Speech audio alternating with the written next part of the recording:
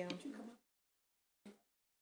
Good afternoon and welcome to the Ways and Means Committee bill hearings. Today is February 15th. I hope everybody had a good Valentine's Day. I apologize for being late. Got pulled into something with the speaker at the very last minute, but we will go ahead and begin. Calling House Bill 348, Delegate Forbes.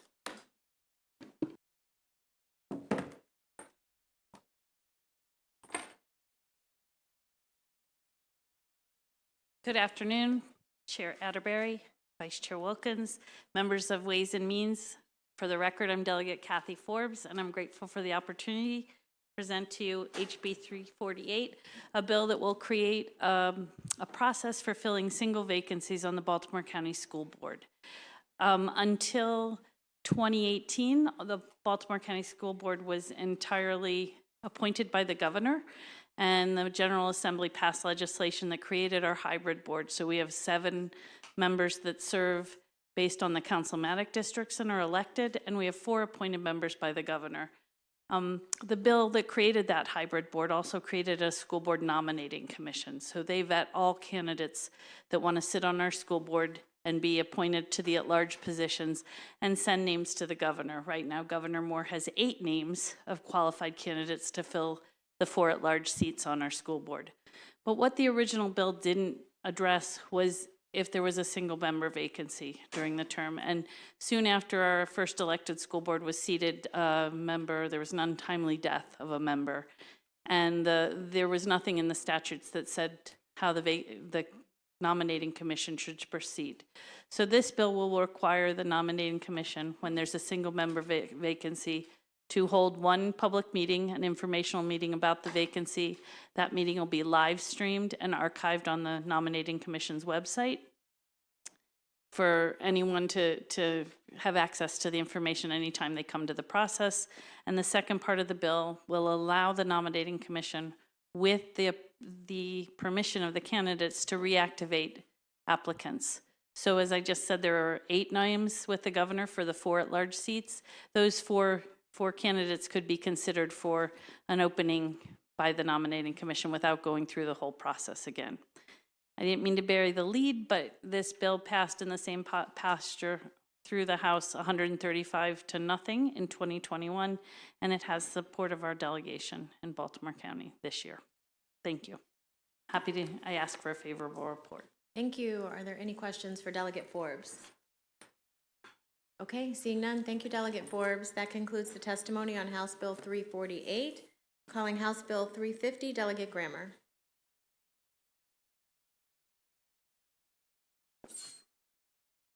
Thank you, Madam Chair, Mr. Vice Chair, members of the Madam Vice Chair, I apologize, and members of the committee. For the record, Delegate Robin Grammer here to present House Bill 350. House Bill 350 requires school administrations to file standardized reports relating to occurrences of sexual misconduct, stalking, or harassment, requires administrations to provide a copy of the report to the victim and the parent of the victim, and requires yearly reports on related incidents to the General Assembly. A CDC study released 2 days ago revealed the majority of teenage girls reported feeling persistently sad or hopeless in 2021. In 2011, 36% of girls reported this negative mental state. As of 2021, it was 57%. Of the teen girls surveyed, 30% said they had seriously considered suicide in 2021, a jump from 19% in 2011. Although the numbers of black students who have reported feelings of depression were lower, the percentages of students who actually attempted to commit suicide were higher. We have a mental health crisis in this country, and it is consuming our youth. Although the study spoke to many issues, the issues in our schools are the part of the study I want to talk about today. The study noted that students should receive quality health education to understand sexual consent, managing emotions, and communication. Unfortunately, many students, specifically girls, are receiving the opposite. A student who served as a page here in Annapolis from Chesapeake High School in my district shared her story. She said a male student had groped her, attempted to kiss her, and pressed himself on her. She said not only was the school administration unmotivated to deal with the issue, they seemed to just want the issue to go away. When I asked her how it was resolved, she told me my boyfriend beat him up. The experiences of a gay student at Patapsco High School in my district ended up in the local news. Students followed a gay student through her school day. They were slinging pejoratives at her throughout the day, before school, between classes, and after school. When students spoke up about the issue during the first period mentoring period of the day, the response of the school was to cut and close the first period permanently. The students walked out in protest. A letter submitted to this committee previously by the Maryland Coalition Against Sexual Assault outlines the magnitude of the problem. As of August 30th, 2019, 56.4% of schools are under investigation by the Office for Civil Rights for Title IX sexual harassment violations in their K-12 schools. Additionally, 32.5% of schools are under investigation by the same office, are also K-12 schools.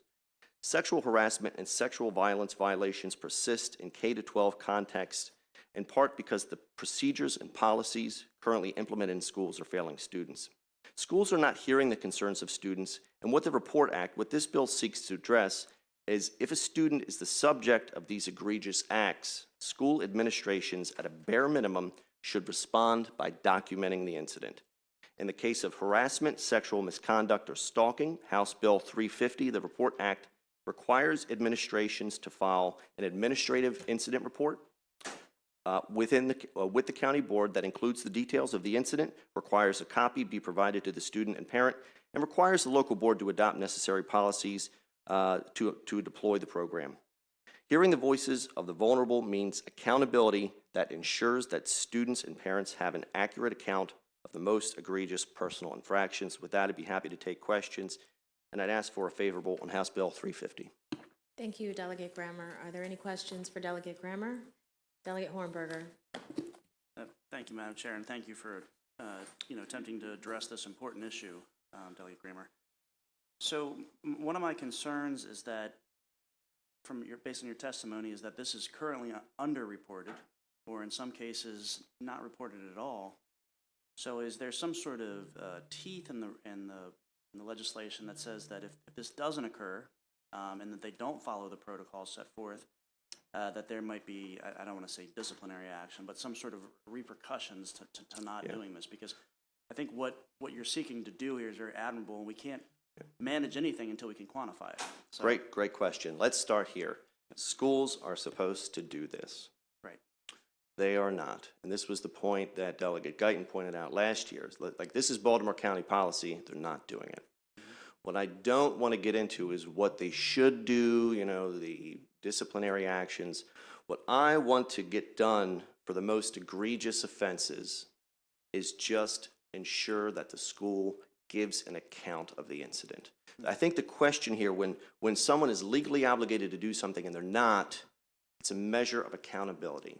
And what we should be able to look at every student in Maryland and say is, okay, when you are a victim of this alleged infraction, you can expect the school administration to talk to you. Like, how are we going to hear their voices? They should talk to you. They should say, we hear you. We're going to document this, and here is what we discussed. So there's a paper trail. Here is what you're telling us. We recognize that you're reporting a problem, and then that's going to be the start of the accountability to ensure that the schools are taking these issues seriously.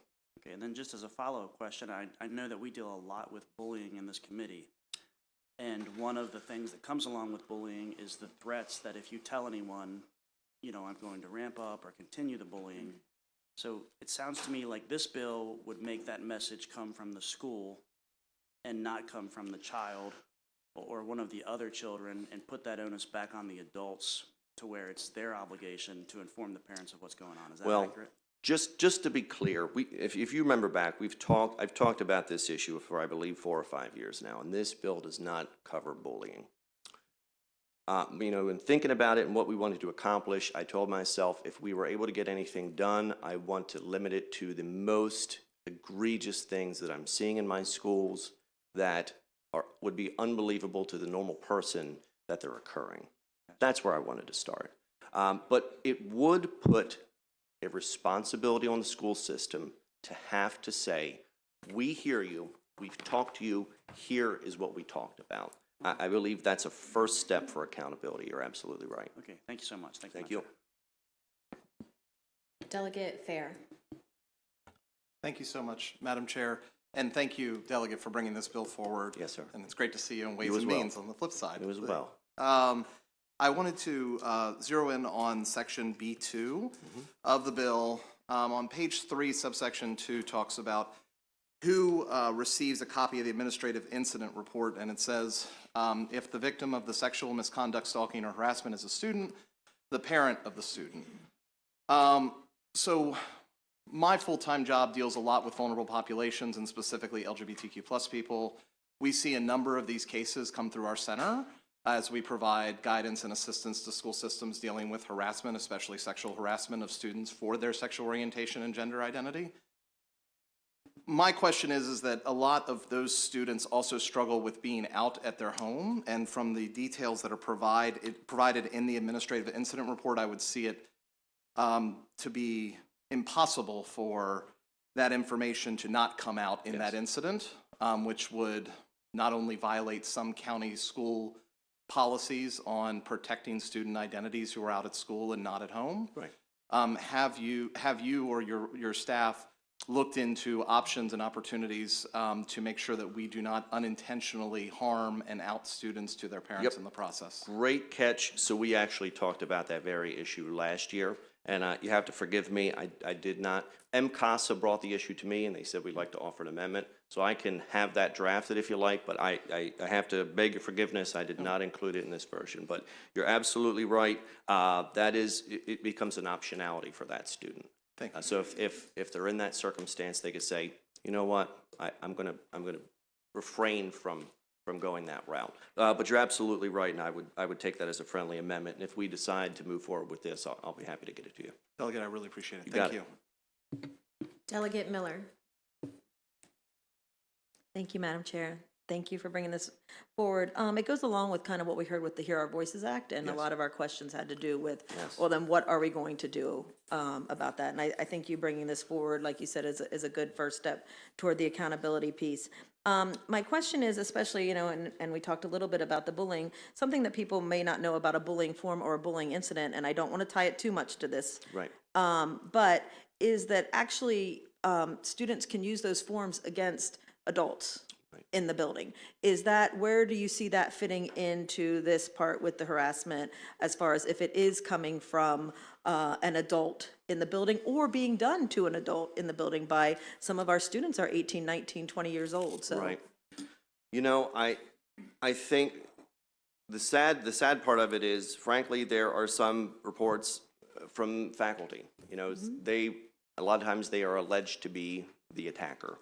And I think while you may have cases where a person could file a report, like, I want to report this, and it could be fraudulent, I think those are the minority of cases.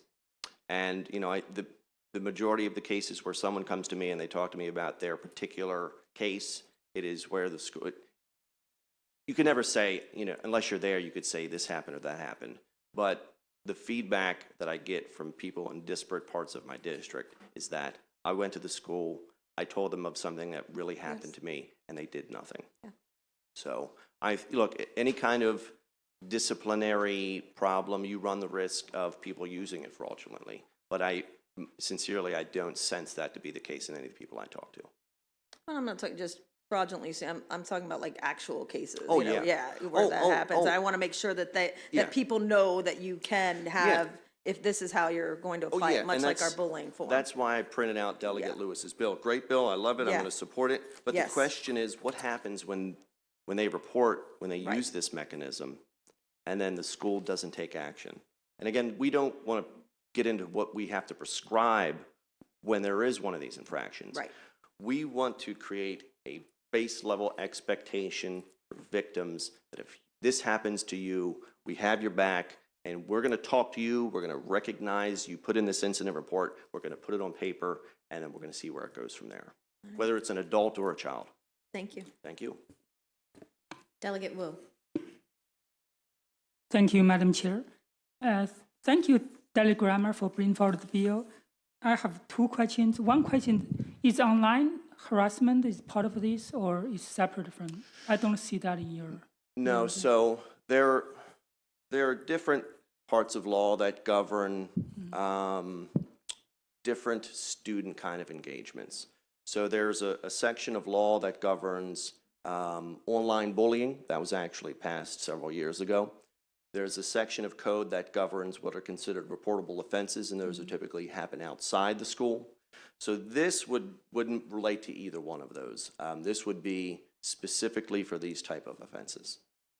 I see. So how do you differentiate alarm and others? Because I see like harass, alarm, and annoy. What does alarm mean there in your section A1? Section A1. Uh, I'm sorry, can you point me? A21. Yeah, so these are definitions that are taken, they're pretty standard and they're taken from elsewhere in the code.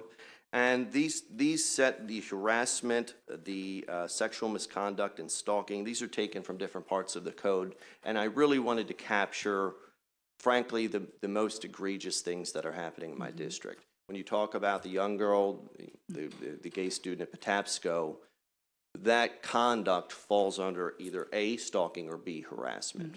So those are kind of the definitions that govern that activity. The sexual misconduct was from the it's punishable under the subtitle, Title 3, Subtitle 3 of the criminal article. So these are definitions that are used elsewhere to govern these activities. I see. Because I don't want too broad, right? Alarm is kind of very general term. I think second question about, because a lot of people who don't report because they're afraid of privacy concern, right? Right. They don't want other people hear that. Yes. Is that any mechanism we can protect the privacy of people who are reporting? Or do you want to add something in your language? I'm sorry, Delegate. Can you ask a question one more time, please? So do you want to add some language in the text, right? Protect the privacy of who are reporting? So these records, as a matter of statute, are private. All student records are private. And the only one that the student would have, kind of authority, if this bill were to be passed, the only one that the student would have authority to share are the ones that were provided to them directly. So I think it's pretty tight. It's my bill, of course, but I really do like the framework. And I think it protects the victim and also protects their privacy as well. I see. Thank you. Delegate Ebersol. Thank you, Madam Chair. Education Code Section 7-424 is an entire section on bullying. These reports are already required in that section, so I'm curious what your bill is adding to that section. It requires that it's the reporting section to the victim, to the parent, to the board, and to the General Assembly. Okay, thank you. Any other questions for Delegate Grammer? Okay, thank you, Delegate Grammer. Thank you so much. That ends the testimony on House Bill 350. Calling Delegate Feldmark. House Bill 373, Howard County Local Bill.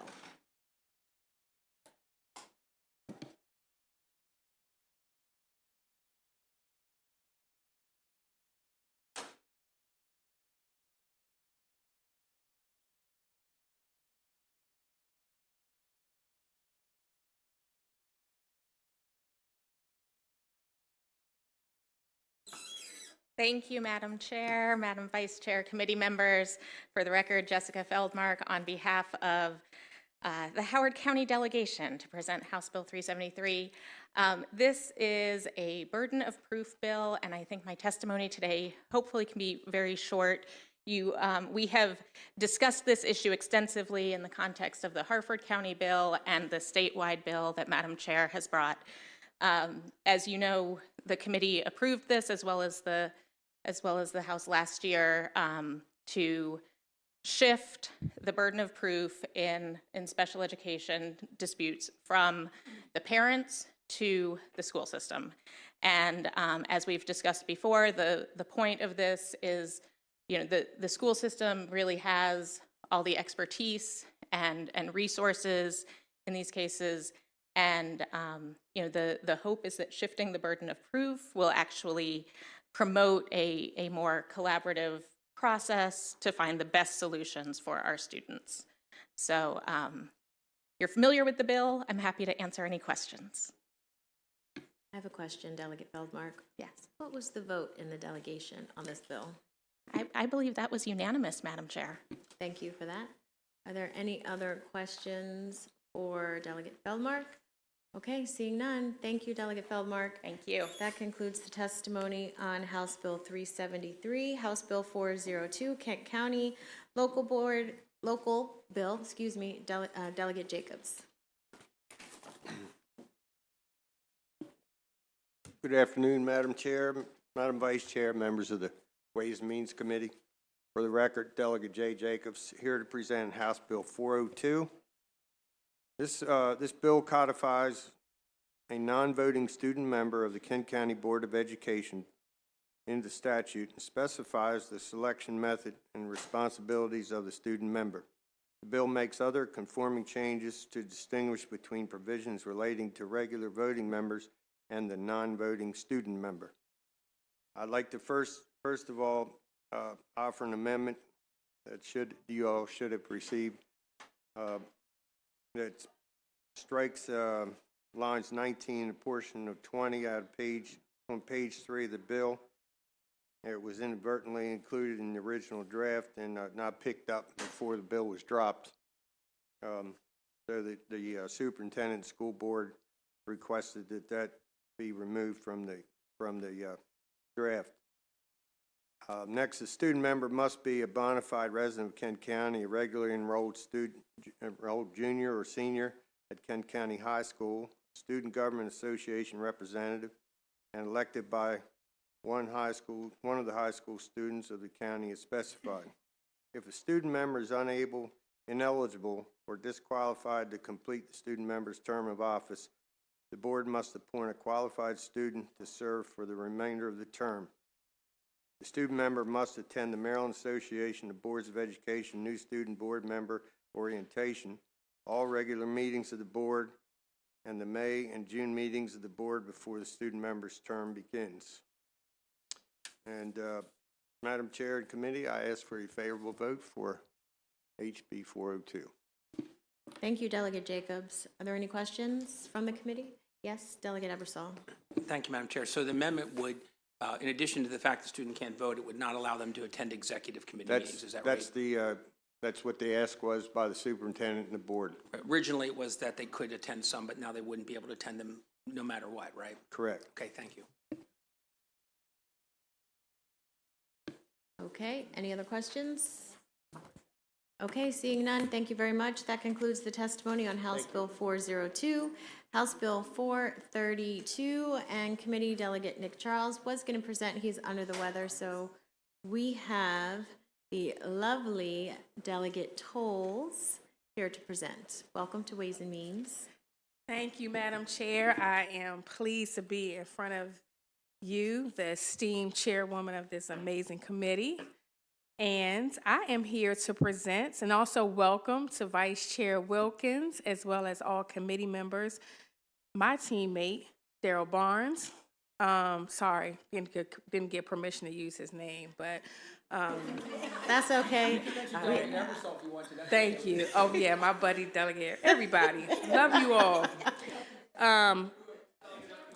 But I'm missing all the fun over in Judiciary with State's Attorney from Baltimore City, so I'm gonna get back to the fun over there, Madam Chair. But I am here to present HB 432 on behalf. This is legislation that your former Vice Chair worked on.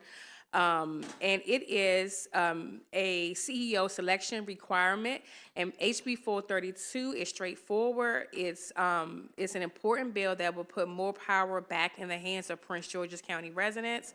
Currently, under state law, in order to select the CEO of our school system, a search committee of 3 people is formed.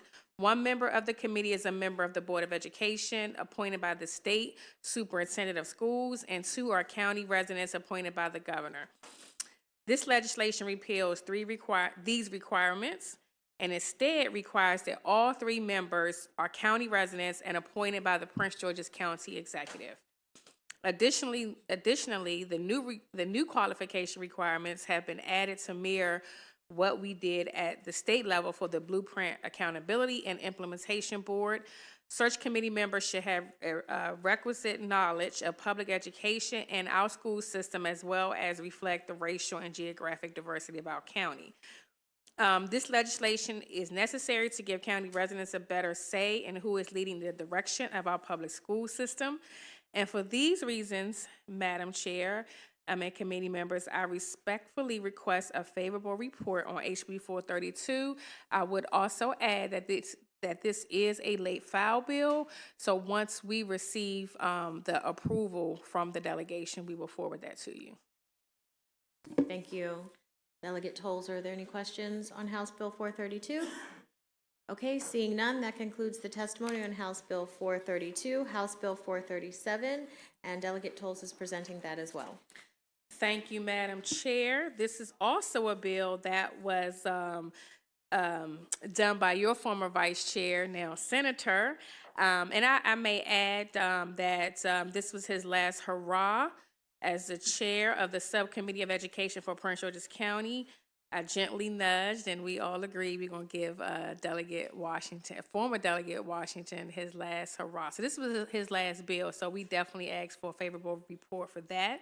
But HB 437 establishes an Office of Integrity and Compliance within Prince George's County Public School System. The office will be responsible for investigating all allegations of waste, fraud, and abuse and will be completely independent of the school board and CEO.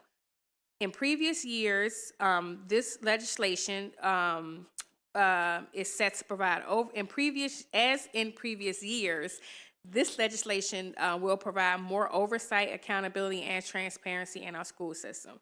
The Prince George's County Board has been hampered by years of controversy, including false ethics reports, illegal grade changes, misuse of public funds, and much more. This bill will stop these disturbing instances of waste, fraud, and abuse that have persisted over the past 25 years.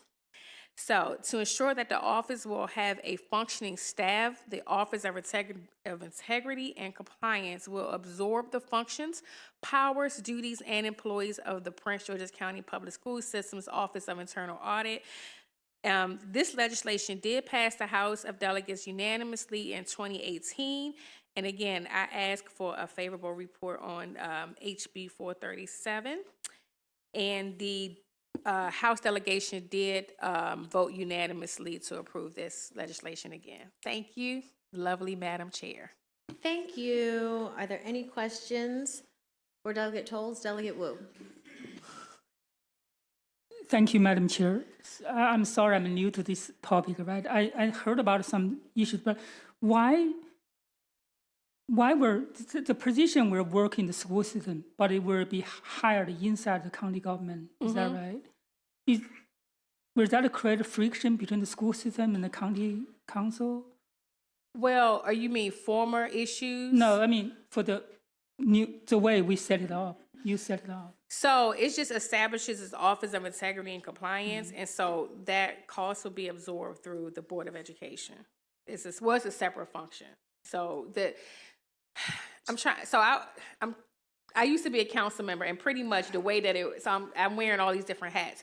Pretty much the way it works is that we get money from the state, obviously money from the state, from the feds, and it's funneled through to the school system as well as through local government. So you kind of have three entities giving the school system money. So this would establish within those fundings a separate Office of Integrity and Accountability. So basically, you want to create an independent from the school side. Correct. Right? Because of all the previous situations we've experienced in the past, we want to create an independent body to deal with those waste, fraud, and other issues. But they are still employee of the school system.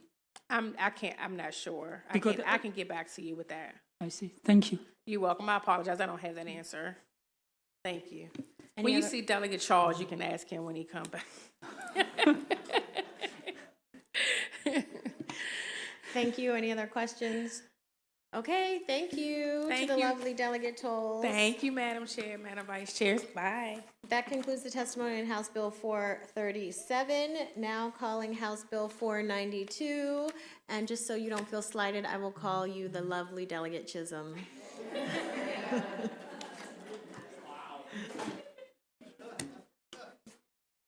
Thank you, Madam Chair. That was very nice.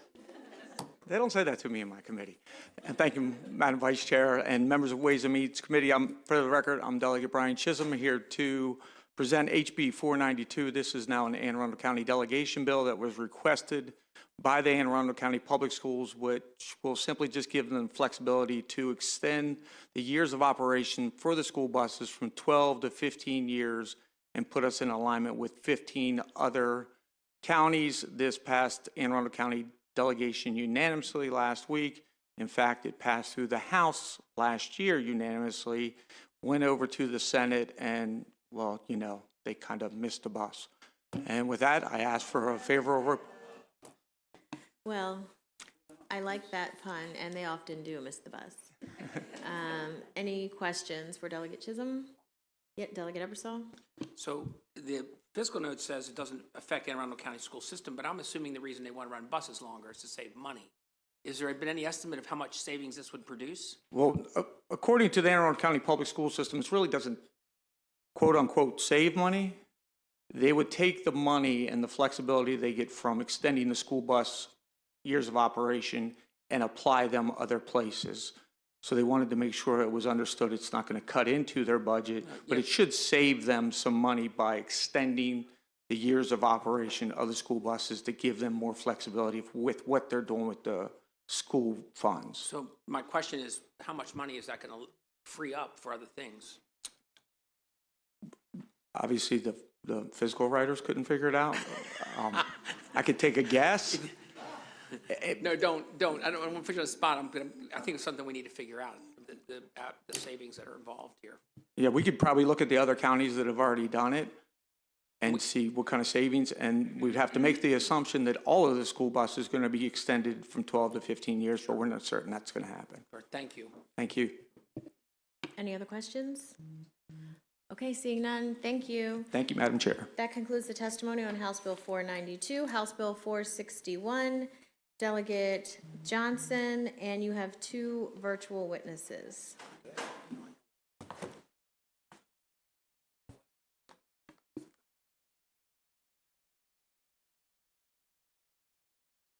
I think I brought my glasses with me here, Madam Chairman. Everybody's ready to throw me glasses. I think I've got them. Thank you.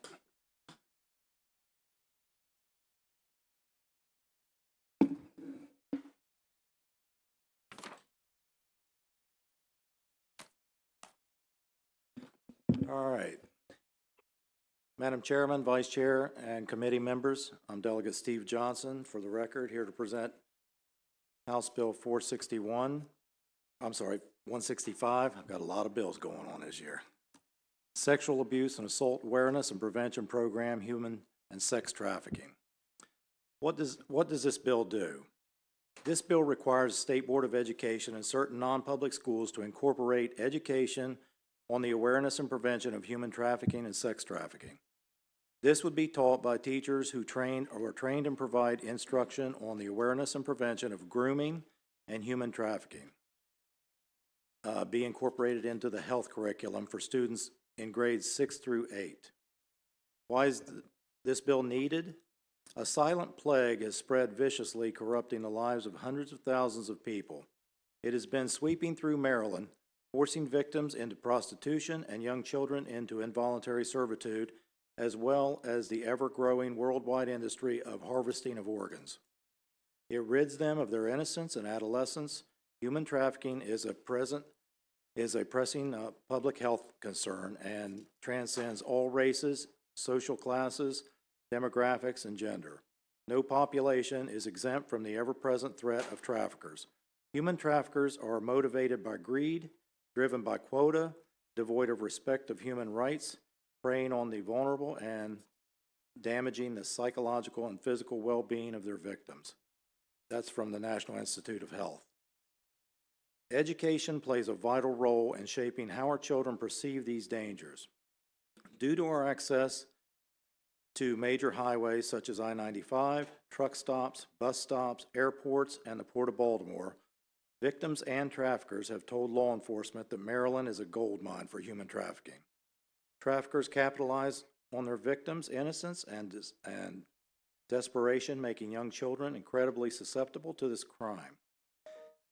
We must ensure the well-being of our children by teaching them how to be more vigilant on how to defend themselves if they themselves are in danger of being groomed or stalked by traffickers. I put this bill in a couple years ago, and human trafficking was the number 3 largest criminal activity in the world. Then it went to number 2, and now they believe it may be number 1, but they just do not have a grasp on the size of the human organ harvesting part of it. Here in Maryland, on the heat map, we are a red hot. The average age of someone that's human trafficked is 14 to 16. That's why we had the ages, the grades from 6 to 8. We've been talking about this a long time. You know, we've done education on the dangers of smoking, the dangers of alcohol, but this is a worldwide pandemic, and it is the number 1 criminal activity in the world when you add in human organ harvesting. If you look at the physical note, it will cost us nothing to have this conversation with our children. Other states that I looked at that tried this, they set up a whole new curriculum, and it was very costly, and it failed. So I talked to directors of curriculum in Maryland to see if we could incorporate this into our already existing health class. They said that should be no problem, and that's why you see a physical note of nothing. So it costs us nothing to have that conversation with our children, and there's no better weapons or defense we can give our children than having that conversation.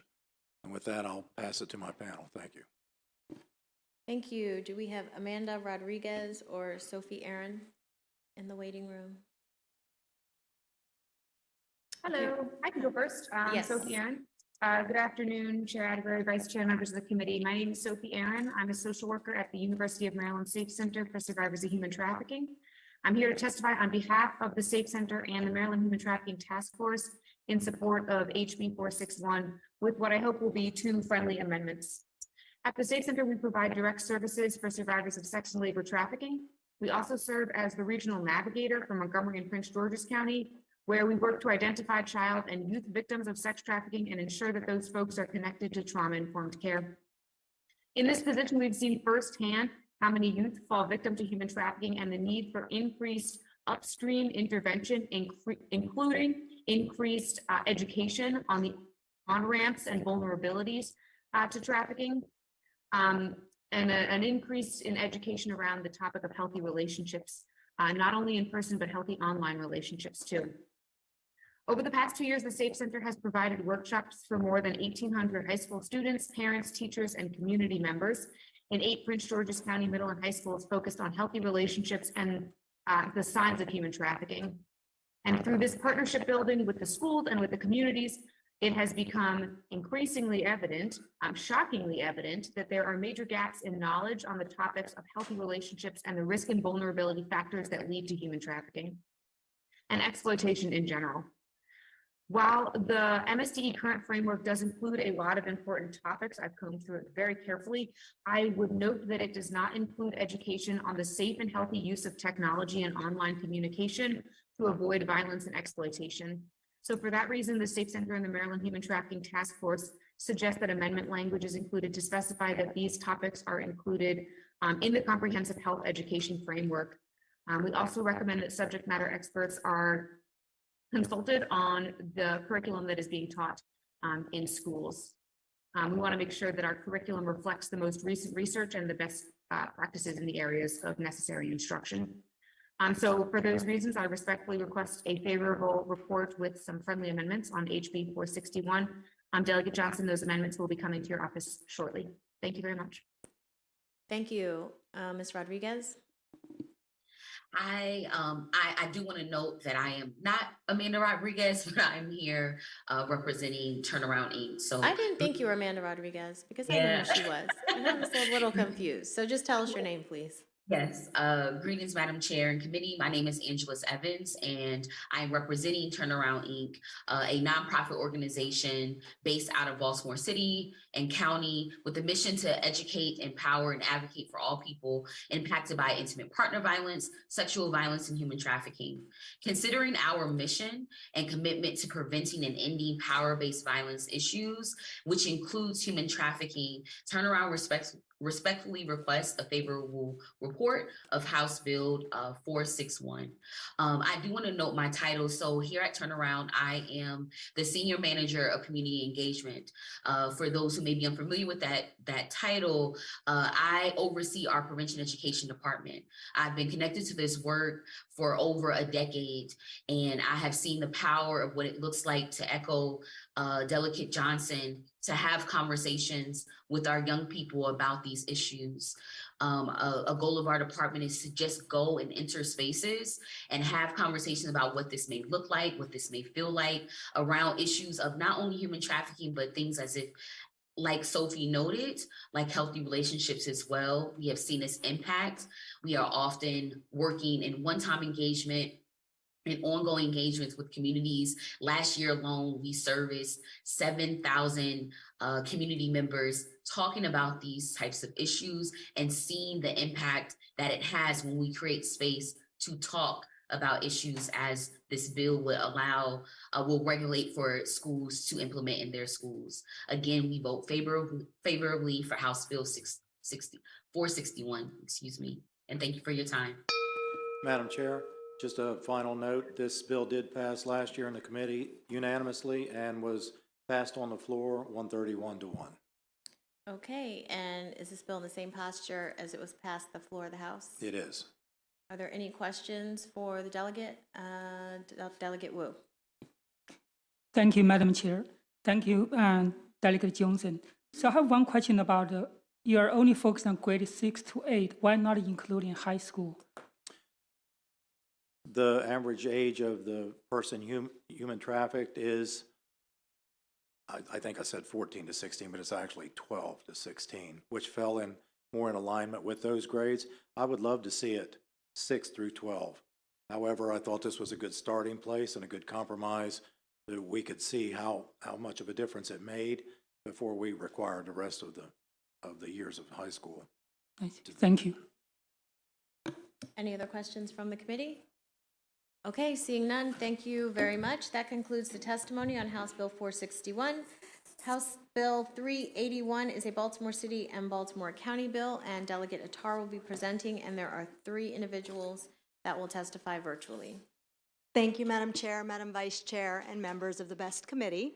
For the record, I'm Dahlia Attar here in support of House Bill 381. You've heard this bill now 3 other times. This would be the 4th time. This shifts the burden of proof in due process cases. This is specifically for Baltimore City and Baltimore County, and I'm hopeful we will have letters in support from both of those jurisdictions by the end of this week. And with that, I ask for a favorable report. Thank you. Next, we have Ms. Gaskins, whenever you're ready.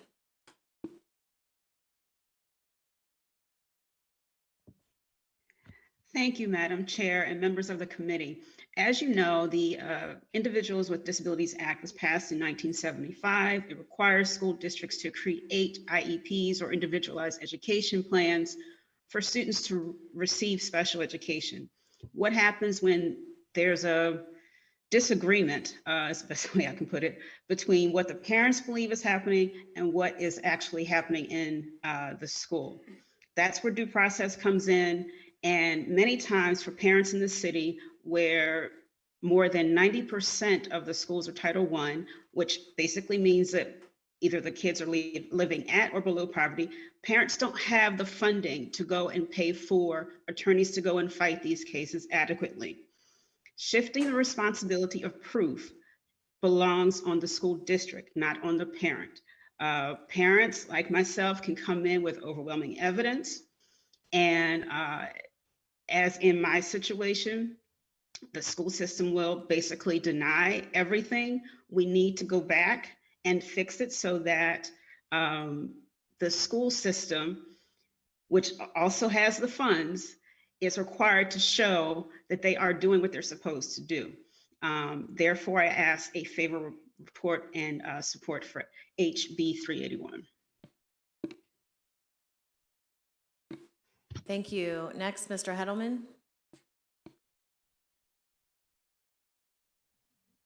We can't hear you. You're on mute, sir. There you go. Thank you very much, Madam Chair and members of the committee. I am Buzzy Heddleman, a former member of the Kerman Commission, and I have represented over 200 students pro bono who are students with disabilities in IEP proceedings. You have my written testimony submitted jointly with Liz Zogby, who is co-chair of Maryland Down Syndrome Advocacy Coalition. 3 brief points, because I know this committee admirably has discussed this issue. It is point 1, it is simply untrue that the burden of proof puts extra burden on frontline teachers. I've been in over 500 IEP meetings, and the burden is never an issue. Our dedicated teachers simply do the best they can, given the limited resources that they have to work with. 2, the real reason school systems oppose these bills is because they don't want the shortcomings in special education to be publicly exposed. They want to deny parents the ability to hold them accountable for the woefully inadequate special education services, which are very underfunded. And most of all, let me emphasize something that hasn't been adequately understood. This bill is an equity bill. This committee is dedicated to principles of equity, but no one seems to make the clear connection between the failures of special education as failures of equity. Students with disabilities are disproportionately poor and of color, and their families lack the means and the power to hold the school system accountable. So thank you for hearing this bill, and thank you for the opportunity to testify. Thank you. Are there any questions? Oh, we have one more. Nathan Farrell. Let's see if Nathan Farrell is in the waiting room. I believe he's in opposition. Yes. So are there any questions for Delegate Attar? Are these 2 individuals by anyone on the committee? Okay, no. Thank you very much for testifying. Is Nathan Farrell? He's not here, so he will not be testifying.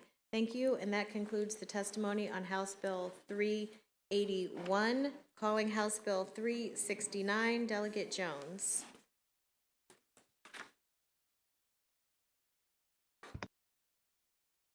And you have some folks signed up favorable, whoever you'd like to bring up. Morgan Miller, Gordon Crave, or Crab. I'm going to go with Crave. Heidi Daniel. Hi. And Skip. You're Skip. Skip. I'm going to say Skip. I'm just going to knock a few things over real quick. No problem. Thanks.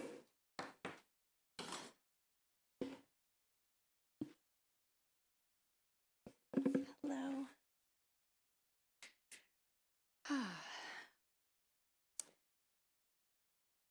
Chair Atterbury, Vice Chair Wilkins, and members of the Ways and Means Committee. For the record, I am Delegate Dana Jones, and I love libraries almost as much as I love this committee. You have my written testimony, but let me gush just a little bit about one of my favorite things, and that's our libraries. I come before you today to introduce House Bill 369, a bill that seeks to minimally increase funding for the State Library Resource Center, SLRC, over a 7-year period at the rate of inflation. SLRC is the state library for Maryland. Working with libraries across the state, SLRC provides cooperative, cost-effective resources and services for Maryland libraries and our constituents.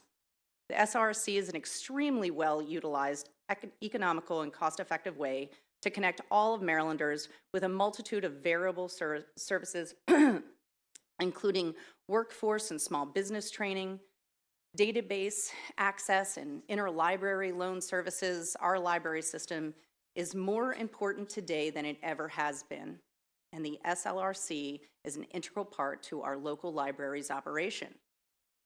It serves Maryland's public, academic, schools, and special libraries. Now, it's true that many folks tease me for my lifelong love of libraries, which I'm proud of. In many ways, I'm still that little girl lost in the stacks of the Washington Street Library, discovering the magic and the keys to my future. But that's what it is for so many. The magic continues as a mom. I will admit, my son and I have spent countless hours at our local library branches, at classes and story times. We have a bad habit of going to libraries when on vacation and taking selfies to see their special learning place. One thing that's always the same in every library, aside from the brick and mortar and that wonderful smell of books, which I love, it's the class, or the classes, the story time, the community resources. It's that whoever you are accepted and you are never alone. It's quiet, but you're never alone with a book or the inability, much less in the last 3 years, the fear to find baby formula, diapers, COVID test kits, or even questions about how to complete your taxes. You're welcomed with open arms.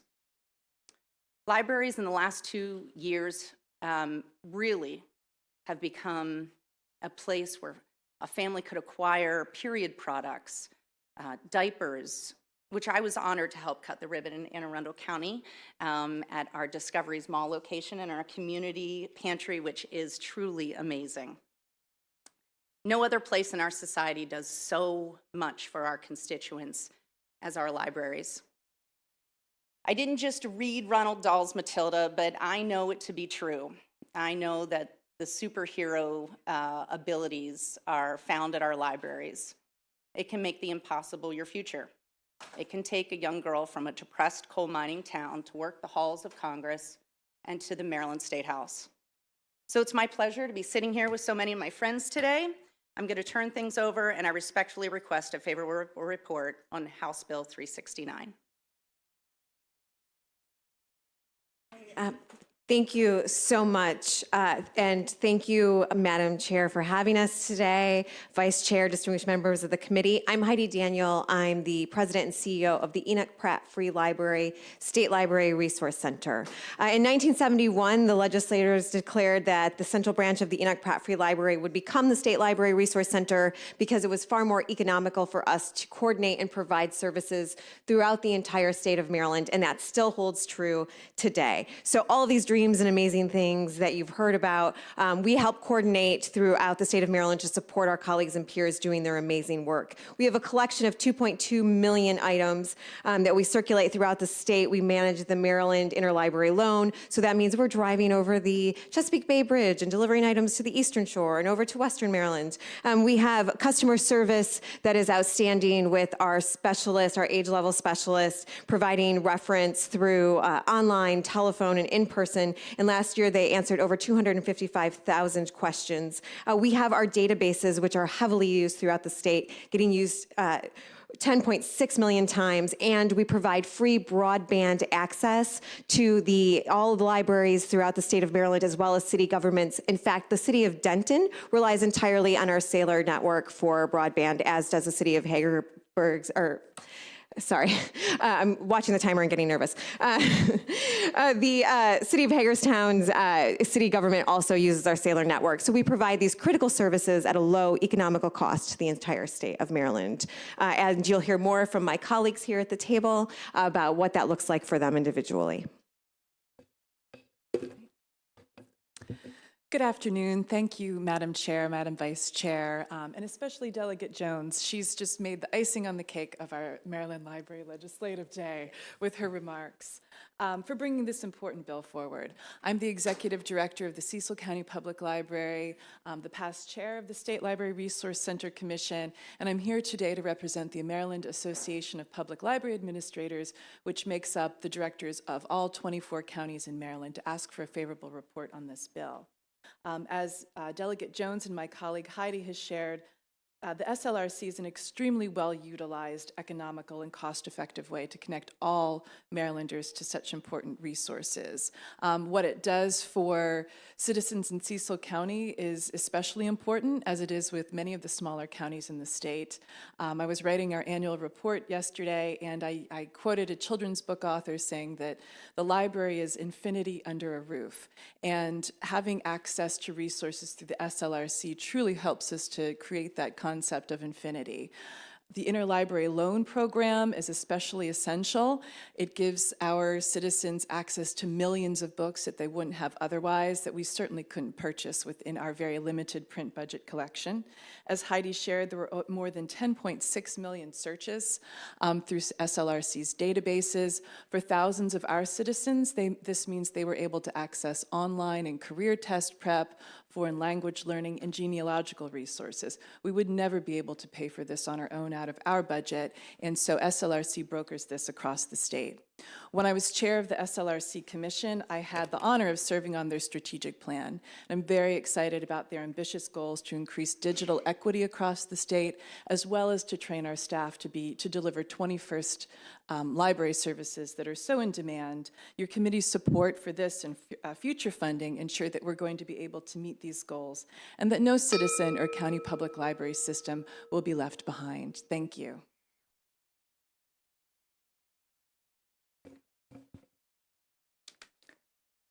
Chair Atterbury, Vice Chair Wilkins, and committee members, especially Delegate Jones, who is from my home county, thank you for the opportunity to testify. My name is Skip Auld. I'm Chief Executive Officer at Anne Arundel County Public Library. The state of Maryland, as of today, has 6,174,610 people, residents, and the State Library Resource Center serves every single one of them through the library systems, through the regional libraries, and we are very pleased to support this bill, House Bill 369. It will minimally increase funding for the State Library Resource Center, aka SLRC, aka lovingly SLRC, we call it inside the libraries. It will minimally increase over a 7-year period at the rate of inflation. These small funding increases will allow SLRC to help libraries across the state build stronger communities. SLRC allows county and regional library systems to leverage the limited resources, and it acts as a multiplier for everything that we can provide to the residents of our state. We've heard from my colleagues, Ms. Daniels and Ms. Miller, as well as Delegate Jones, a lot of things that I was going to say, so I'll just skip to the point to say that when you support SLRC, you are supporting your local library and your constituents.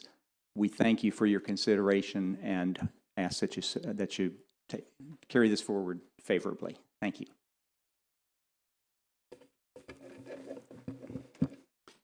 Madam Chair and members of the committee, my name is Gordon Krabbe. I'm the Chief Operating Officer of the Pratt Library, and I want to thank you for all of your past support of libraries in prior years, and certainly want to thank Delegate Jones for her introduction of this bill. It does make a difference. I'm not going to reiterate all of the testimony you've had. Would like to just remind you all that you probably have testimony, letters of support from many, many colleagues around the state. And the chair of our board, Dr. Michelle Farmer, is here, and you've probably seen some letters as well in support. So we would just ask that you support this legislation going forward. Thank you.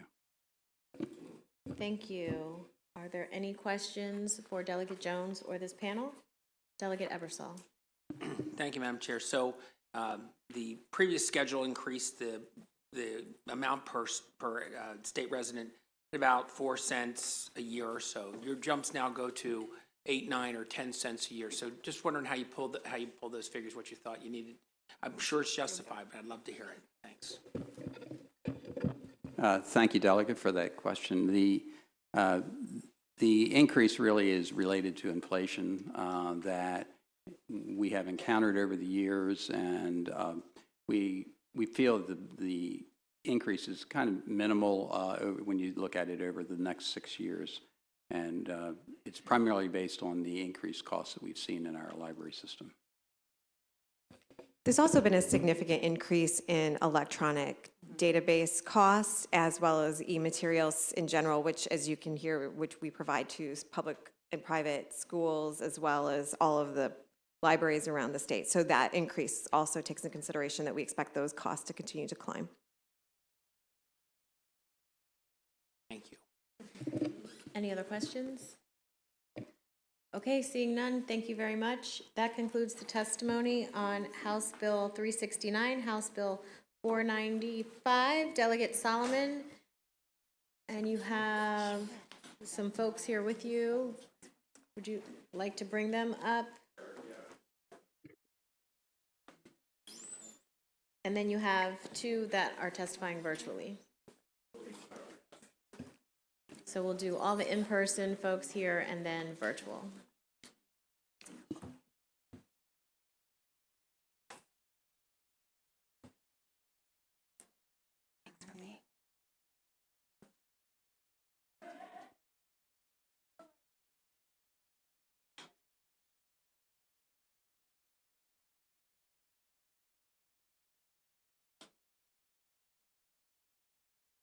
There we go. Great. Thank you. Good afternoon, colleagues. It's nice to be back in person in the Ways and Means Committee, and congratulations to the new members in their new positions, and Delegate Wilkins, my neighbor, my district neighbor in Montgomery County in her new role. I'm here today to present House Bill 495. It's actually literally a very simple bill. I know we always hear everybody say that, but this one is pretty straightforward, and I think we'll be able to get through this pretty quickly. There's a lot of stuff in the written testimony that's been submitted from a variety of different groups about the impact of COVID, in particular on the availability and the costs of childcare. Want to thank the chair in this committee for just being an incredible partner last session in the work that we did to expand access to childcare in Maryland and really put a lot of work into improving our system. I know that's a huge priority, obviously, for our speaker, who made this a top priority for her even before she was speaker when she served on appropriations. And actually, the bill today continues that legacy. And so what it does is really builds the actions that the State Department of Education took with the ARPA money, the recovery money that they received during COVID, to further expand the Child Care Scholarship Program and essentially makes it permanent. So the ARPA actions that MSDE took were threefold, and they did this again with the pot of federal money that was given to the department, which totaled about $500 million, give or take. Some of that was allocated for specific purposes from the feds, but a good chunk of it was sort of left to the discretion of the state superintendent to spend within the sort of the parameters of the child care program. And so they did three things. First, they raised the income eligibility threshold from the 65th percentile of state median income up to the 75th percentile. That means that now 2,200 more families in the state of Maryland have access to care, and that's really huge. Again, when we started out maybe 6 or 7 years ago, we were one of the worst states in the country in terms of the income eligibility. And again, that was a priority for Speaker Jones. It was actually one of the last bills that she passed before she became Speaker, was to get us up to about the 60th percentile. So over the last 6 or 7 years, we've gone from a family earning about $33,000 being eligible for any sort of child care support to now a family of 4 earning about $90,000. We still have a ways to go. Obviously, we have a really high state median income compared to other states in the country, but this is a huge impact. So that was step number one. Step number two that MSDE did was they raised the reimbursement rates that providers can expect to receive from the 60th percentile of sort of a market rate survey to the 70th percentile. That's huge because that means more and more providers are actually getting paid essentially a living wage. It's now feasible, and we heard this loud and clear from providers. With the changes in this from MSDE and some of the other changes we worked on last year, it's now actually feasible for a provider to participate in the Child Care Scholarship Program, that they can pay their employees a living wage, they can actually run their business, and you're going to hear from providers today about that. And then lastly, the other piece that MSDE did was they essentially eliminated copays for most families. Again, most copays are relatively small to begin with, but when you get to that sort of higher income level, it can add up. And so MSDE eliminated copays for most families who were getting the scholarships. For some, it's still $1 or $3 a week, so relatively minimal, but again, was really critical in making sure that families in our state could access care. So this bill essentially just builds these improvements into the underlying mandated part of the budget. So MSD has already allocated funding for the fiscal year 24 budget that we're across the hall considering literally as we speak. So that's already been funded. There's no fiscal note, you'll notice, because that's already built into the budget. And our sense is that, you know, given the governor's comments about the importance of early learning and the commitment of our state superintendent, that this would be built into the budget anyway. We just want to put some belts and suspenders to make sure that it no longer becomes sort of a discretionary portion that we have to deal with each year. It's there. We don't want to move backwards. And then the last piece that this bill does is just says that no longer can you have a wait list, that essentially childcare becomes if you qualify for a scholarship, it's going to be there for you. And we have not had a wait list, I believe, for the last 5 years or so. So again, this is just sort of codifying current practice and making sure that when we say families are eligible for childcare supports, that it's there. So with that, would urge a favorable report. Again, really just been a wonderful partnership with your committee and appropriations on the work that we've done on childcare, and thank you.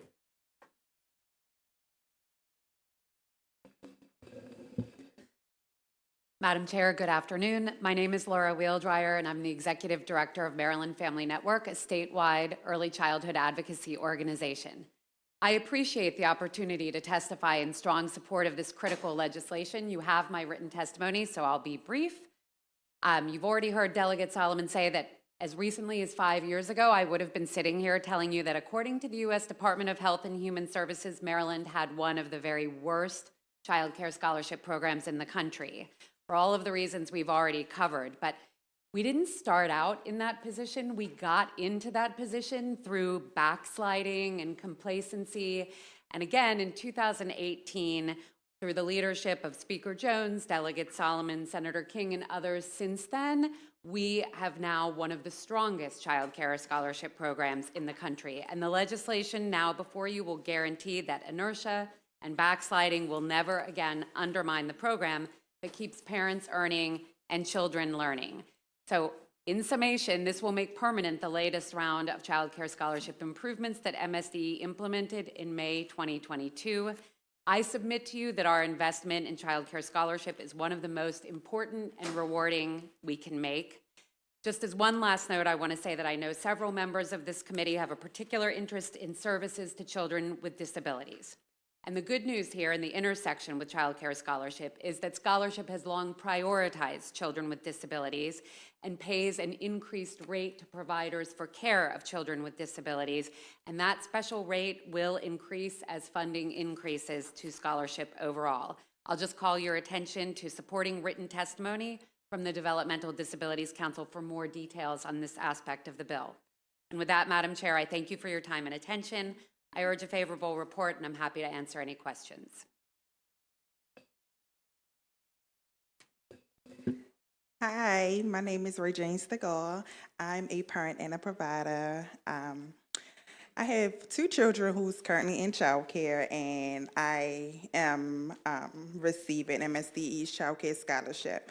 They both attend DBCC at Home Early Learning Center, which I'm also a teacher, and I have been working there since 2016. DBCC is very competitive with their salaries, but even with their salary, I still rely on the scholarships. Early childhood educators in Maryland are underpaid, so we rely on funds like the child care scholarship to make ends meet. With me being a provider, I have seen parents who rely on the scholarship program. It's a preserver for working parents who want their children to have safe, high-quality child care and to get a strong start in life. Since the income eligibility programs have expanded, I have seen parents get access to the needed child care who has not been eligible before. Even with that, the co-payments can still be a barrier for working parents because it's based off the cost of care and not the family's income necessarily. I personally used to have a high co-payment, and I can tell you when families are living paycheck to paycheck, every dollar counts. Raising the income eligibility and eliminating co-payments would change the future for countless children. At the same time, I have seen parents struggle, and I've watched many of my fellow child care providers leave the field. Raising the child care provider reimbursement rates will not only help children, but it will help countless women-owned and Black-owned small businesses in Maryland. I urge you to pass the HB 495 and rebuild Maryland's child care capacity and support families and children. Thank you. Thank you. I'm Christina Pushing. Sorry. I'm Christina Fush, Executive Director of the Maryland State Child Care Association. Thank you, Chair Atterbury and committee. MSCCA extends our sincere gratitude, sponsor Delegate Solomon, for HB 95. Your recognition of the long-term critical investments needed in the Child Care Scholarship Program showcases your important support for Maryland's children and their families. As MSCCA's 5,000 members recognize that children are our most important natural resource, we enthusiastically support HB 495 as the Child Care Scholarship Program allows more eligible Marylanders to work productively and to contribute to our state economy with access to consistent quality child care options they deserve. As you have heard about the dramatic improvements our wealthy state has finally made in the CCSP program, we need to now protect these investments while working to make child care more affordable. The scholarship levels of funding must be reflective of inflation and reflect equitable business models, as many businesses are suffering to keep up with all costs. Our programs do not want to increase tuition to try and pay a fair compensation to early childhood educators or keep up with competition in workforce, as our child care workforce has been much slower to recover nationally and in Maryland. One of our members, Celebrate Schools, was hoping to testify but sent some comments I will share. Celebrate established a support system to help alleviate the burdens of families struggling to locate and access quality childcare and navigate a very complicated application process for childcare scholarships. They developed their own presumptive eligibility and walked their families through the arduous process to apply for scholarships. They now serve 3,000 children in our state, and more than 600, almost 20% of them, benefit from the scholarship program. With the passage of HB 495, no longer will Celebrate, and I will add many other childcare programs, be deterred or have to deny any family access to quality childcare due to insufficient reimbursement rates or inability to pay co-payments. Childcare is an economic and equity imperative. We must invest early and continuously allow children to have safe, quality childcare, which leads to best outcomes for school readiness in life, and allow families to work or go to school, which has the best outcomes for Maryland's economy. MSCCA asks for favorable report from this esteemed committee. Thank you. And now can we see if, well, no. It's one Yeah, more. yeah, I know, I'm sorry. It's okay. I'm sorry. Go ahead. Well, good afternoon. Buenas tardes, everyone. My name is Carolina Reyes. I am the owner and director of Arco Iris Bilingual Children's Center in Prince George County. We have been here in the past, and we have been advocating for our families and children that I serve, and we all serve in the childcare community. Some of you probably may have heard all the advocating efforts from all of us.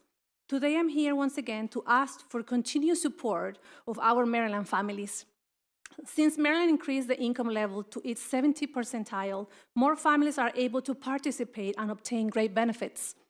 Those children can be part of our quality early centers like mine, where we lay social and emotional foundation for them and allowing them to be ready to excel in kindergarten.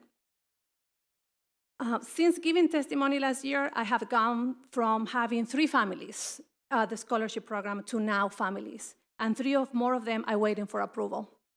This scholarship is key for our families, especially those vulnerable families like Marisol, an immigrant single mother that does not know how to write in her home language and does not speak English and depend on others to do the application. Unfortunately, we did some things wrong, and she's still waiting for that scholarship. As of today, she's still waiting, and meanwhile, I am holding the spot for her because I want that child to have access to quality early education in a bilingual environment where I can serve that family in their primary language. This example is to tell you that we still have work to do to improve the system, but we have also come a long way to help our families in Maryland. So good job, Maryland. I am happy that you have listened to our voices and put families and children as an imperative priority. Please continue supporting this bill so we can ensure access to childcare scholarship for our families. We can't slip backwards. On the contrary, we need to move forward. Thank you. Gracias. Thank you. And now let's see if we have Ruby Daniels or Terry Kavanaugh in the waiting room. Hi, my name's Ruby Daniels. Oh, can you hold on 1 second? Let's see if we can get your face on the screen. Okay. Yeah. There you are. Go right ahead. Hi, my name's Ruby Daniels, the current president of the Maryland State Family Child Care Association, which is a nonprofit organization representing over 4,473 family child care providers in Maryland. I'm also a family child care provider in Howard County, and I participate in the Child Care Scholarship. First of all, I'd like to thank the committee and Delegate Solomon and all the advocates for the increased reimbursement rate and the qualifying income for families. You have helped a lot of the businesses stay afloat. As with all businesses, many family childcare like myself have experienced the increased cost of doing business and also the workforce shortage. Just an example, in May of last year, my assistant of 5 years left my program. I've tried so hard to find another employee, but it is really, really difficult. Family childcare programs continue to decline. In 2019, there were over 5,600 programs. Now we are down to 4,273 family childcare programs. And we are rapidly declining. Many rely on the child care scholarship. Some rely solely on the child care scholarship as the main source of income. Working families also rely on this. Many will not be able to afford childcare without the child care scholarship, leaving many children behind their peers in learning opportunities. Just an example, I have one 18-month-old child that has been in my care since he was 3 months old, and the child knows his letters, his numbers, shapes, colors, and all, even doing some simple sight words. In contrast, I have a 15-month-old that has no exposure, and he is behind all his learning goals. Maintaining the child care scholarship funding is a lifeline for most family child care programs, working families, and their children, especially ones who thrive in a small group setting. And I would like to the committee to vote in favor of House Bill 495. Thank you. Thank you, Ms. Daniels. Do we have Terry Kavanaugh in the waiting room? Yes, okay.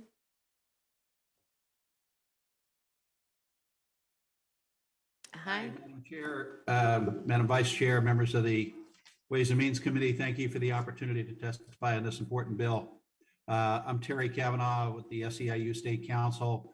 For the record, I'm here representing SEIU Local 500. SEIU across the country represents over 200,000 child care providers, and in Maryland, Local 500 represents thousands of providers. I want to thank Delegate Solomon and also the advocates who have put so much hard work into this bill. I'll try not to go over what's already been said. We have written testimony that we've submitted. Just to make a few points. One is, and all the members of the committee probably know this, but it bears, I think, repeating, is polling shows this, but our own experience shows this, that especially during the pandemic, our economy suffered because so many working parents could not locate accessible, quality, affordable childcare. And this bill addresses that. It brings us up from where we were to where we should be. It's good for parents, it's good for children, it's good for providers, and it's good for Maryland businesses. So for all of those reasons, we strongly urge a favorable report on HB 495. Thank you. Thank you. Are there any questions from the committee? Delegate Ebersol. Thank you, Madam Chair, and good work, all of you, okay? And I have to commend Delegate Solomon and the whole team. He's a tireless advocate for what is a very important part of our child's lives. And I worked with him last year, and it's going great. You mentioned that this is going to get us to the 70th percentile. And I've been looking at the bill, and I see that the old one was that the governor had to bring us to the 60th percentile. And so I'm hoping we can have more specific language in the bill that goes to that. I was going to say, well, thank you, first of all, Delegate Ebersol. We'll miss you in early learning. Really excited to be working with Delegate Vlahovic. It's going to be great. It's going to be great. You've moved on to the bigger world with the slightly larger kids. Yeah, so I believe that it's just I was going back through the bill. So I don't know that anywhere in statute does it actually say what the actual provider reimbursement rates are. So the way the bill is written, that drafting determined was to essentially just say both the provider reimbursement rates and the copay rates are frozen, or they can't go below where they were the year before. I believe it is just the actual, the percentile for state median income that is specifically written in the code. And that's why that is in the previous section. I think it's on page 2 of the bill. So I will leave it to the much smarter than councils that you all employ to figure out if we should specifically call it out in the code or whether it's better to just leave it saying, we know what it is, it can't go below previous years. Good. I'm still on the subcommittee, so I'll work on that. Thanks. Any further questions? Okay, thank you very much. Thank you. That concludes the testimony on House Bill 495, House Bill 469, Delegate Guyton, and I believe you are bringing up Emma Nguyen, Alexandra Ripley, Laura Nguyen, and Andy Cole.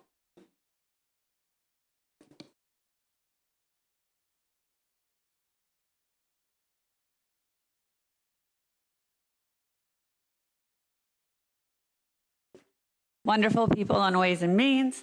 See, I told you you would not have a chance to miss me at all. I am back already. I have two bills for you today, in addition to the bill that Delegate Attar also presented earlier. So I'm here right now to respectfully request a favorable report on House Bill 469. This bill fixes a loophole in our special education eligibility laws that affects a small number of students and denies them equal access to important services compared to their same-aged peers. Right? Students with significant disabilities are allowed to continue attending school and receiving supports until the school year in which they turn 21.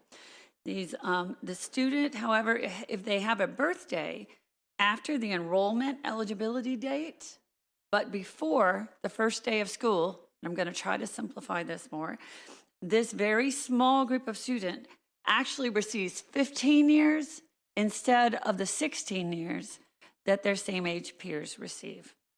The General Assembly tried to fix this problem and did a pretty good job by mandating that the date of eligibility for students to start school be standardized across the state, because every county was starting on different dates, which meant that we had a lot of problems with switching counties, schools, and a lot of special education issues as well. However, there are several groups of students who weren't captured in this fix, and they are only now coming to light. First, there's a very limited number of students who are now either 19 or 20 years old, and they will still lose a year of IEP services because they entered school before the bill went into effect. Okay, so these are just a few years of kids. Right. The second group are specifically our special education 11-month schools, which have their own eligibility dates, right, and their own start dates. Right, so they are not included in the mandated 2008 bill. And then finally, there are 6 counties in Maryland who still actually start their school year after Labor Day. That is, after the eligibility date to start school. So if you are a student who has a birthday September 2nd, right, which is after the eligibility date to start school, and yet school starts September 6th, right, you lose a year of school compared to your friend in the desk next door who has a birthday on September 7th. Right, so this bill, it's difficult to explain, as you've heard, but this bill, House Bill 469, simply says that all students with significant disabilities are entitled to equal years of school. They can all attend for 16 years, even if their birthdays happen to fall within that 5 days between September 1st and September 6th. The counties that currently have an ongoing problem with this, and you might want to look at your start dates, Wacomico, Carroll, Harford, Cecil, Garrett, and Worcester. They all have start school days after Labor Day for great reasons, but if you're a student who has a birthday on September 2nd, then you're in big trouble there. You will lose a year. So we need to act now in order to make sure that these students, some of these that you're going to hear from today, actually can get their last year of school this year. So I want to speak a moment to the fiscal note because it is higher than we expected. In your testimony from MSDE, they actually make a note as to why they considered that fiscal note inaccurate. right? The fiscal note is assuming that all kids who are in certificate programs are going to fall within this 1 week or 2 week period that we're talking about. So what you need to do there, and we're actually sending you a copy of the information that we have from MSDE that verifies this, is divide that number by 52. You're going to come up with a very, very reasonable number by doing that. So by passing 469, I just want to point out that no one is adding or gifting an extra year to any of these students. We're simply refusing to continue to steal it from them. So I ask for your favorable support for 462. Thank you. Who would you like to go next? You want me to go first? You want to go first? She would like to go first, if that's okay. Hi, I am Emma when I go to the Maryland School for the Blind. And at my school, we start our school year in August, but some schools start in July. And that means if you have your birthday in August, you won't get that next school year. And I don't get that next school year. And I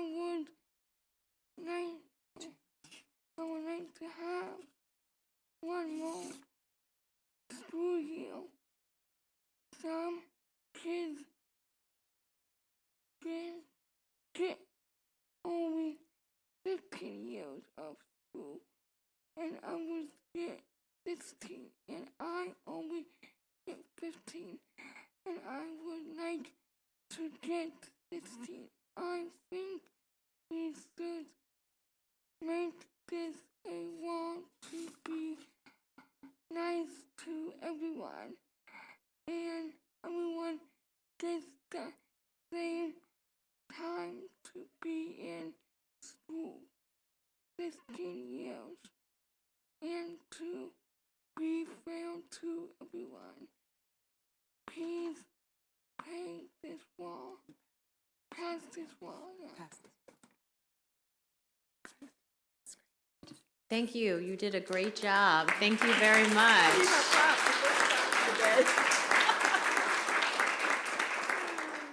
Okay, hang on just a sec. Let's turn this a little bit. I'm here today to ask you to join my family and the special needs community in supporting House Bill 469. The current guidelines regarding age eligibility for special needs students in the state of Maryland are discriminatory and unfair. A special needs student will receive either 16 or 15 years of educational services depending upon a student's birth date and the first day of school. Emma attends the Maryland School for the Blind and is eligible for only 15 years of service. But if she went to other special education schools in Maryland, or if her birthday was just 2 weeks later, she would receive 16 years. It makes no sense. All special education students deserve 16 years. This glaring inequity among students with disabilities needs to be remedied now, not next year, not later, but now. I hope the special needs community doesn't get kicked to the curb again. The problem needs to be fixed. This bill will fix it. It is shocking and disheartening that this has been going on for so long in the state of Maryland. I can only imagine the outrage if some general education students were able to complete 12th grade while others had to stop at 11th. This inequity would be resolved immediately if that were the case. When I contemplate why this inequity has been ignored by Maryland legislators, I feel frustrated and unnoticed. Families with disabilities and disabled children have difficult lives. We are constantly navigating, advocating, and fighting so our children have what they need and deserve. We are often overwhelmed, worried, and exhausted. Most families don't have the time, support, or resources to question or push against the many injustices our children endure. This is one of those injustices. Emma is a very special young woman. She and several of her friends are affected by this inequity. Emma has already lost out on crucial transition time and meaningful educational experiences due to the pandemic. Please don't deny her the 2023 school year when others her age are able to receive services. Emma has the cognitive ability to understand she's not being treated fairly. She has said to me many times, "I hope this bill comes true." What will you tell her? I urge you to support this bill. It will end an injustice toward a vulnerable population and prove Maryland believes in educational equity for all students. Thank you for your time.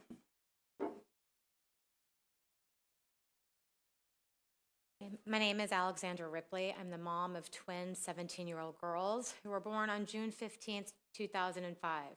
They attend the Harbor School in Annapolis, which, if you're not familiar, is an 11-month program. Students graduate when they complete their high school credits or when they turn 21. The school year starts the first week of July. Again, my daughters were born on June 15th. There is a 2-week age gap where they are denied that extra year of special education services. So that's where that 15 years and compared to the 16 years inequity exists. Now, why is that a big deal for us? Personally, this week was a big one for me. Just this week, I had to sign a document that changed one of my daughters from diploma track to certificate. And I promise you this was gutting. I've been an advocate for her, for both of my girls, for north of 15 years. She will not finish her high school credits in time for graduation. She would only need 1 more year to do so. The challenge is that special needs students have the capacity to grow, but they need to learn at their own pace. They need more time. They actually have more responsibilities in a typical school day than a typical child. They have IEP goals to work toward that may include everything from speech and language goals to functional math, and often this takes them out of their general ed classrooms.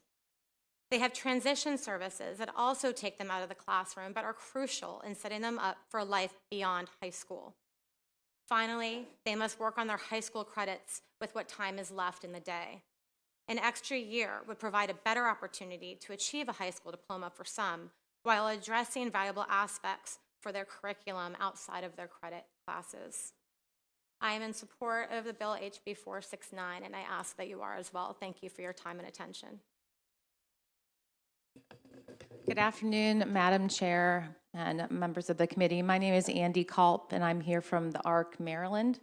The ARC is a statewide advocacy organization that's dedicated to the rights and quality of life of people with intellectual and developmental disabilities, and we also support their families.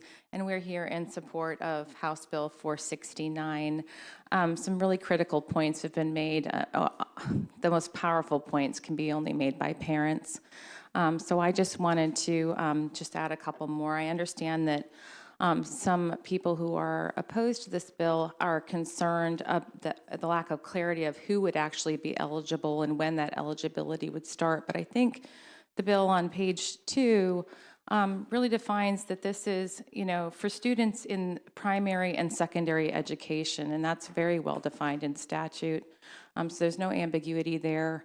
All it's going to do is provide appropriate years of education, regardless of whether a student's birthday is in 1 week or another, affording all students in special ed services 16 years of instruction, just like students in regular ed get the same number of years of education. So it's truly addressing an inequity. It won't affect a very big number of students, but for the students it will affect, the impacts will be immeasurable as they have an additional year that they need to get ready for adult life. And that's ultimately going to put less impact on state dollars. If they're more ready to enter the workforce, be earning on their own and less reliant on state-funded services, it's going to cost us less in the end and make their quality of life a lot better. So we urge your favorable report. Thank you. Thank you. And we have Julie Gaskins virtually.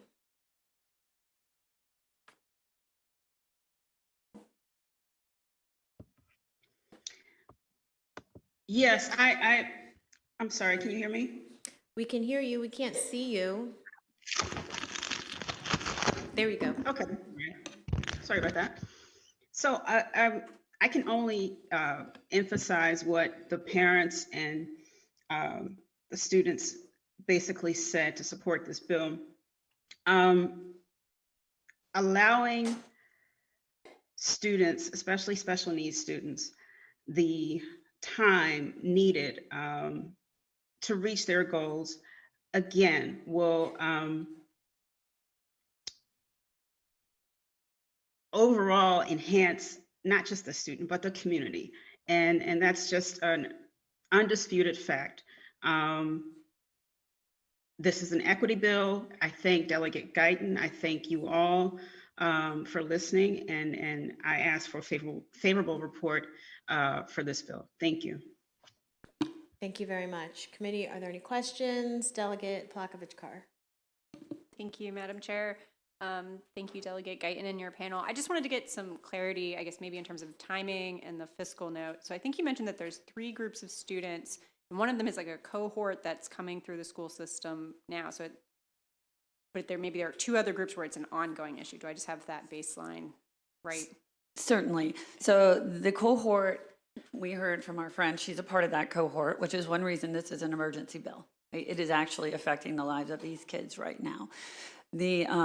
That cohort are only students who are in their 19-year-olds or 20-year-olds who just did not fall into that early eligibility date before the law was changed in 2008. So there are very few of them left out there. Right, so this support for them will last 2 years, and then that cohort will no longer need any of these special supports. The other group, though, probably the larger group that we're talking about, is the group of students from those 6 counties in Maryland who will continue to have this issue because their eligibility start date is the 1st, but their school start date is the 6th. So if your birthday falls within that 5-day period, you just don't get the extra year of school. And that's why this bill is before you today. It's mostly because of the WENs, but it's also for that group. As we dug into the research, we realized it wasn't just affecting these people, it was going to affect those long term. But still we're talking, and we mentioned the fiscal note, we're talking about such a small group of students. The fiscal note was written with the assumption that the 1% of students who were in these classes and going to continue to 21, that all of them would need this extra year. We are only talking about, going forward, students who have a 5-day birthday spread. So very, very limited. Justin from MSDE said he expects it to be about 10 a year, actually, statewide. There are some for the special education schools that they're mentioning that also fall within a little bit more than a 5-day window.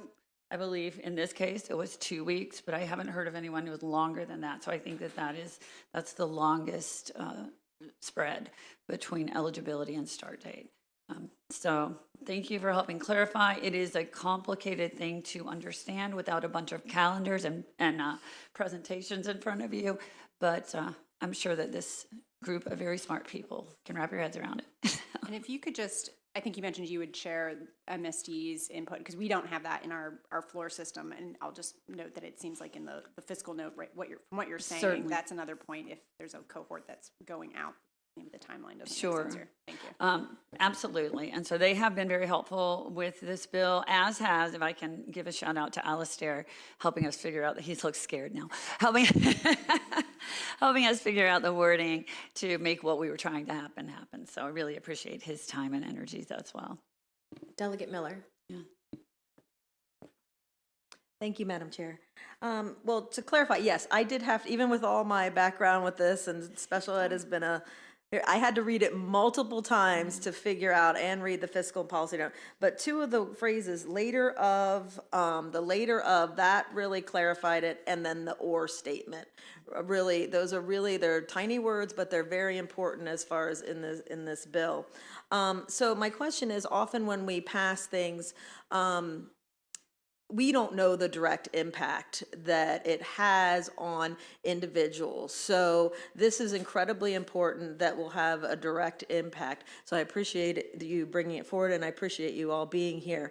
My question is, would that extra year allow the possibility for your daughter to change her track from the diploma bound or to the diploma bound? It absolutely, yes. I mean, that is huge. Yes, it is. And you gave me chills when you spoke, both of you, by the way. Yes, that is critical. Thank you. Thank you, Delegate Miller. Any further questions from the committee? Okay, seeing none, thank you very much. That concludes the testimony. on House Bill 469. Now, Delegate Guyton, House Bill 525. And you have a few folks here, Lisa Poe, Allison Sharap, Monica Wydell-Lubinsky, Victoria Bruce-Safaro. And then there's one more person, and then two folks virtually. All right, thank you again. Still Delegate Michelle Guyton from District 42B for the record. And I am presenting to you House Bill 525. I brought this to you last year. We have done an enormous amount of work between last year and this year, and we have zero opposition to this bill. So we're very happy to bring that to you. And so I am asking you for a favorable opinion on the outdoor preschool licensing pilot program establishment. So this bill instructs MSDE, Office of Child Care, to establish a limited pilot program in order to study the feasibility, so not to automatically do it, but to study the feasibility of licensure for forest and nature preschool programs. In addition, the Maryland State Department of Education will collect data and report their findings of this initial licensing phase to determine whether or not to expand this program, right? The purpose of this pilot is to increase access to affordable, high-quality, data-driven early learning programs and to extend the benefits of nature-based learning to the families who choose to participate, right? The benefits of nature-based preschools are well documented, and I have a whole lot of experts here who are going to make that case for me, so I will not do that. I just want to make sure that you all know that this could also add capacity to our mixed delivery pre-K programs if we move forward with this, and that I have agreed with Clinton McSherry and Maryland Family Network, along with MSDE, to put one amendment onto this bill. You have it in your inboxes, or your department staff has it right now, and that is to postpone the beginning date of this pilot to allow MSDE to promulgate the appropriate regulations so that they will be able to do this and make sure that the public has some input as well. So I thank you for your favorable report, and we are happy to answer your questions. Hi, my name is Monica Wydell-Lubinsky, and thank you, Madam Chair and Committee, for hearing our testimony today. I've been in the field of nature-based education for 25 years, and I'm the director of the nonprofit Eastern Region Association of Forest and Nature Schools. I can attest that the movement of nature-based education is strong and growing. Children are flourishing through active hands-on inquiry, and it seamlessly links social, emotional, physical, cognitive, language skills, all the good stuff with healthy outdoor learning, and that is cultivating early childhood and environmental literacy standards. These are evidence-based programs. They're backed with decades of research. According to one peer-reviewed study in 2019, researchers found that, quote, in academic contexts, nature-based instruction outperforms traditional instruction. And that's from Quo in 2019 from the Frontiers in Psychology. This pilot focuses on outdoor preschools, which are different from those that can already be licensed. Outdoor preschools use outdoor classrooms with no walls. This bill will establish a pilot with MSDE to explore how to license outdoor preschools to provide safe, equitable access to all families who choose it. Our colleagues in Washington State led a 4-year pilot that concluded children demonstrated kindergarten readiness that exceeded the state's average for other licensed care programs, and they found gains that overwhelmingly support the value of outdoor preschools. One crucial need for this pilot is that teachers in licensed settings are vetted. Right now, anyone can offer an unlicensed outdoor preschool that could potentially put children in unsafe situations, and these programs already exist. Perhaps the most compelling reason why we need this pilot is because children in low-resource communities rely on child care scholarships, but they can only use them in licensed programs. This perpetuates a systemic and inequitable barrier, excluding access for children who need to use state funds for early learning. And we don't find this acceptable. So I have more to say, but I'll conclude there, and thank you for your time and consideration. Who'd like to go next? Thank you, Madam Chair and members of the committee. I am the founding director of Tree of Life Preschool at Col Shalom here in Annapolis. In 2015, we opened the 5th Nature Preschool in Maryland. Since then, we've grown dramatically. My little Jewish nature preschool has attracted quite a diverse population. We are colorful. We have families representing all the continents and families from many religions, Jewish, Hindu, Muslim, Buddhist, and Christian, all celebrating nature together. Families find us for various reasons, but I want you to consider one of them right now. Many young children, and not a small lot of them, need more than what has become a traditional preschool experience. Families have come to me with young children who cannot flourish in their current preschool. They could not conform on demand to the needs of that structure. For far too many children, their needs, developmental, emotional, and social, cannot be balanced while they're indoors. Originally, the word work referenced respect for a child's time and focus. But today, work in many preschool programs simply limits the child. Work has become a cage for far too many of our children. I believe that education opens doors and must be taught well and clearly. I believe that children should be mightily challenged, not pushed. But learning is not confined by walls. Through free play in nature, we watch every child think, plan, evaluate, succeed, fail, join others, and move apart. They create, they deconstruct, and they even find peace. This is beautiful, and it demands our respect and attention. This outdoor preschool pilot program would secure this mission. I'm here today to ask for a favorable report and speak for all children in Maryland to find themselves in nature. So thank you. Dear Madam Chair and members of the Ways and Means Committee, my name is Lisa Poe, and I'm the director of Little Bugs Nature Preschool. I'm a licensed family childcare in Calvert County, Maryland. My little bugs spend the majority of their day outdoors learning along the beautiful Chesapeake Bay. Even this morning, we were out in the rain. I have been a licensed program for 10 years, and I'm aware of the challenges that childcare providers are facing. Even before the pandemic, there has been a desperate need for more childcare availability. According to the most recent childcare demographics conducted by Maryland Family Network, we have lost close to 1,000 programs since 2019. Not only do licensed childcare facilities have long wait lists, but families are also looking for non-traditional programs like outdoor preschools. With nationwide movements such as 1,000 Hours Outside, families are searching for places where children can learn outdoors.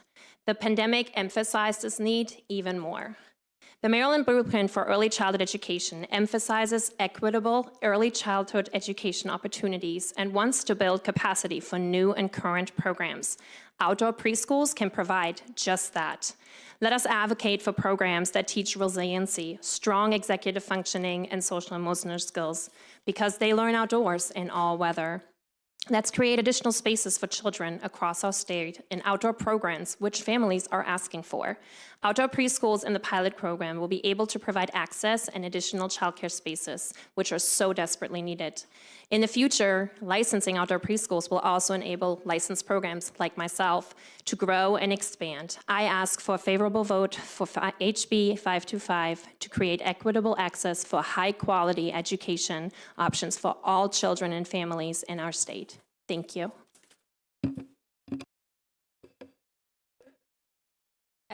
Good afternoon. What a privilege to be in front of the Ways and Means Committee this afternoon. Thank you for your time.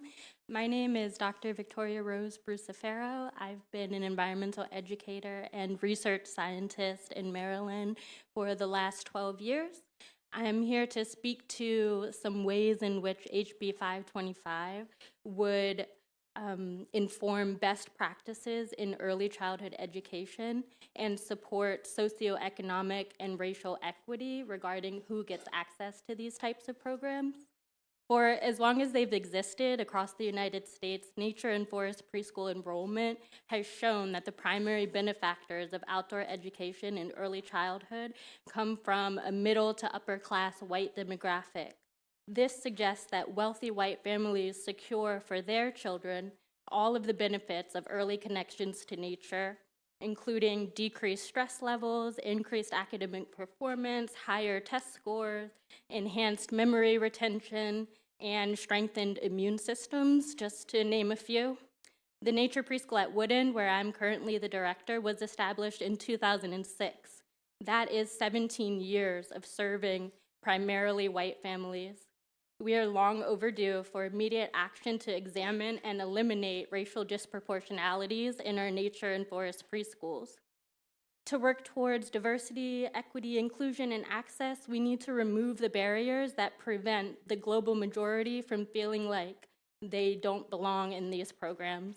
Namely, we need to be able to offer financial assistance to families, training incentives for teachers, quality assurance for the profession, and lower overhead costs for providers. The pilot would move us a step closer to answering each of those needs. Oh, I'm out of time. So by doing the pilot, we would be able to gain access to subsidies and scholarship programs, be eligible for participation in teacher training programs that offer stipends and credentialing, establish a uniform set of high-quality standards across the state. Thank you. Could you and wrap up, please? alleviate financial burden. Thank you. Thank you. I'm going to ask the committee, are there any questions for this panel? Delegate Ebersol. Thank you so much, Madam Chair. And I've been to an outdoor one. There's one in the Howard County Conservancy. It's a great thing. So it's a good program. The bill references a couple of places adapting existing child care requirements. And so could you just suggest what those changes would have to be in order for you to function? You know, what requirements need to be lifted or changed for you? Just don't go into great detail, but give us an idea here. I'll take that, sure. I think that that's the purpose of the pilot. Oh, sorry. Yes, I think that's the purpose really of the pilot. One of the discrepancies is that there are programs for this age range that are licensed as camps, and they operate fully outdoors, and they're licensed through Department of Health. And those same outdoor classrooms could be used, I mean, their emergency procedures are vetted, health and safety, toileting, all of those kinds of things.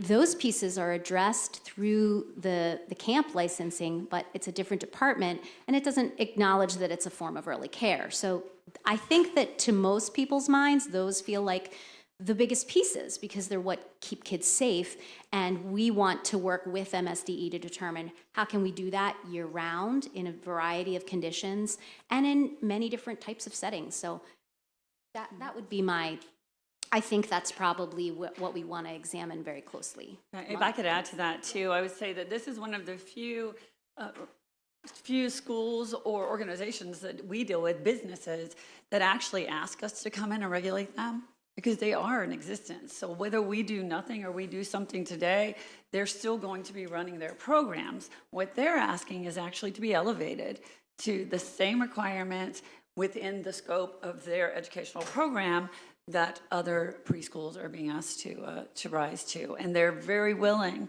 to make those necessary changes, whatever those changes are that are decided by MSDE.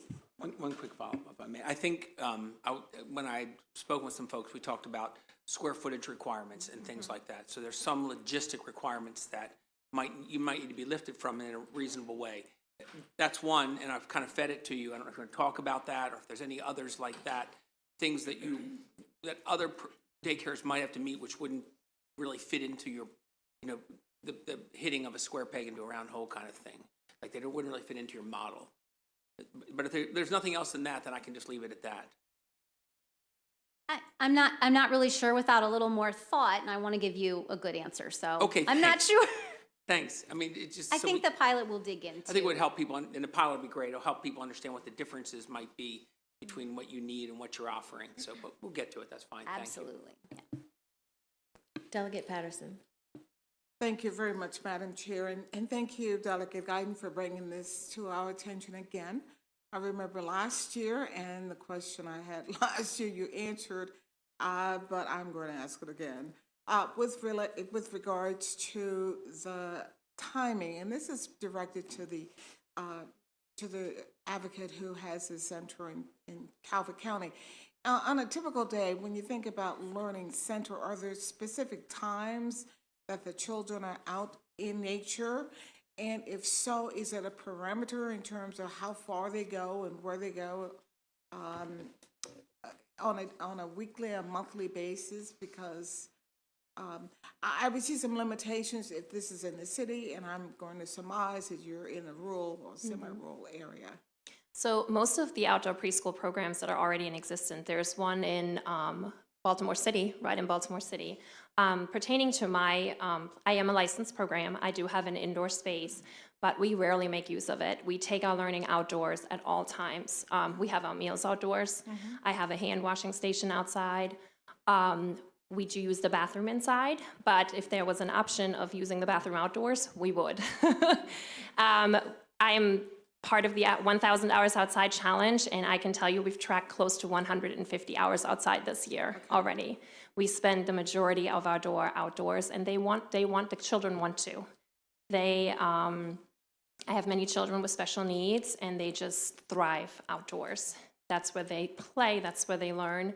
So I can only advocate for more outdoor learning in all programs across the state. So it's really the space. Yeah, outdoor space. yes, I'm licensed as a family childcare for 8, and that is really pertaining to the fact that I'm in my own home, so it's my residence, and that limits me because right now I have 34 families on my wait list, and I don't know where to put them because I am contained in this space. Oh, you have this much square footage. You can only accommodate this many children. You do not have the right septic, which basically means I would have to purchase a commercial property in order to serve more families in my county, and that's just not feasible. And I want to serve more. I wish I could. I'm hoping with this pilot that eventually we will license outdoor preschools, and I will be part of that 100%. Well, good luck with it. Thank you very much. Thank you. Delegate Palakovich-Carr. Thank you, Madam Chair. So just putting a finer point on Delegate Ebersol's earlier question, I think it'd be really helpful if you could all follow up with the specifics of where these kinds of providers don't meet the current requirements under the licensing so we can understand that. Thank you, Delegate Palakovich-Carr. I appreciate that. I think part of the issue and the reason that they're having trouble expressing that is that because they have not been licensed in the past, it really is going to take a deep dive into that by MSDE. I can already tell you that some of the conversations that we have had, certainly with Clinton McSherry, that led to the amendment to give MSDE more time to promulgate regulations around this are some of those things. For instance, like an appropriate outdoor sink. What does that include? Making sure that any student, any school in the pilot may have access to one of those. Making sure that any school in the pilot also has a clear line of sight to the students at all times. So those sorts of things will be put in place for the pilot, but it will not be, I think, until the pilot, the study is done, that MSDE will decide, is it really just a square footage issue, which is the thing that comes up most often, or are there other larger obstacles that we can't get around? So this isn't guaranteeing licensure. This is trying to answer exactly the question you're asking. So thank you. Any other questions from the committee for this panel? Okay, seeing none, thank you very much. Mr. Clinton McSherry?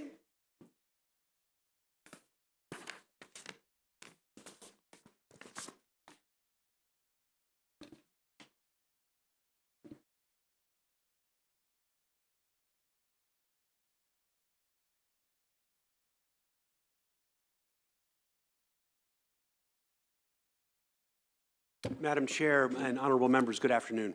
My name is Clinton McSherry, and I'm the Director of Public Policy at Maryland Family Network, a statewide early childhood advocacy organization. Thank you for this opportunity to testify in favor of House Bill 525. You have my written testimony, so I'll be very brief. Forest and nature schools, especially as they've been described here, sound like a lot of fun. It's almost enough to make me want to go back to pre-K. But instead, what I'll do, I think the advocates, the proponents have spoken very well about the merits of the program. I just want to commend the sponsor and the proponents for doing and sharing a lot of homework. I think the sponsor is actually, Delegate Knight is absolutely right. They did a lot of homework over the interim, and it's really and they've shared it with those of us who had a lot of questions last year.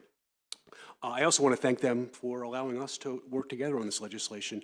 I think adding a year to the implementation timeline is exactly what we need. And with that, Madam Chair, I just want to say thank you and appreciate your attention. Thank you. Are there any questions for Mr. McSherry? Okay, seeing none, thank you very much. And we have two individuals signed up virtually, Beth Jarrett and Aaron Sprague.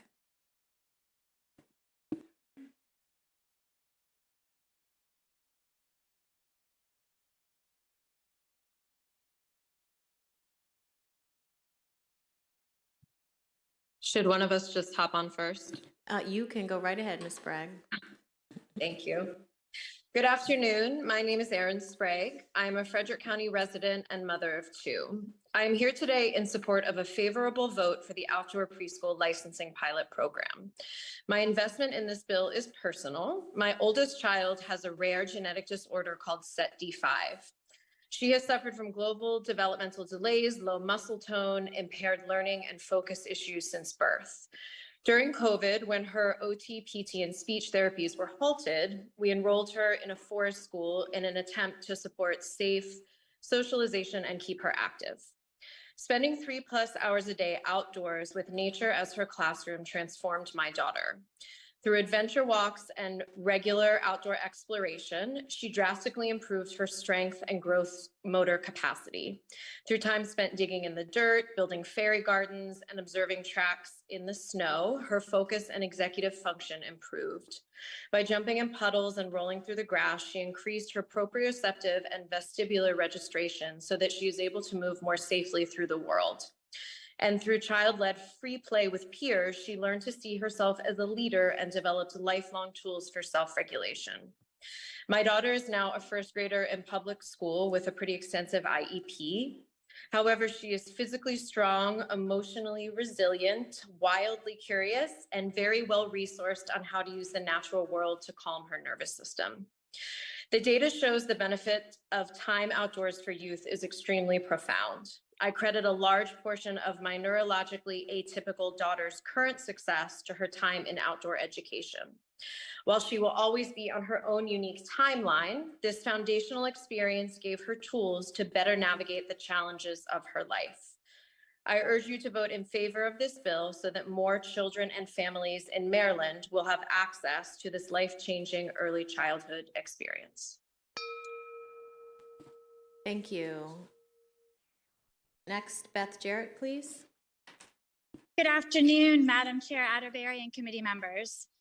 My name is Beth Jarrett, and I've lived in Maryland all my life. I grew up in Howard County, and I currently live in Lutherville, Maryland, and I've lived here for 8.5 years. I'm a mother of 3 Baltimore County students, and today I'm speaking on behalf of Free State PTA. Free State PTA supports House Bill 525's mission to encourage a play-based academic preschool education. As we've discussed, research shows that outdoor time for children is decreasing, and nature-based preschools provide access to the outdoors, which is associated with improved mental health, decreased chance of nearsightedness, reduced symptoms of ADHD and hyperactivity, improved motor function, problem solving, and resilience. Outdoor programs include lessons that encourage children to be ecologically conscious, such as an interest in animals, the importance of picking up litter, recycling, gardening, and so forth. Nature-based preschools prioritize time spent learning and playing in nature rather than doing structured, predetermined activities in a classroom. These activities give children hands-on experience in their own learning, such as science, math, pre-writing skills, risk-taking, and motor skills. My daughter was signed up to attend the Irvine Nature Center's preschool when COVID hit. We were devastated. We were so looking forward to her experience there. We felt so lucky that we had a nature-based preschool located nearby, a preschool designed to help children develop cognitive skills while cultivating social skills and building their confidence through nature, play, and exploration. My older son had attended camp there and had such an amazing experience that we were confident the preschool would be a perfect fit for my daughter. While teachers do plan some activities, children are encouraged to change the focus of an activity based on their interests. My daughter is now in first grade and missed her opportunity in a nature-based preschool, but I believe many other preschoolers should be able to experience this rich and fulfilling preschool experience as well. On behalf of the Free State PTA, we request a favor report on House Bill 525. Thank you. Thank you. Committee, are there any questions? Okay, seeing none, thank you very much. And that concludes the testimony on House Bill 525. Thank you, Madam Chair, and members of Ways and Means. Thank you. Now moving to House Bill 448, Mr. Majority Leader. And committee and folks, we have with us some special guests from the Appropriations Committee who will be listening to this piece of legislation, Delegates Solomon, Greist, and Harris. And you are welcome. If you have questions, just hop up to an empty seat here and feel free, okay? Whenever you're ready. Thank you, Madam Chair, Madam Vice Chair, colleagues on the Ways and Means Committee, and my colleagues on the Appropriations Committee. Delegate Mark Corman before you with the Teacher Pay Parity Act, HB 448. I know members of this committee, know this, but we have a program in Maryland for students with individualized education plans that, frankly, there's no place for in our traditional public schools. And so we put them in special needs schools outside of the traditional public school environment, but they are public school funded students. So if you have a child in the Anne Arundel County public schools whose IEP places them at one of these schools, the Anne Arundel County public school system is still responsible for this child. The legislation I have before you today proposes three changes to this program. The first change is a name change. The program is known as the Non-Public Placement Program. And that causes a lot of confusion, not to the people around this horseshoe, but when I start talking about non-public placements with people, they think I'm talking about Boost. They think I'm talking about the textbook aid program. They think I'm talking about all sorts of things that I'm not talking about. I'm talking about students who are publicly school funded and are the responsibility of the public schools, not people who, for whatever reason, was the right decision for their family, elected to go to the private schools. That is not this situation. So I would propose a different name for this program to the Special Education Placement Program. I leave it in your hands what the right name is, but the current name is not doing the program justice, and I would strongly encourage you to consider a different name for the program, which can be done consistent with any federal law requirements. The second change is pay parity, the title of the bill. There is a large pay gap between the special needs teachers at these schools and the special needs teachers at the public schools, even though, just like the students at the public schools, these students are being paid for by the public school system. In Howard County, that average pay gap is $13,000 a year. In Prince George's County, $24,000 a year. The statewide average is $16,000 a year. So this would require parity with the local public school system that the school resides in. The third change is the funding for this, which gets a little complicated, but basically the public school is responsible for paying for the students' basic cost, so the basic cost of funding a typical education in that school district times 200. And then for any cost above that, there's currently a split, 70% paid for by the state, 30% paid for by the locals. Prior to the Great Recession, it was 80-20, and so this bill would revert it to 80-20 to change that combination of that extra cost above 200 times the basic cost of education.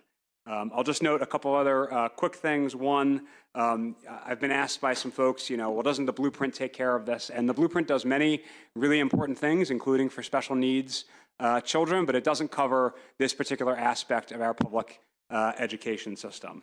I'm also pleased that MSDE has submitted a letter of support. They testified in person at the Senate committee, but couldn't be here today, but really excited to have their support for the first time.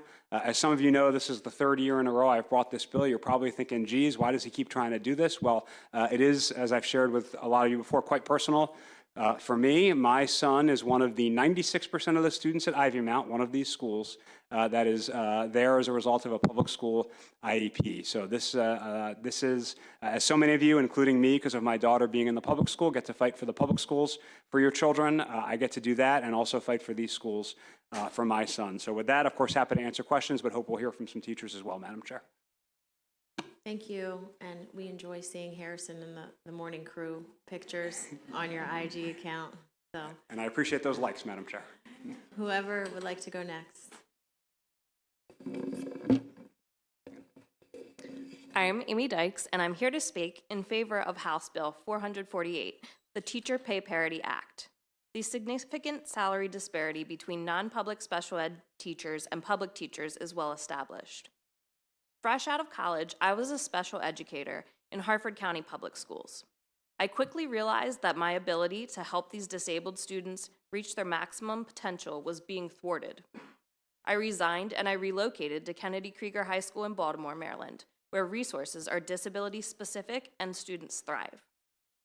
All of our students are publicly funded and placed by their local school system when local IEPs teams agree that the public setting cannot appropriately program for the student's level of need. Our students not only have learning difficulties, but they have social and emotional needs, and some have intense behavioral challenges. Each student, however, is so unique and wonderful, and we celebrate their progress, no matter how seemingly small, every darn day. I cannot begin to describe the joy that I feel when I hear parents tell me how grateful they are to see their years of endless advocacy rewarded with a placement in a non-public program. It is frustrating to know that while I'm working with extremely complex students, my pay is less than my public school peers. I would like to thank the legislature for recognizing this unfair disparity and providing funding in fiscal years 22 and 23 to supplement our salaries. I urge you to continue your support by voting in favor of this year's bill. This bill and proposed funding will serve to make a direct impact in the lives of students with disabilities across the state. This bill will ensure that the highly qualified special educators remain in their positions and do not leave their students for public schools. Thank you for your consideration and commitment to support the teachers who are serving Maryland's most complex students by casting a vote in favor of House Bill 448. That was perfect timing. Hi, my name is Brooke Hess, and I've worked at Ivy Mount for over 6 years. I started working at a special education placement program after holding multiple special education positions and student teaching in 2 different Maryland public schools. As a certified special educator, people would always ask me, why do you work at Ivy Mount? A school that could not pay you near as much as a public school, have nowhere close to the same benefits, while you hold the same special education and general education certifications and endorsements. I would always answer because I love our students. Across my high school chemistry class, my high school Algebra 2 class, and beyond, my students have continued to bring me immeasurable joy and pride that I could not put into words and within their least restrictive environment. However, throughout my years at Ivy Mount, I have seen one teacher after another come to work there only to leave after their first or second year because the salary that special education placement program schools can pay is not currently able to compete with public school salaries. That's not even considering the fact that some special education placement programs are 11 or 12-month programs. That means our teachers don't get the same public school salary or summers off. This leaves our students with either a revolving door of staff who are qualified or staff who stay with less qualified backgrounds. How is that providing an appropriate education to our special ed students? Our teachers show up every single day for our students, like other special education placement program teachers, and continue to provide incredible specialized education and support that our students deserve. But just imagine the progress our students would make in achieving a high school diploma, yes, the same earned in typical high schools, or progress made across their vocational classes that allow them to obtain and keep a job, if we had the salary parity to retain highly qualified and certified teachers. Parents and caregivers can spend years finding appropriate placements for their students, and our special education placement programs provide a level of support that public schools are not able to provide. We owe it to these parents, caregivers, but most importantly, our students, to retain the most qualified individuals for these students to reach their maximum potential. Thank you. Good afternoon. My name is Nimrod Davis. I'm an English teacher at Shepherd Pratt Schools. The shortage of teachers has become a well-known fact. Teachers' poor compensation is another discussion that's becoming more and more popular. Less popular is the difference in compensation between public school teachers and non-public school teachers.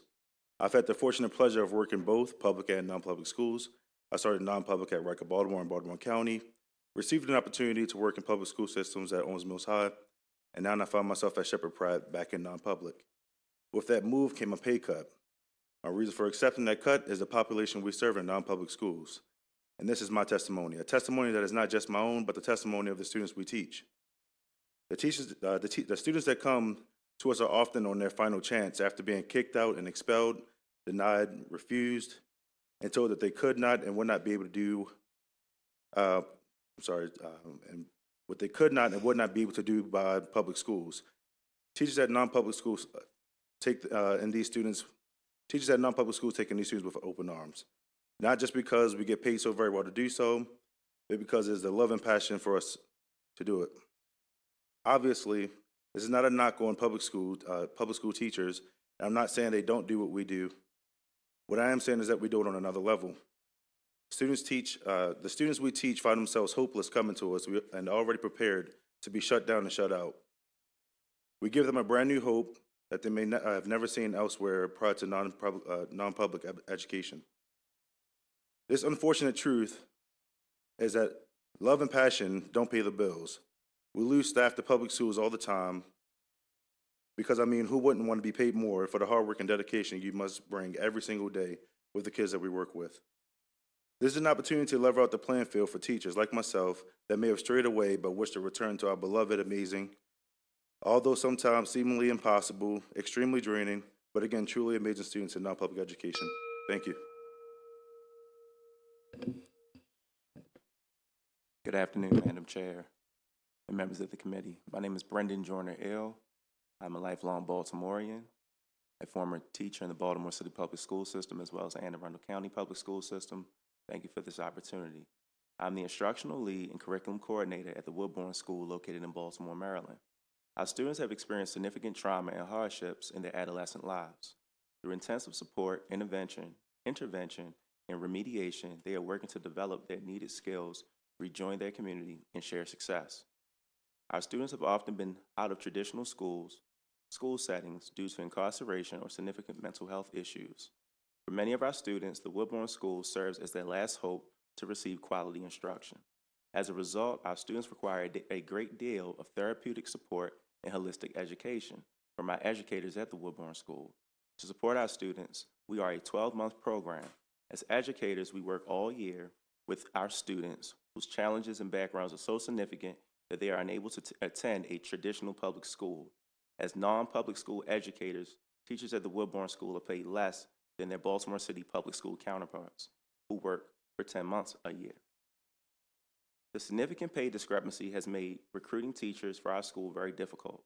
We currently have 11 full-time teachers. Since last year, we have had 4 of our teachers leave for higher paying jobs in the public school system. Teachers leaving in the subsequent time it takes to replace them means that our students who need the most help and require the most resources in classes don't have them at their disposal. In addition, it means that many of our first-year and developing teachers have all been individuals new to the teaching field without educational training or who are learning to be educators as they are teaching. The inability to attract experienced educators to retain a consistent staff drastically impacts our ability to provide teachers to the students who need them the most. For those reasons, I ask you to support House Bill 448. Thank you. Thank you. Committee, are there any questions for this panel? There are some other folks coming up. Madam Vice Chair. Thank you so much, Madam Chair, and thank you to our Majority Leader and all of the teachers for your really important work. I have been able to tour some of these schools that you've mentioned, both with the committee and also on my own, and just wanted to clarify a couple of things. And also mention I love the idea of changing the names. I do think it's very confusing, so thank you for that. My understanding is that some of these schools also receive private funding from individual parents who are just able to cover the cost of their children attending the school. Yeah, Correct?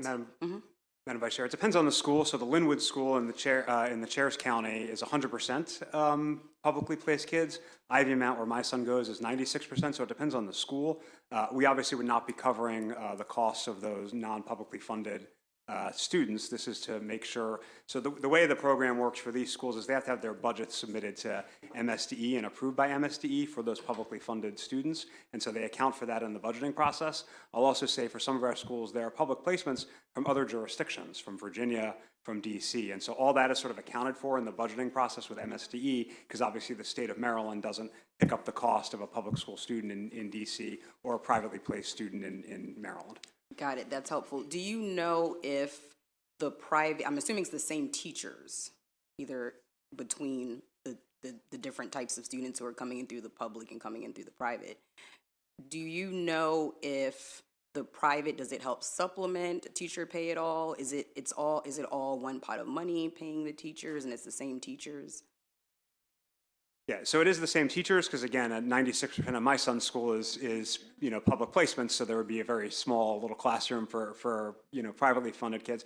Madam Vice Chair, I would say MSDE has submitted testimony and support, so I'd love if we could bring them in if this goes to a subcommittee to talk about some of those details to make sure we're addressing concerns like that adequately. I don't want to give you incorrect information. Awesome. Well, I really like the bill and thank you for bringing it.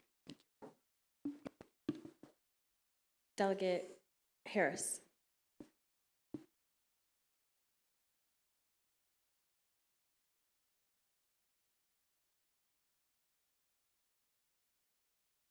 Appreciate it. Thank you, Madam Chair. Mr. Majority Leader, I got two quick questions for you. So what is the work that the legislature has done on this issue from the state budget perspective?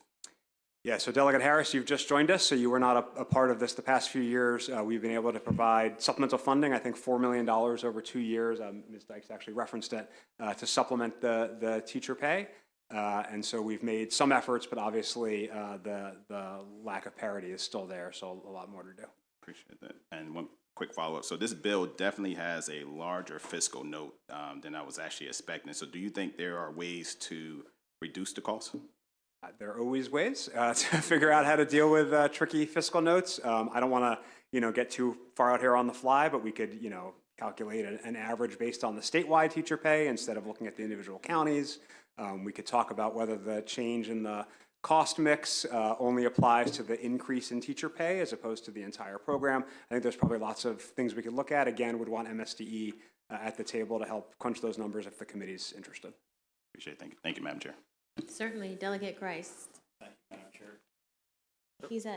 He's at Delegate Buckles. Okay. Not a question for the sponsor of the panel, but a question for the committee. If this does move, if you guys could add me as a co-sponsor. We'll ponder that. Thank you. Delegate Miller.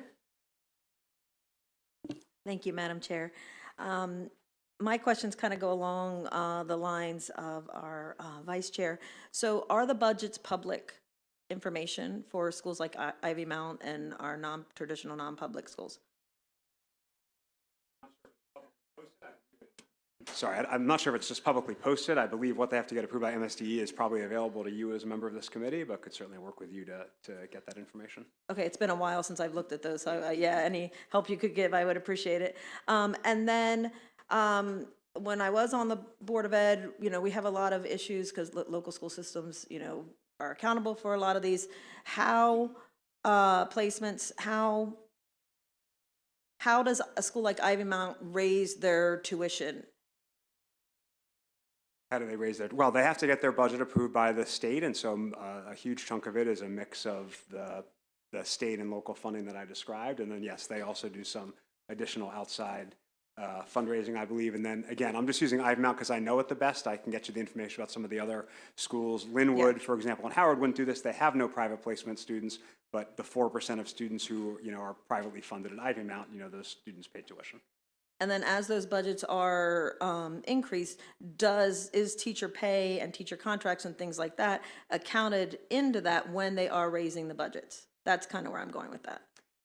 I'm not sure I followed that question, Delegate Miller. Okay, so if you're asking, like at our local school systems, you have your unions and there's percentages and pay increases and things like that come with a budget increase. So if Ivy Mount is asking for a budget increase, are they passing those increases along to their teachers as far as salary increases and things like that? Oh yeah, so I mean their budgets are very heavily scrutinized because they're basically a state program. So right. Yeah, I'm not sure what you're suggesting, but they're not pocketing the money. No, I'm not suggesting. I just, like, as far as from accountability, like, I can follow that when I'm looking at a public school budget, but I'm just not as familiar with looking at the non-public budgets, and I want to familiarize myself with that and how that works. They go through a very robust process with MSD, and again, happy to make sure MSD is in the room to explain that in more detail. That would be great. And then my last question, Madam Chair, so are you concerned at all with just saying special education placement? Would that be confused because, again, in our public schools, it's a lot of things are special ed placements. And so it's not like that's very Yep. non-specific term. Yep, no, I appreciate it. And as I said when I was discussing that part, I almost don't care what you call the program, as long as we call it something that makes it so people don't people, at least of my political persuasion, don't immediately tune out when you start talking about it. That's just the honest truth, though, I got. That's fair. Thank you very much. Thank you. Any other questions for this particular panel? Seeing none, thank you. We have Amy Von Rowland, Katina Webster, John Pica, and then Mr. Willems, favorable with amendment. So, ma'am, would you like to start? Yep.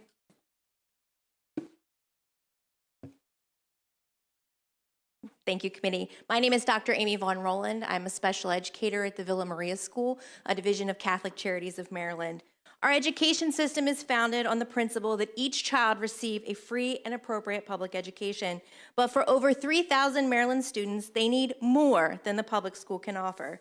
They need more hours of service, they need more behavioral interventions, more intensive therapies, and more differentiated instruction. They come to us in non-public special education where our educators provide them more. To meet these needs, we attend more trainings, get more certifications, and prepare more lessons, all while being paid substantially less than our public school counterparts. It is estimated that non-public educators work 31 more days a year than public school educators while being paid 20 to 40% less than public school teachers with similar credentials and experience. We deliver more to some of Maryland's neediest and underrepresented students, and now is the time for Maryland legislators to deliver more to our non-public educators. When each of you campaigned for this seat, you no doubt boasted that you were a friend of education, and today is your chance to prove that you are in fact a friend of education and vote in favor of the Teacher Pay Parity Act and give back more to the valuable educators who give more to some of Maryland's neediest students. Thank you for your time. Thank you, ma'am. I'm going to try to get my principal voice to carry. So, Madam Chair, committee, good afternoon. My name is Dr. Katina Webster, and I am the very proud principal of the Children's Guild School of Baltimore. I have been a special educator for 25 years, and I support salary parity for non-public schools. I support the bill for obvious reasons, retention and recruitment, but I also want to provide a very personal picture of why this is so important. Special educators possess a skill set that others do not. We are responsible for helping the most needy, the most challenging, the most traumatized, and often dangerous students. We are cursed at, punched, kicked, scratched, spit at, all while we attempt to shape behaviors and customize an academic program to meet their individual needs. In other words, implementing the same public school curriculum in addition to meeting students where they are academically, behaviorally, and therapeutically. We too prepare students for the future. We do so with less resources, less access to opportunities, fewer programs, and fewer resources. Yet many of us stay. We come back every day. You have to love this work and have to love our children to maintain the stamina it takes to work at a non-public school.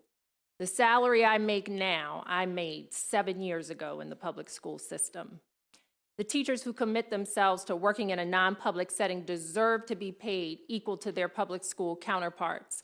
We must be an attractive enough option to draw and keep high-quality staff. Our students have that right. In the past month, I have lost 3 essential staff members. The past month, 3 essential staff members to the neighboring public school systems for better pay on top of the vacancies I already cannot fill. We are asking people to work harder with more difficult students for less money. What choice would you make? Thank you. Thank you. Mr. Willems. The committee, John Willems, representing the Maryland Association of Boards of Education, here today testifying in strong support of House Bill 448 for all the reasons you have heard. You have my written testimony. I do want to take the opportunity to stress that as the public school boards of education, we strongly support and value the work of the educators and administrators of our partners in the non-public special education world. I've worked very closely with MANSEF over the years on a number of initiatives. We stay in close contact on advocacy issues and priorities here in Annapolis, and think very highly of their organization and the work that their schools provide. And this bill does address an area of competition that should not exist and can be resolved. The reference to amendments really looking for assurances, a question that I was not surprised to hear asked about, can we bring the fiscal note down? One of the ways to bring a fiscal note down is to affect less of the burden on the state and more of the burden on the locals, right? And so we like the bill as it currently stands very much, and do not want it to be watered down or shifted or recalibrated in such a way that there is an immediate or a long-term effect on shifting costs to the local school systems. And for those reasons, again, we're in strong support of the bill and urge a favorable report. Thank you. Thank you. Is there any questions from the committee? From approps? Come on, you guys don't get to ask a lot of questions over there. This is your chance. All right, thank you very much. And that concludes the testimony on House Bill 448. Now calling House, I'm sorry, yeah, 448. Now I got confused because now we're calling 488. Delegate Vogel, and we have some members of approps with us on this one as well. Delegate Forbes, Delegate Harris, and Delegate Mangione. And again, if you have questions, just hop up. Madam Chair, I do have a few folks testifying in support. Can I call them up as part of my panel? Yes.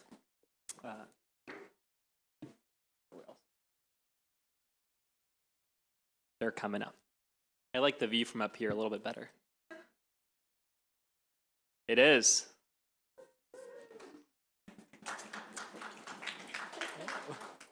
I have a dream team panel right here. So, Madam Chair, Madam Vice Chair, members of this great committee that I get to sit on, excited to present my first bill, House Bill 488. You don't need me to tell you that there is a mental health crisis in our state right now, uniquely impacting young people in our schools. From 2016 to 2020, there was a 36.2% increase in children ages 3 to 17 reporting anxiety or depression.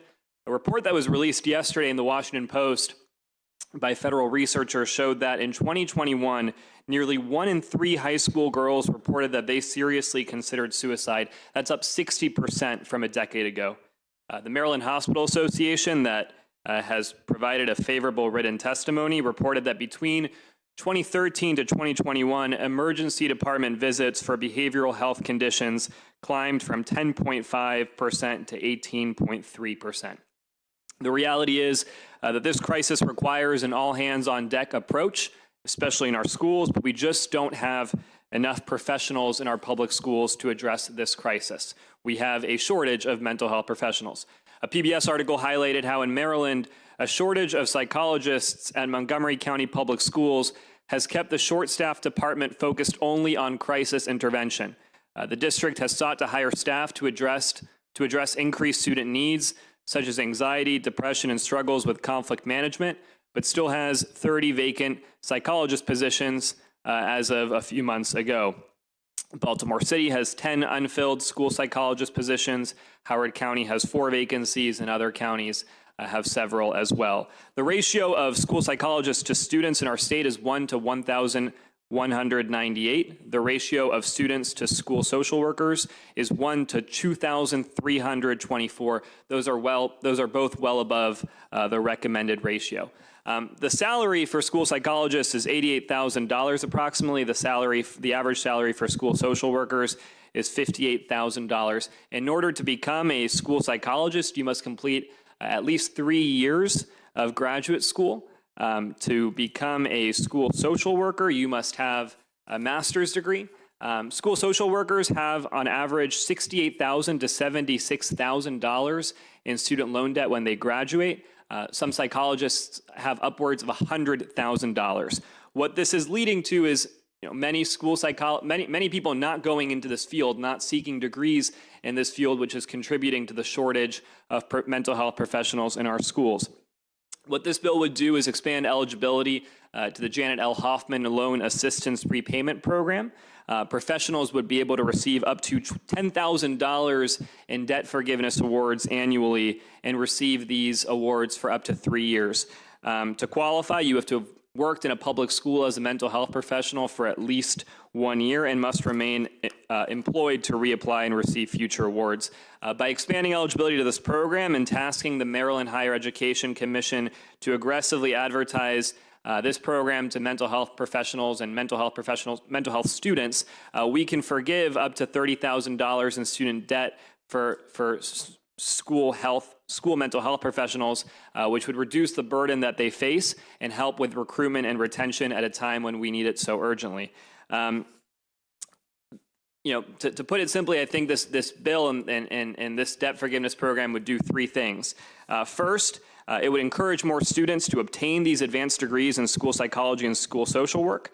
It would recruit mental health professionals in other states to come work in the state of Maryland to help pay off their debt. And it would send a message to the school psychologists and the school social workers currently working in our public schools to stay there and continue working there in exchange for debt forgiveness.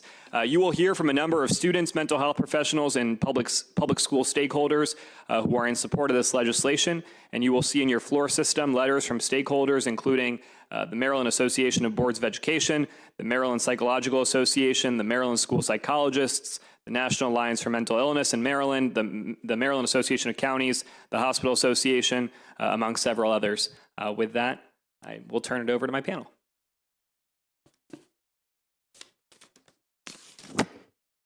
Madam Chair, members of the committee, John Willems, representing the Maryland Association of Boards of Education, here today testifying in strong support of House Bill 488. You have my written testimony for the reasons that the sponsor has articulated. He's clearly new but already good at this. Based on the list of supporters for this bill, think very highly of the initiative of adding to this student loan debt repayment program.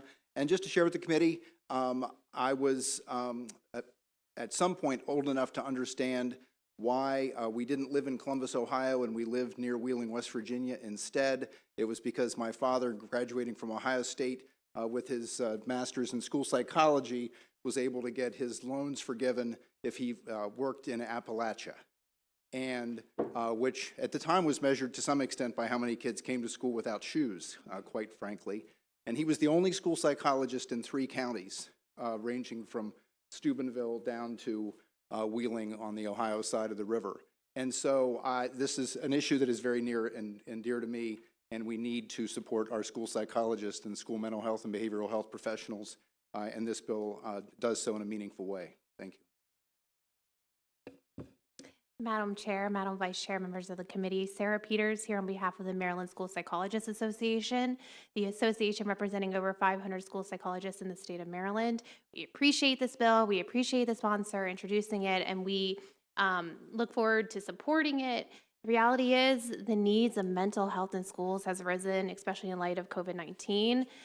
The real reality is that school psychologists, the number of them has not increased. The recommended ratio by the National Association is 1 school psychologist to 500 students. Today's ratio is 1 school psychologist to 1,601 students.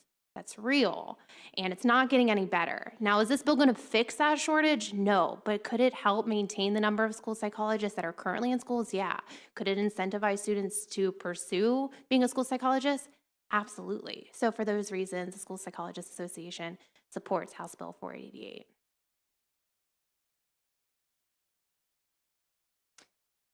Madam Chair, Madam Vice Chair, members of the committee, thank you for having me today. I'm Lauren Lamb, and I'm here on behalf of the Maryland State Education Association in strong support of House Bill 488.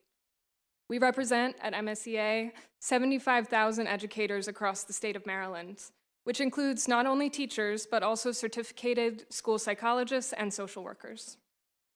Our members know that supporting students is a collaborative effort. Schools are a complex ecosystem, and to address our across-the-board school personnel shortage, we need to recognize the critical contributions of mental health staff. The student loan crisis is a serious obstacle to strengthening and diversifying our educator pipeline. A 2001 report from our parent organization, the National Education Association, demonstrated that nearly 2/3, 65% of educators, which here includes school psychologists, social workers, teachers, and many other education support personnel, had student loans, and that nearly 2/3 with unpaid loans reported that student debt was limiting their ability to save for the future. Expanding eligibility for this program does not necessitate long-term expenses. In fact, the program's funding is not being fully utilized. This is a meaningful step to help us address our school personnel shortage and help our students' mental health. We thank Delegate Vogel for his leadership on this issue, and we urge you to support this bill.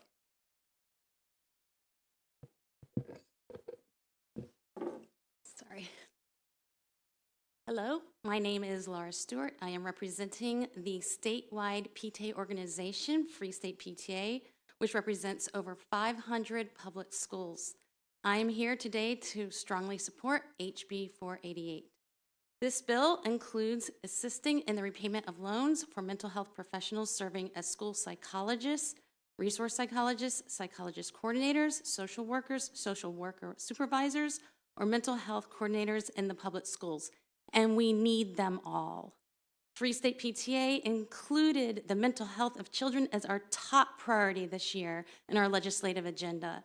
It states that we support National Association's recommended staff-to-student ratios of social workers, psychologists, counselors, therapists, and other mental health professionals that provide support to children, families, and communities. We all agree in our organization that children are experiencing a mental health crisis. COVID closures and then having children adjust to in-person school has created a strain on their mental health. My own child actually had a difficult time adjusting to going back into in-person school and could have used access to in-school services, but instead we are on a waiting list for a therapist. We have seen increased drug use and suicide in our schools, and it breaks our heart every week when we hear about these instances. It is recognized that we need more health professionals in schools, but it is difficult to fill these positions. As an example, Montgomery County took a year to hire newly funded social workers, and the MCPS career shows 11 openings for psychologists today, but only 1 in the pool. For years, we have been consistently short of these positions. Any incentive to fill and expand the number of mental health professionals are needed, and therefore, we ask for a favorable report for HB 488. We could save lives. Thank you. Thank you. Committee, are there any questions for this panel?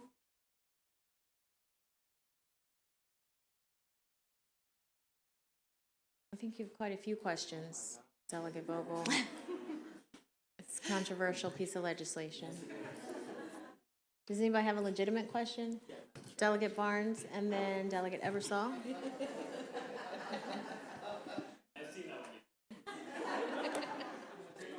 Thank you, Madam Chair. And Delegate Vogel, you may have seen that one, but I saw you still nervous.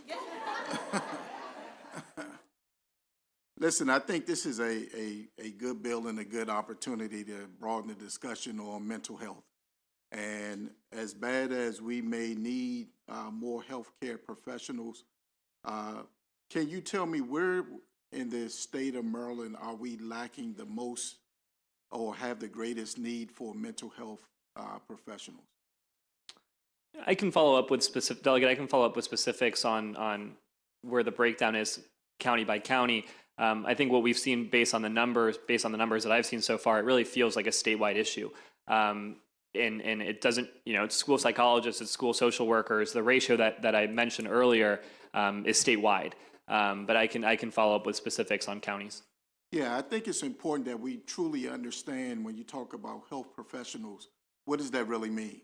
Because each jurisdiction has a different need and different circumstances, as well as the demographics of those areas. Mm-hmm. So I think when we start to deliberate this bill in the committee, is to truly have the full breadth of the need and where's there more of a concentrated effort that we need to focus in on, and then where's there not.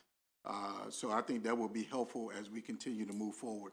Looking at the fiscal note, it doesn't look like it's that costly, but then what are we doing to reach out to our colleges and universities here in the state of Maryland, and especially our 4 HBCUs that I think we desperately need to engage in conversations with them as we continue to move forward. Absolutely, and just on that last point, the office currently is tasked under the legislation that creates the Hoffman program with advertising. The would add on to that, saying that we have to advertise this program aggressively to mental health professionals across the state and at schools across the state, so that they're incentivized to go work in public schools. My last question, Madam Chair, and I understand that they're saying that they're advertising, but I would like to know, how are we engaging in those conversations, right? Because posting something on the board does not mean that I'm engaging in conversation that's trying to address a need that is impacting the state of Maryland and our students. Thank you, Madam Chair. Delegate Ebersol. Thank you very much, Madam Chair. So it's a great idea. We got an undersubscribed thing. We need to get more mental health professionals in schools. I applaud you for this. There's a little bit of a parallel structure question I have for you here. I look and see that teachers have to go 2 years to qualify for this, and yet you've chosen 1 year for the mental health professionals. And I think that's great. I would love it if we could add an amendment that amended it down for teachers to also be 1 year. And I don't know how you feel about that, or if you want to talk about that, why you chose 1 when teachers have to do 2. Delegate, I think that there are several issues that we should flesh out in the Hoffman Loan Assistance Repayment Program beyond just who's eligible. Happy to have those conversations with you further. I have a lot of teacher friends. Need some help. Thank you. Delegate Miracle North. Thank you, colleague, for this. Thank you, Madam Chair, and thank you, colleague, for this bill. I'm looking at the details as to who would get assistance in the repayment, and I see college university in the state of Maryland, or school of law, or mental health professional, any accredited college or university. Am I missing the fact that you haven't included anyone that graduated from School of Social Work? Am I missing that? Yeah, let me just, I think it's expansive, right? Right. It's any accredited college or university. This would do 2 things. One, it would ensure that we are also covering college loans for these professionals, right? Not just in their advanced graduate degrees. That's also important, because when we're talking about those $70,000 loans, $100,000 loans, those can also include college loans, right, that also contribute to the debt burden that these professionals are facing. On top of that, the reason that this is a bit more expansive in nature, that it's any accredited college or university, if you look at some of the testimony that's been submitted, it talks about how the number of mental health professionals currently in obtaining these advanced degrees in the state of Maryland, they're less than the number that we need to actually address the shortage that we have. So what this would do is it would, if you are someone going to a social work school in Pennsylvania, right, you'd be eligible to come to the state of Maryland, qualify for this program, and help us fill that gap. The reason why I asked is that particular clause says for a mental health professional, assuming someone goes to school, goes to social work, gets a job. But actually, we just had a presentation with the Legislative Black Caucus about the difficulties for Black social workers to get into that field. So they're already having that burden of trying to get to the heart of the matter, really is the youth, which frankly in public school systems is becoming more majority Black and brown. If they're trying to get to the group, they can't get there with the problems they already have getting to that field. So that's what I was asking, is there maybe something to discuss in the subcommittee? Is there a way to expand it just to include people who have graduated from social work? Because you already have School of Law, which I'm curious about that, but just think about that as you look at the bill. Yeah, absolutely, and happy to discuss that further. I think on the diversity point that we've heard mentioned a few times, this is critical for us expanding the number of diverse providers in our schools. The debt burden disproportionately affects professionals of color, and that leads to less mental health professionals of color being able to work in our public schools to serve the needs of a very diverse student population. So I think this helps us make some significant progress in that regard as well. Thank you. Any other questions for this panel? Okay, seeing none, thank you. I know you can stay, but we got some other folks coming up. Delegate, I'm good. Colleen O'Neill, Levi Bradford, and Katie Phipps, and then you have some folks that are virtual. Great, thank you. Hello.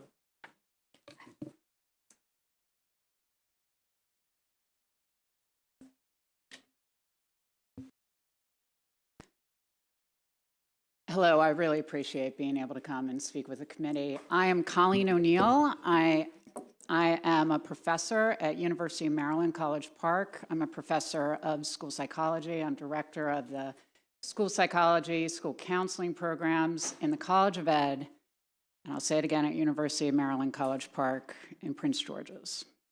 I'd like to directly answer, Delegate Barnes, a couple of your questions and be honest. There is inequity in terms of access to resources and school mental health professionals across our state. Does that mean that there isn't a statewide problem? No, but being in Prince George's, we see that inequity. The number of school psychologists that they're able to hire is incredibly low. I would say they have some of the largest list of empty school psych positions, one of them in our state. Now, in general, we need more equitable access to mental health services in our state.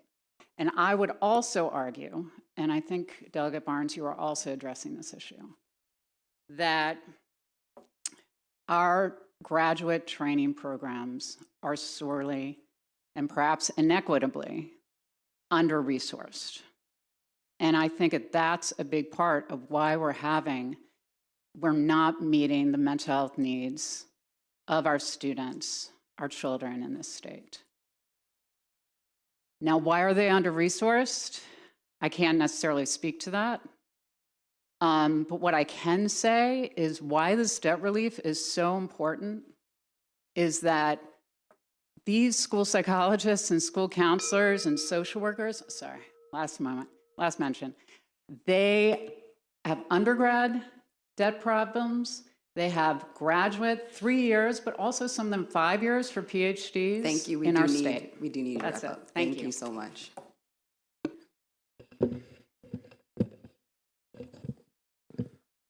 Good afternoon, Vice Chair Wilkins, and members of the committee. I'm Levi Bradford. I'm an education attorney at the Public Justice Center, a legal services organization which advocates for social justice and economic and racial equity in Maryland. We work to uphold the rights of historically excluded and underserved students. The Public Justice Center strongly supports House Bill 488. Loan assistance repayment programs like this are crucial for improving quality and diversity among school-based mental health professionals. Here in Maryland, we have a severe shortage of mental health professionals in schools, as you've heard from previous testimony. This bill helps address those severe shortages by making school-based jobs more accessible to a wider range of mental health professionals. And the private sector has long recognized student loan assistance as an effective way to recruit and retain diverse and high-quality talent. Maryland has the second highest average student loan debt in the nation. And across the nation, the average Black college graduate holds more student loan debt than their white peers. By attacking this one source of inequity, House Bill 488 will open the door to underrepresented applicants. When the workforce is more diverse, students have a greater opportunity to connect with someone who looks like them, has had similar experiences as them, and may even speak the same native language as them. We know that school safety is a priority for this committee and for Maryland families, as it is for us. That's why it's important that we take every opportunity to bolster student access to mental health services. When students regularly connect with a trusted adult, they're more likely to go to that person when they are experiencing crisis, and they're more likely to have the supports they need to work through those issues in a healthy, non-disruptive way. Through these preventative measures that House Bill 488 helps to put in place, they will improve the psychological and physical safety of all students, those who need mental health services and their peers who are in school with them each day. For these reasons, the Public Justice Center strongly supports House Bill 488. Thank you. Thank you so much. Are there any questions for Delegate Barnes? Only because Ms. O'Neill mentioned my name, so I felt that I had to say something. And Ms. O'Neill, I really want to give you your time to complete your thought. But the reason why I asked Delegate Vogel the questions that I did is because we have a new group of freshman delegates on this committee. And I think it's important that they understand the inequity, you know what I'm saying, throughout the state of Maryland. And in Prince George's County alone, I've gone to several schools where there was no guidance counselor, there was no mental health professional, which is a huge problem for me. So when you start looking at the state as a whole and understanding the complexities of what's going on from a mental health issue, the number of school shootings that we're seeing across the country, this is a problem in which that we need to broaden the conversation. And sometimes it's not always done by policy. It is also done by advocacy like yourselves that needs to go out into the community to have a broader conversation on what we're doing. Thus, the reason why I asked about our 4 HBCUs here in the state of Maryland, as well as our flagship institution in Maryland University, and what are we doing to broaden that scope in the conversation to get more students more involved in this profession, especially people of color. Because when you start looking at those in Prince George's County, Baltimore City, that really needs those impacts of people that looks like them, I think it's important that we figure out how do we make that happen. And then lastly, I think we need to have a broader conversation with this new administration. When you start talking about student debt relief, and trying to find ways in which we help our students so they can go into professions like this, mental health as well as the teaching profession. So listen, I am a huge fan and want to help in any way that I possibly can. And I think we need to broaden the conversation. And I yield my time back to you so you can finish your thoughts. Delegate Barnes, I really appreciate our communication, ongoing discussion around this. And I think, if I understand right, you're saying that we need more communication with the community. Correct. Right? And we need to address some of the inequity in terms of bringing in a diverse set of mental health professionals. And we need to address some of the inequity in our state institutions around resources and training. I will be honest, I think that, like I said, across all the state institutions that train mental health professionals, we are lacking resources. We don't have enough faculty. We don't have enough supervisors to train them adequately. I mean, this is a serious issue if we want to meet these mental health needs. I'll also say that there's no doubt that our University of Maryland flagship campus that I'm on has somewhat more funding, I think, for our doctoral students so that they have less debt burden. Now, do they have a lot of debt burden in general? Yes. But do they get more funding for their assistantships, for stipends? I'm assuming yes, and probably compared to the HBCUs. Now, do we have diversity? You know, in our program and across it, there are diverse sets of students who want to go into this profession.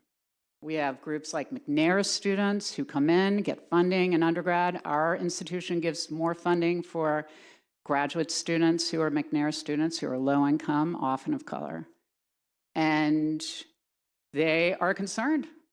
They are concerned about how little pay they're going to get. They're concerned about how under-resourced some of these schools are and how stressful it is in some of these schools, especially schools that are inequitably funded in school districts. Now, inequity is a huge issue, and we need to talk about that and have more conversations. At the same time, that's not going to stop this issue I have of I've lost track of the phone calls that I've gotten from school districts saying that they are dying for school mental health workers. And my colleagues feel the same way. So, I mean, we just all really need the funding right now to meet this crisis. Thank you so much, Delegate, and thank you, Ms. O'Neill. I definitely appreciate you mentioning the McNair Scholars Program. I was a McNair student, so really awesome program that helps a lot of students to get to grad school. Awesome. So are there any other questions for this panel? Okay, I just want to make sure that we didn't leave out Katie Phipps. Katie Phipps, are you here? Okay, no Katie Phipps. We're now going to move to our virtual witnesses. I believe we should have Jalen Bridgeforth, Cal Kamensik, and Nick Demetriadis. We're going to check to make sure that those folks are in the waiting room. Okay, wonderful. And the panelists that are before us can be dismissed. Thank you. Cal, you can go ahead. Okay, thank you for letting me speak today. My name is Cal Kamensek, and I am an undergraduate student at Towson University. So the legislation brought to question today would make school psychologists, school-based social workers, and mental health coordinators eligible for loan forgiveness, as we've heard from everyone else on the panels. As someone who struggled with mental health throughout my school career, I know that having mental health staff on hand at schools allows students to be helped sooner rather than later when it comes to mental health issues. Their work improves academics and the well-being of students overall, and is an important but often overlooked part of school life. As an aspiring educator, I have always wanted to work with children to bring forth a better tomorrow. I want to help bring forth children that love learning and exploring and believe education is the best way to do this. I want to cultivate their creativity, ingenuity, and overall well-being. I'm currently majoring in special education as well as early childhood education. As a dual major, my classes are often rigorous, so I can't spend my time worrying about student loans. However, this is a worry I have often. I myself have been lucky enough to get a scholarship that pays a lot of my fees, but many are not so fortunate and often learn about scholarships too late, if at all. As an aspiring teacher, I could someday benefit from the Janet L. Hoffman Loan Forgiveness Program, but my peers in psychology and social work could not. Loan forgiveness programs benefit so many students, and expanding this program would help more future mental health professionals to be able to complete their degrees. Many people decide against working in education because of the financial struggles it can bring about, and this does not help the educator shortage. If loans were less of an issue, school mental health professionals would likely be more inclined to continue their degrees and go as far as getting masters in their fields. It would be greatly appreciated if you could support this bill, as it opens the door for many more mental health professionals to be given freedom to work in schools without financial worries. I ask the committee to please consider what I've said here today. Thank you. Thank you so much. We appreciate your testimony. Next, we'll hear from Jalen Bridgeforth. All right, we don't see Jalen on the Zoom, so we're going to move to Nick Demetriadis. You can go. Good afternoon, committee members. Thank you for giving me the opportunity to speak before you today. My name is Nick Demetriadis. I'm a proud student at Towson High School and a candidate for student member of the Board of Education of Baltimore County. I'm thrilled and honored today to testify before you in support of HB 488, Delegate Vogel's legislation to provide greater student loan debt forgiveness for mental health professionals in Maryland schools. As we all know, our state is facing an immense shortage of school-based social and emotional wellness support staff, and it goes without saying that its effects are being felt by students, parents, and staff alike.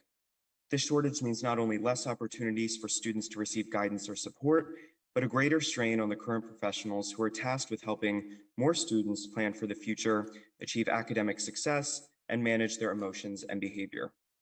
Most counselors or mental health professionals typically earn both a bachelor's degree and master's degree in order to earn certification in their profession, in addition to a 500-hour supervised practicum in school counseling. According to the National Education Association, 53% of teachers and 29% of educational support professionals have taken out student loans in order to achieve their goals of entering the educational profession. Furthermore, educators and ESPs of color and of younger generations are more likely to have higher levels of debt than their counterparts.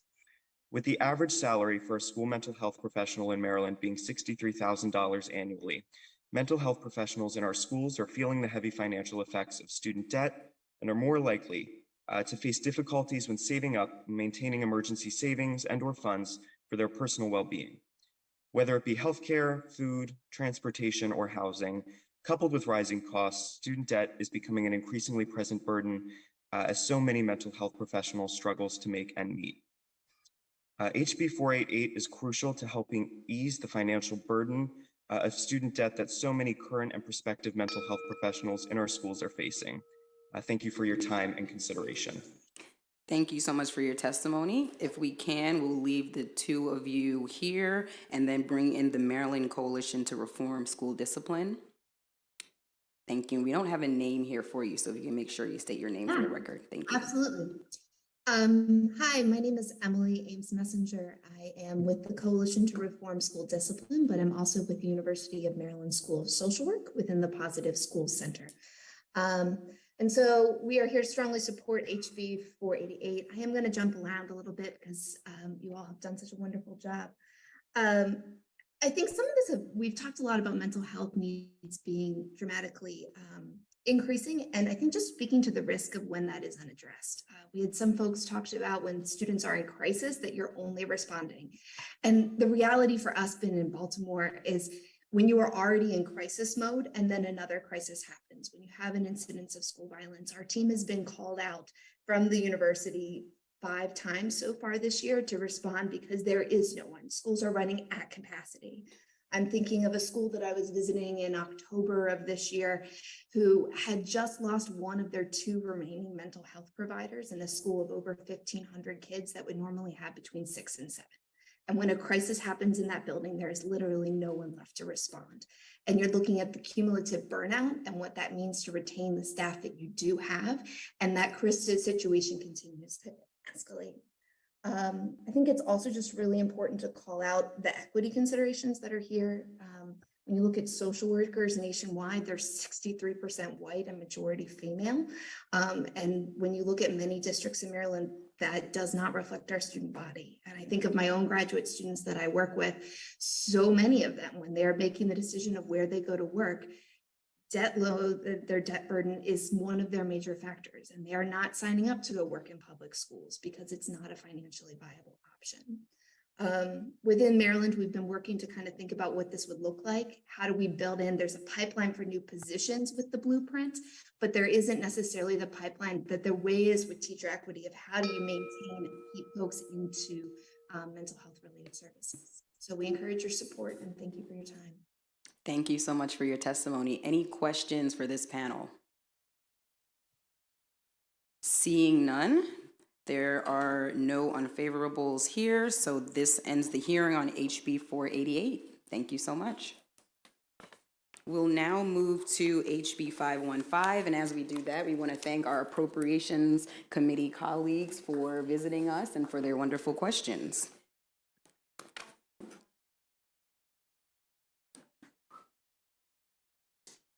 I have here listed for HB 515, Nico Durazio, Lauren Lamb, Melissa Ladd, and Jan McNamara. So if those 4 can come up along with Karen Herron.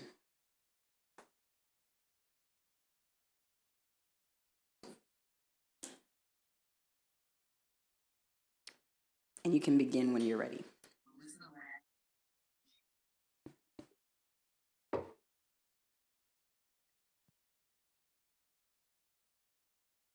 There we go. All right. I'm not going to touch it this time. Madam Chair, I mentioned this earlier, but congratulations on your new role. It's good to see you in this position. Thank you, folks. I'm back. I've now been on both sides of the room today. But again, for the record, Delegate Jared Solomon, I'm pleased to be able to present House Bill 515, which is active shooter safety drills and the requirements around it. So I want to just start off by sharing a quote, and this is from the American Academy of Pediatrics, the American Academy of Child and Adolescent Psychiatry, and the Children's Hospital Association, and this was from 2021. They said they're joining together to declare a national state of emergency in children's mental health.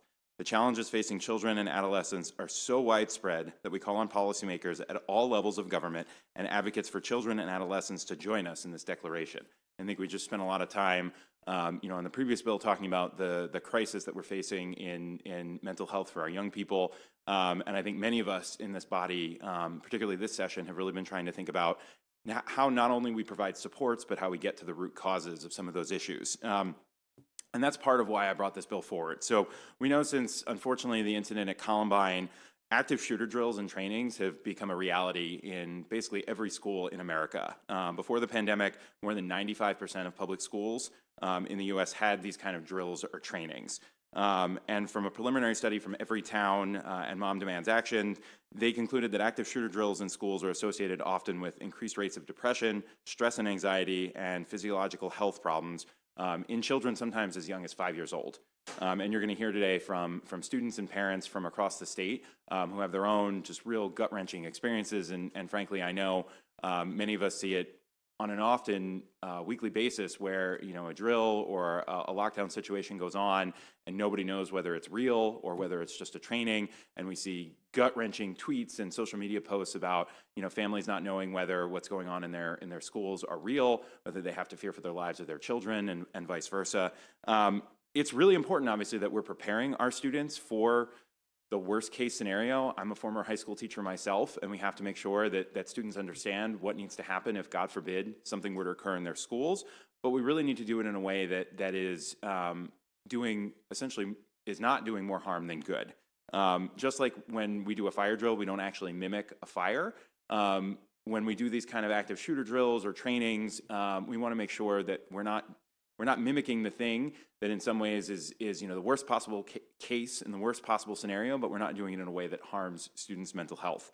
So with that, the bill does 4 primary things. So first and foremost, it creates a notification requirement. So schools have to notify students, their families, and staff before a drill and after a drill. Because again, we know sometimes in the beginning they may not see it, but at the very least, we want to make sure that a family knows after the fact that this happened. They can prepare, they can have a conversation with their students. I've even heard from some of you, that literally, as you picked a child up from school, you found out that was the day that child had to play dead in the classroom. And that was the first notice that you had that any of these events had actually occurred in a building. The second piece of this bill is these drills have to be done in an age-appropriate and trauma-informed manner with the appropriate mental health resources available. So that means, if you have students in your school who have gone through a traumatic event, that this may make worse or trigger or provide, any sort of, additional burdens to them, that you're providing a little bit of extra love for that student, or that maybe that counselor is going to reach out to that student as soon as this is over. And again, I think those of us with kids know that they're really smart for the most part. And when you bring really complicated issues, as long as you break it down in a way that is age appropriate, kids understand. And again, I wish we were in a place where we didn't need to have these kind of lockdown or active shooter drills, but unfortunately we are.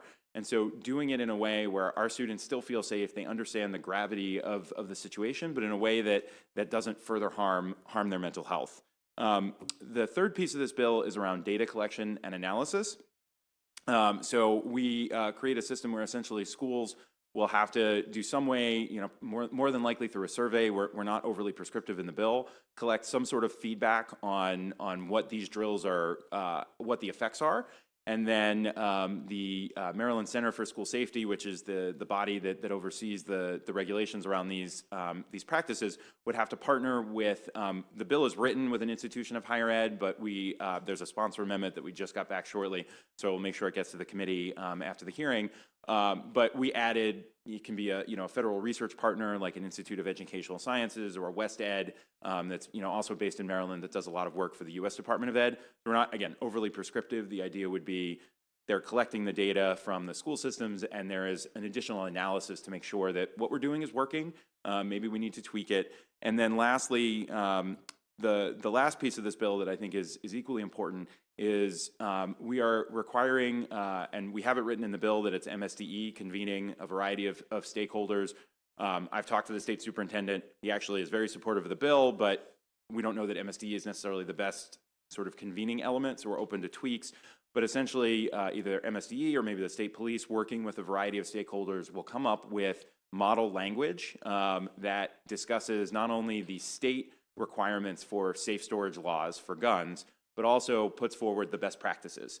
And then that language, that model language that at the state level is designed, can be sent to local education agencies, to local school districts, to then be disseminated at least once a year. And we don't specify how it could be done virtually. I know a lot of schools do this already, but essentially get that information on safe storage out to families at least once a year. And I know you're going to hear from some other folks here, but the stat that is particularly just incredibly troubling to me is 80% of the guns that are used in school shootings are acquired in the home, and the vast majority of them, and this was the Secret Service's own report, the vast majority of them are not safely secured.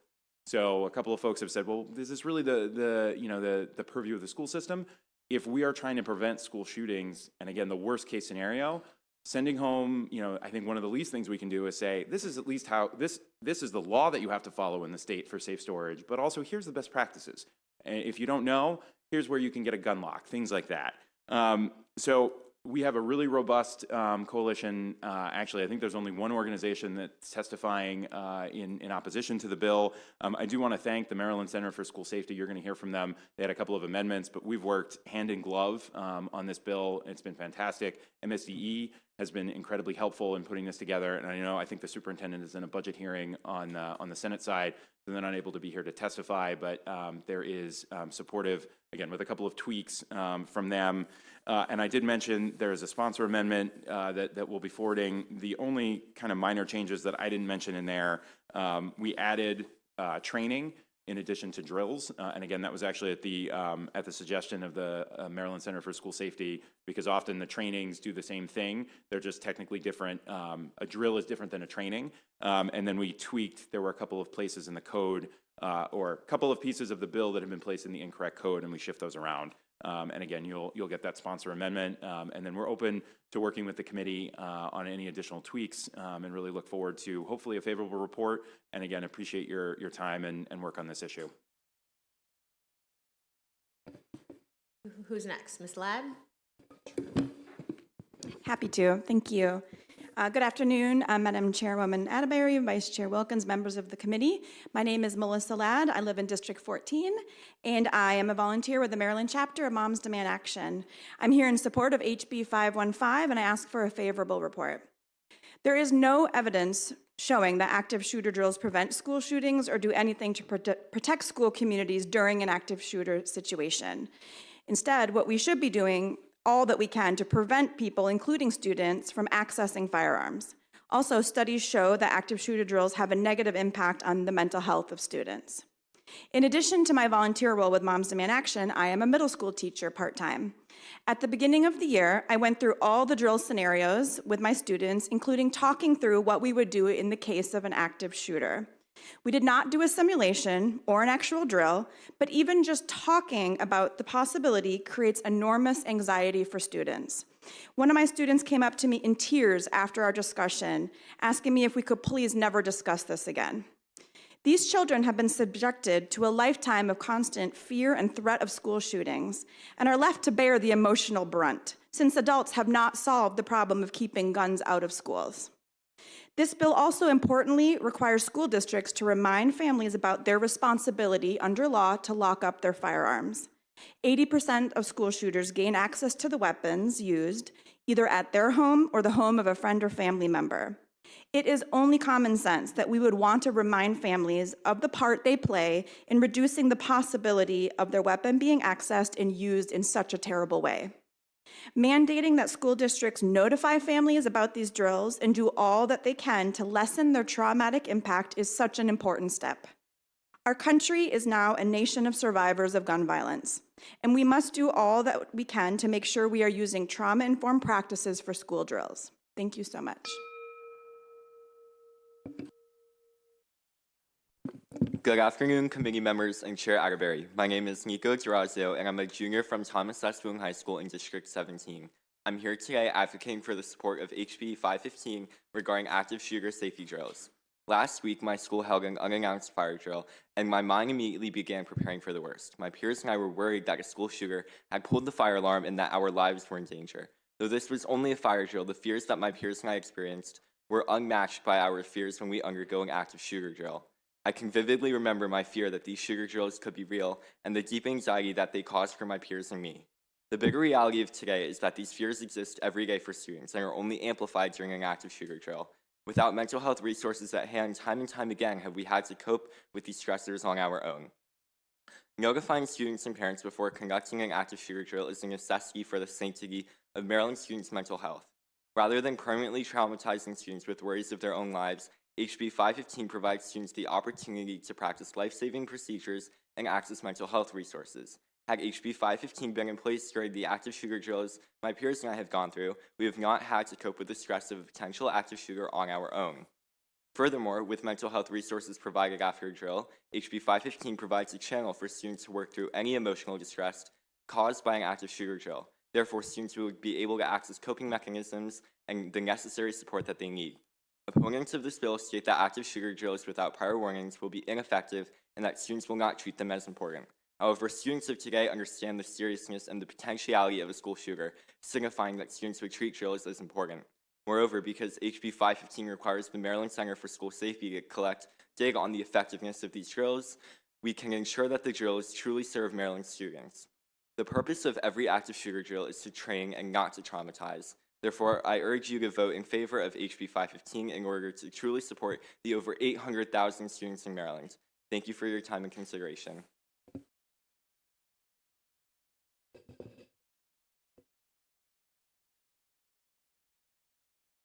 Good afternoon. I am Karen Herron, Executive Director of Marylanders to Prevent Gun Violence. I am speaking today in support of HB 515, Public Schools Active Shooter Safety Drill Requirements. The U.S. experiences more school shootings than nearly all other nations. It has become the norm in school systems across the country to practice drills designed to offset the damage that these events can affect. While the evidence is unclear that these drills have any positive impact on the outcomes of school shooting incidents, it is certainly understandable in a country that is failing miserably at countering the effects of the large amount of accessible firearms that school systems try to do all they can. Nevertheless, there is a growing body of evidence that some of these drills are being implemented in ways that cause harm, even without a shooting event actually occurring. Studies on the mental health of students, teachers, and parents who experience them demonstrate increases in anxiety, stress, and depression. Further evidence reveals a lasting concern over physical health with long-term concerns that this reality may ultimately have lifelong impacts on the generations coming up within this system. This legislation seeks to provide a framework for drills to offset some of these negative impacts by ensuring that they are carried out in the least damaging way possible and that evaluators are in place to assess and adjust programs. We know that we should not be subjecting children to drills that mimic actual incidents, that families should be given advance notice of the drills, and that everything is carried out in a trauma-informed way. In addition, communicating to families best practices for safe firearm storage may be the most impactful thing that school systems can do to reduce these events. MPGV urges a favorable report on HB 515.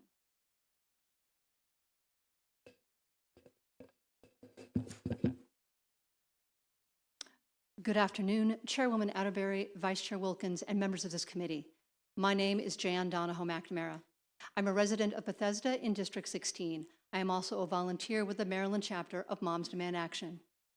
As some of you are aware, my brother-in-law, John McNamara, was murdered during the 2018 Capitol Gazette mass shooting that took place only 4 miles from where we are all sitting right now.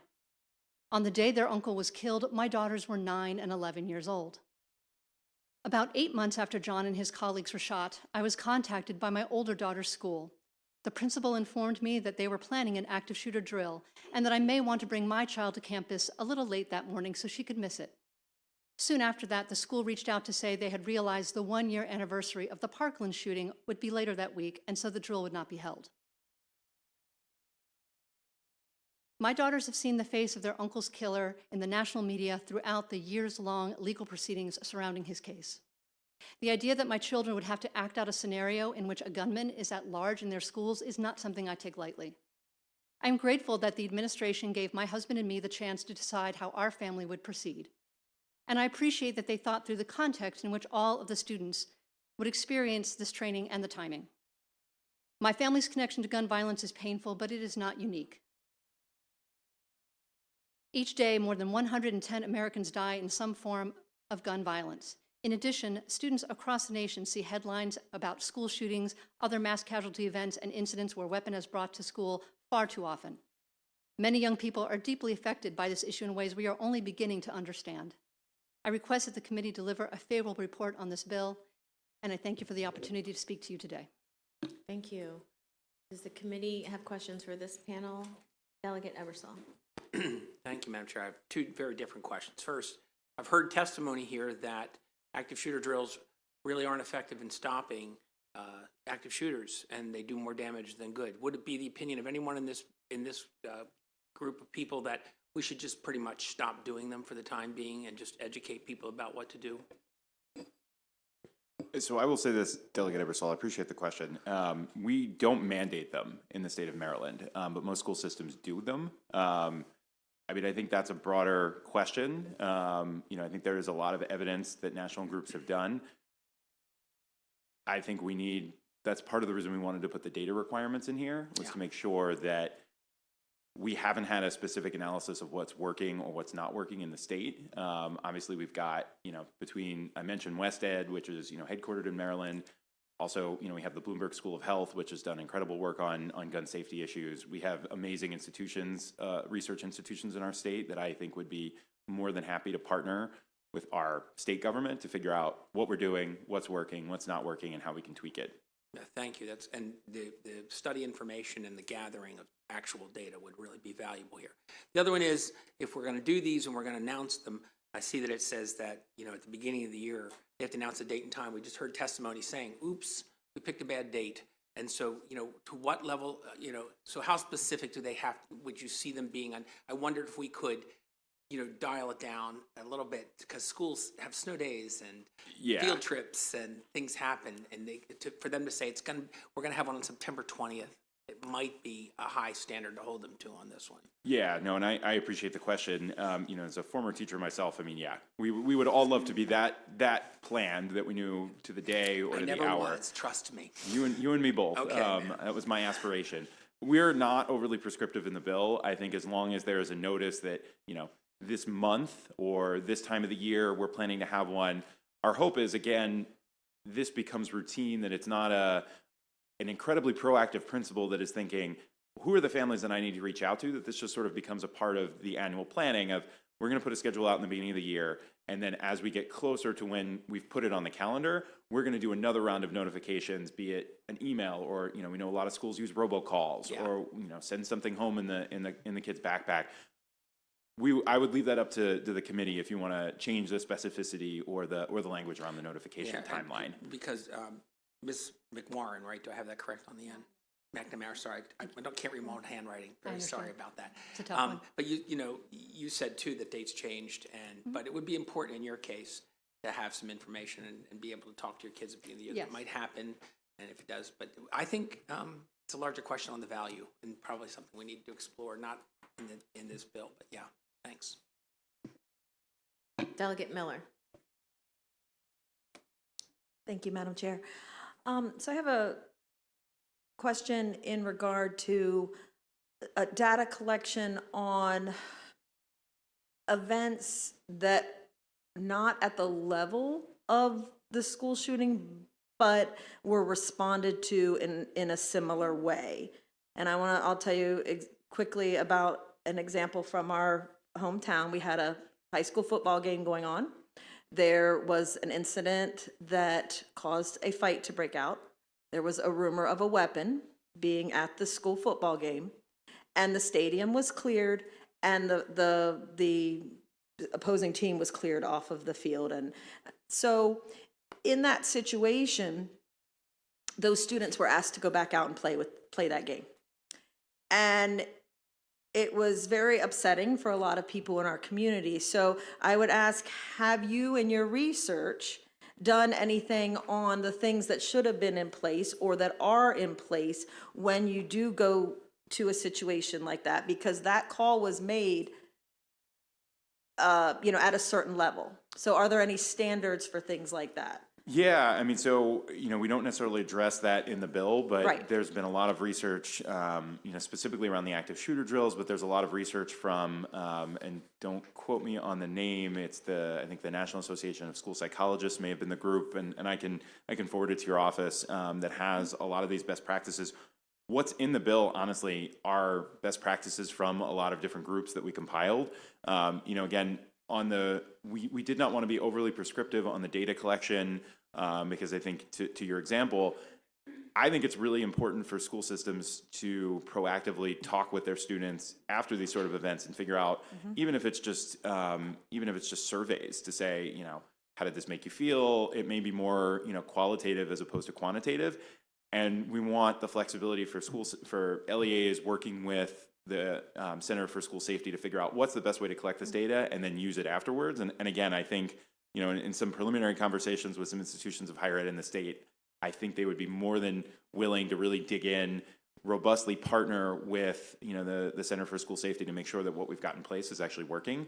And maybe we need to do more in a variety of different spaces. Thank you. Delegate Barnes. Thank you, Madam Chair. I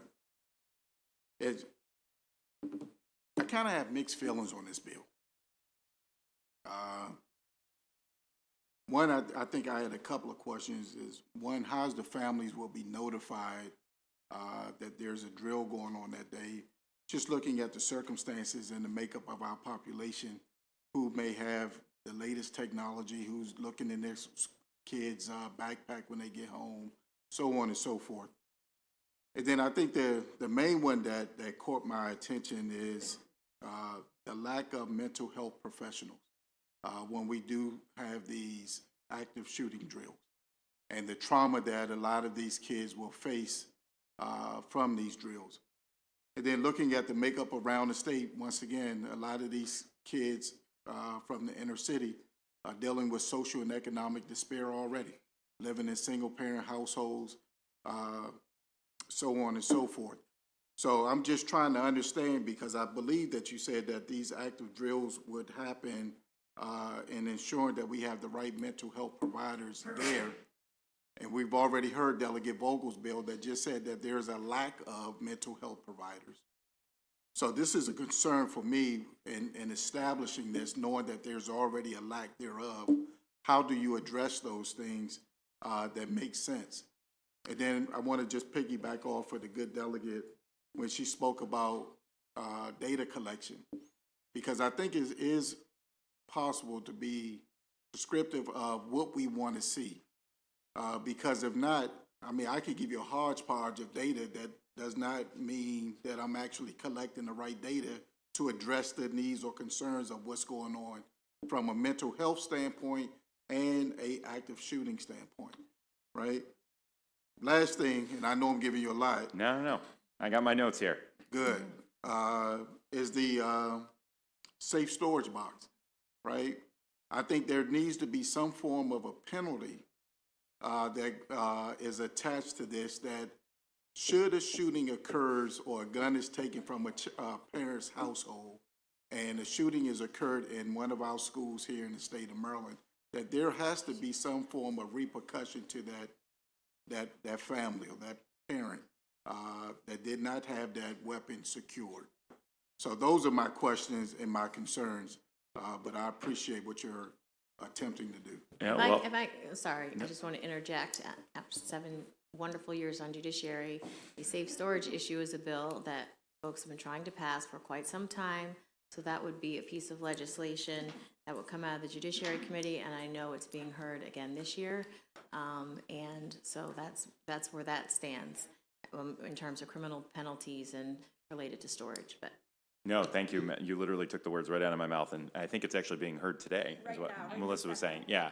But Delegate Barnes, I would echo almost all of your sentiments on all of these issues. So let me go through sort of the taking the safe storage question off, but I'm a avid supporter of that bill and hope our colleagues see fit to pass it. But on the notification piece, so first off, just to make sure that everybody understands, we are not requiring that these drills now need to be done. So the active shooter drill is an option that schools can do. We are not changing that. We are not mandating them. We are now mandating the notification piece. As you know, so I taught at Northwestern in Baltimore City, and I had a lot of students who I could never, no matter how hard I try, figure out how to get in touch with any one of their families. No phone numbers ever worked, short of literally showing up to knock on their doors. We didn't even have the right addresses sometimes. So I'm incredibly mindful of what you're saying, that for some students, this is going to be really difficult. I would love us to ensure that every school had a wonderful means of contacting every single family member. We're working within the system that we have. And as we drafted this bill, I'm always mindful of not being overly prescriptive for school systems versus giving them sort of the general direction. And I would defer to the committee on whether there needs to be stronger language around exactly how the notification proceeds, or whether we leave that up to the Office of the Center for School Safety if the bill passes, on regulations that go with it. But I agree. I would want to make sure that as many families or guardians of children are ultimately receive this notification. The lack of professionals, ditto.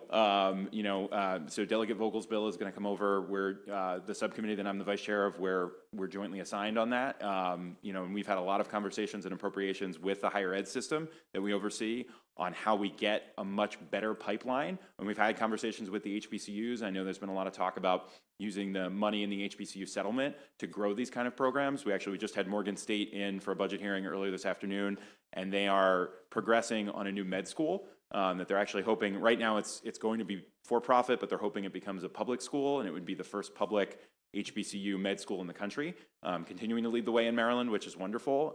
So yes, I've had this conversation with Chancellor Perman. We need more practitioners everywhere, and I wish that every school had something here. But even if it's not a direct practitioner in a school, I would hope that if we were able to pass this, that somebody in the building would be able to say, all right, now we have to think about this, and maybe it's referral to a community group if it's not based in the building, but that there's some thought to it is my hope. I mean, I think we all hope we can get to a place where every school has the necessary mental health resources and practitioners in the building themselves. The despair piece, I think that goes hand in hand with the mental health piece. And honestly, as Delegate Ebersol mentioned, I think maybe there's a place where eventually we can say for some districts, this isn't appropriate. There's better ways to do this than just having a training. And then on the data question, again, it was a question of how specific we wanted to go into the bill. I think in my mind, what I would like to see is,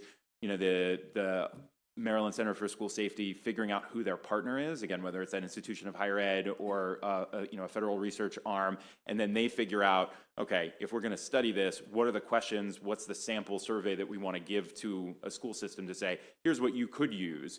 Maybe you add a couple of questions here or there for your own specific instances, like Delegate Miller was mentioning, but this is, we have PhD researchers who are working on this, and they've come up with a template, and again, I think we could find plenty of institutions in the state for a nominal cost, or maybe even free of charge, or maybe they could get philanthropic dollars to do it, to do this work, to figure out what are the questions that need to be asked. But I thank you for your really comprehensive and thoughtful look at the bill. Any other questions? Delegate Patterson. Thank you, Madam Chair. I have a quick question. Thank you, Delegate Solomon, for bringing this bill to our attention. I'm in reviewing it, I'm thinking about the persons who will be required to administer the drills, the school safety drills, shooter safety drills in schools. And I'm really concerned about the teachers. I see they say school personnel, but more than likely it will be teachers. And so when I'm not interested in being overly prescriptive as well, however, I do hope that when you do the data collection, that you will certainly look at how these teachers who will go get the training will be impacted and when the training would actually occur. For that consideration, I am requesting. Thank you. Yeah, thank you, Delegate Patterson. You're 100% correct.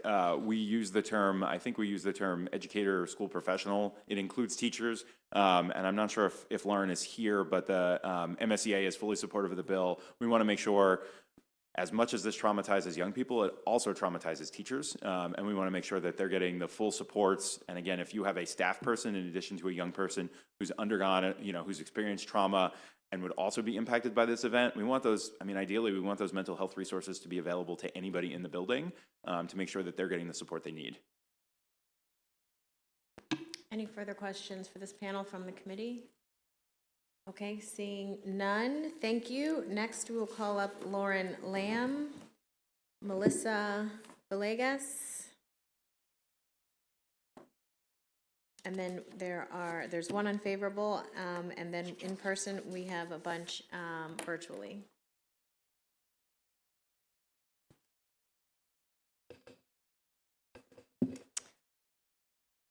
All right, Madam Chair, Madam Vice Chair, thank you to the committee for your time today. My name is Lauren Lamb. I'm a former high school teacher, and I'm here on behalf of the Maryland State Education Association in support of this bill.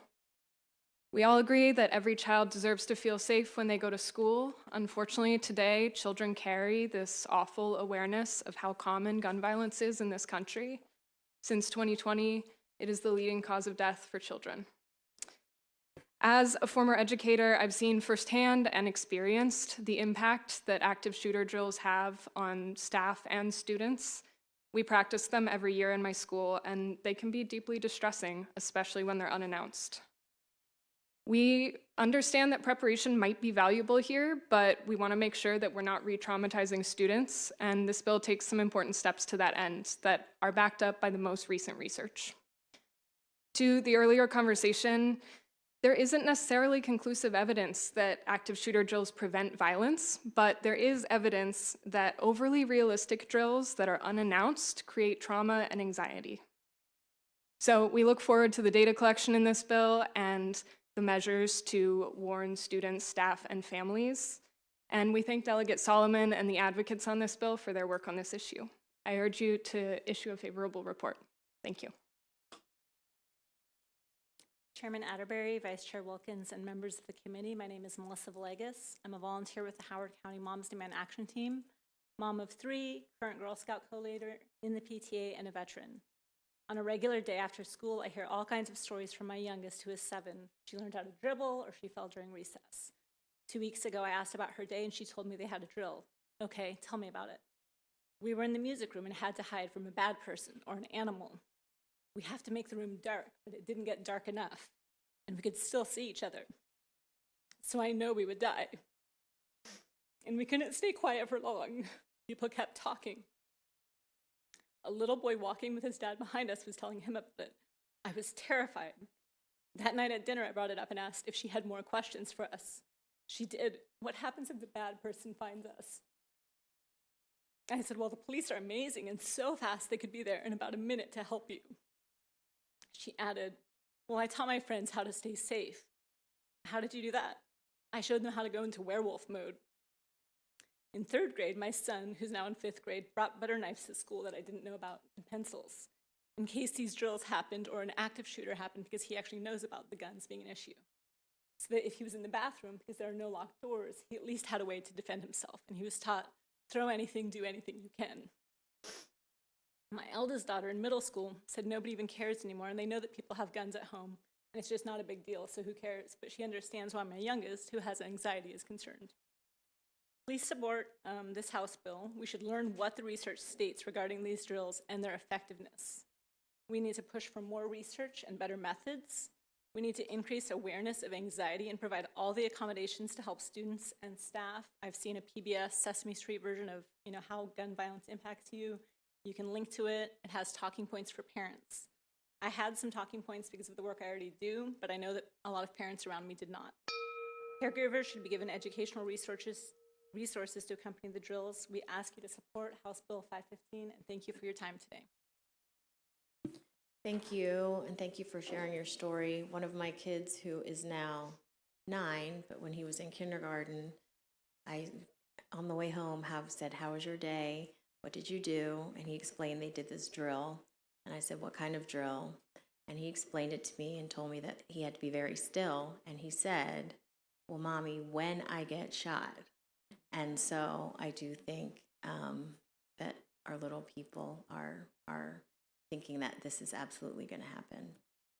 Delegate Ebersol. It's hard to follow there, Madam Chair. I think I'm hearing very little testimony in support of these drills right now. I'm hearing that if we have them, we have to tell people, but what are they really doing except traumatizing kids? I think there's a significant difference between the word drill and training, okay? And I think we need to evaluate that. I don't know if anybody wants to respond to that concept or if it's too volatile for you to pick up, but I'm throwing it out there. You don't have to. It was sort of an opinion and not really a question, but I wanted to know if you wanted to comment on that, because everyone is saying these are traumatizing and we're not sure if they're doing any good. Thank you for the question. We don't necessarily have evidence on trainings as compared to drills. We do know about the trauma that drills executed poorly can cause. And so, we would urge against that. And I look forward to the research that comes out of the data collected by this bill, right? I think that can guide next steps and finding a better strategy here. Thank you. That's a very good, honest answer. I'll be looking hard at that data too. Thanks. Any other questions for this panel from the committee? Okay, thank you both. Next, we have Mr. Willems, who is going to testify unfavorable, and then Delegate, you have some favorables virtually.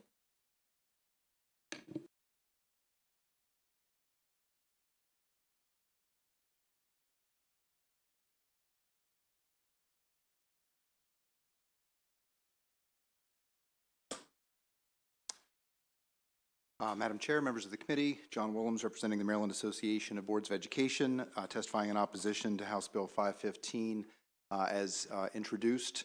MABE is appreciative of this committee and the General Assembly's reflection overall over many years of providing local flexibility in implementing statewide laws and policies. And when the General Assembly enacted the Safe to Learn Act, there was ample flexibility provided in areas related to school resource officers or otherwise providing adequate law enforcement coverage, and there was flexibility provided in the area of emergency preparedness and drills. We already had, as my testimony indicates, a pretty significant array of mandated drills, including lockdown, shelter-in-place, evacuation off-site, evacuation in place. And we had not at that time updated the 10 fire drills a year. So we were into the teens of numbers of mandated drills. The Safe to Learn Act, in requiring the emergency preparedness drills, active assailant drills to the array, also resulted in the ability to overlap those drills and combine those drills. We certainly appreciate the potential for the cause and outcome of trauma to students and staff that these drills can create. There is, however, also the need to create the muscle memory, if you will, of how to respond in the case of emergency so that folks are in fact prepared. And so while the events and the conditions of gun control and community violence are outside the control of school administrators and officials, providing ample safety precautions for those in our buildings is within our control, and we would request the ability to continue to do so. Thank you. Are there any questions for Mr. Willems yet? Delegate Fair? I have to not move that microphone, I just realized. Mr. Willems, I'm struggling to understand Mabe's testimony regarding this. Local boards are concerned around their ability to implement these policies. So if you could help me understand, there's on page 6 of this bill, there's a breakdown of the very minimal amount of requirements around these drills that they're putting in place, that loud sounds intended to imitate gunfire or explosions aren't allowed, live exercises with individuals role-playing aren't allowed, and that similar activities may cause the drill to be traumatic for students or school personnel. That is the essence. Other than that, the rest of the bill simply outlines how it's going to collect data and support students in these situations. Can you explain to me, I'm a Frederick County delegate, how those processes would be different between, say, Frederick County and my seatmate here from Anne Arundel County and her school system, how we need to have different, we need to leave so much flexibility here when it comes to simply informing people and collecting data. So Delegate, I think it's a good question. I mean, one example would be limiting the active shooter, active assailant drills to after-school activities that are conducted on a voluntary basis. That's pretty clearly mandated by the language proposed in the bill. That after-school voluntary basis is going to impact different schools differently in terms of the transportation needs of the students and the availability of within the contract to literally compensate the folks for the extra hours required to stay after school. Look, from a very technical perspective, the bill doesn't say before or after, and there may be, the desire to conduct something out of normal school hours that is in fact before the regular school day, as we've moved to significantly later start times. And then in terms of the similar activities that may cause the drill to be traumatic for students or school personnel, I think, the issue there is that if you can't use loud sounds and if you can't use individuals role-playing the active assailant, what would the scope of those other activities that you would also be precluded from engaging in? And so it really gets to kind of how much flexibility is left to conduct an active assailant drill. I will say that, having spoken with the staff of the Center for School Safety, as this committee often hears, we support and defend local discretion and local governance autonomy, but it's in the context of state laws and regulations, guardrails, if you will. And so if the outcome of this bill is to provide clearer guardrails for how active assailant drills and trainings, as Delegate Ebersol indicated, would be conducted, but this bill is, I think, three things: is very strictly limiting in the ability to conduct active assailant drills. It's essentially a kind of built-in mental health program, if you will, that would have to be essentially conducted in conjunction with any active assailant drill, whether it was conducted during regular school hours and not including the sounds and role players and whatnot.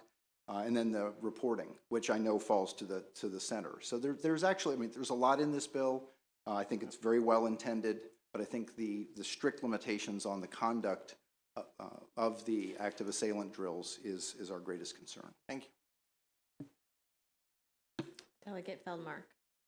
Thank you, Madam Chair. I guess my question is similar. So just to follow up on a piece of your answer, regarding what I think you referred to as sort of built-in mental health programming to be required as part of these drills.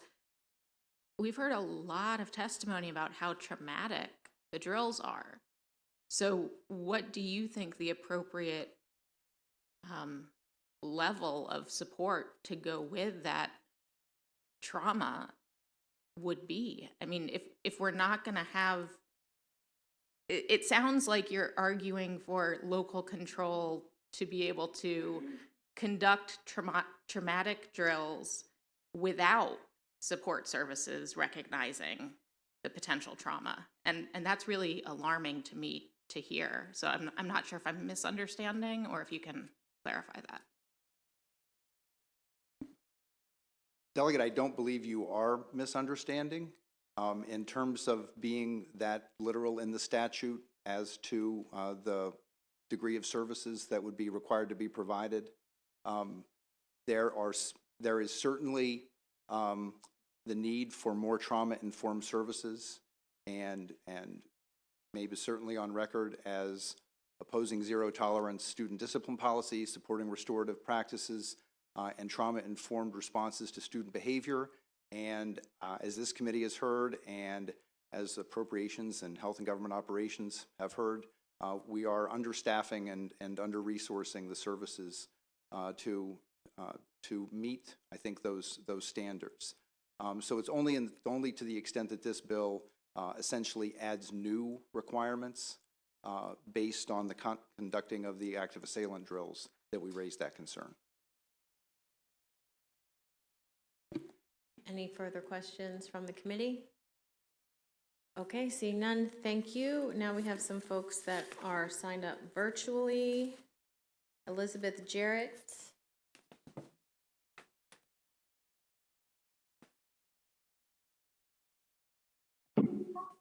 Whenever you're ready, Ms. Jarrett. Hello. Good afternoon again, Madam Chair Atterbury and committee members. I spoke previously on another bill, but just to remind everyone, my name is Beth Jarrett. I've lived in Lutherville for about 8.5 years, and I'm a mother of 3 Baltimore County Public School students. I'm speaking on behalf of Moms Demand Action and Free State PTA.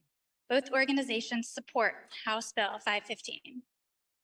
Research from Everytown for Gun Safety concludes that there's almost no evidence concluding that active shooter drills help prevent school shootings or protect the school community when shootings occur. But research does suggest that active shooter drills in schools are associated with increased rates of depression, stress, and anxiety for students, teachers, and parents. I can speak to this from experience. My daughter is in 1st grade and her best friend suffers from anxiety. These drills are particularly triggering for her, and she has recently begun seeing a therapist. One of the things that has helped the most in managing her anxiety is her teacher will call her parents the night before the drill, letting them know that the drill will be happening the next day. This allows her parents to be the ones to talk to her about the upcoming drill and to frame it in a way that will be the least stressful for her, and it allows her to have ample time to process and prepare for the drill. I also wanted to mention that for me, the most important part of this bill is the requirement that at the beginning of each school year, schools send home information on Maryland's firearm storage laws and best practices. In the United States, firearms are the leading cause of death for children. 4.6 million children in the US live in a household with at least one loaded and unlocked gun. As people mentioned before me, the Secret Service has found that 80% of school shooters acquired their firearm from the home of a parent or a close relative. Guns should be inaccessible to children. They should be stored, unloaded, locked, and preferably in a gun safe. Let's remove school shootings from the narrative altogether and prevent childhood access to guns in the home by educating Marylanders about secure gun storage. Thank you. Next, Lynn. Thank you. Thank you. Lynn Harris. Good afternoon, Chair Atterbury, Vice Chair Wilkins, and members of the committee. My name is Lynn Harris. I reside in Silver Spring, Maryland in District 20, and I am testifying in strong support for this bill. As someone who has experienced active shooter drills as the parent of a public school student, as a high school teacher running those drills, and now as a school system policymaker, I deeply appreciate that this bill looks to infuse good intent with common sense.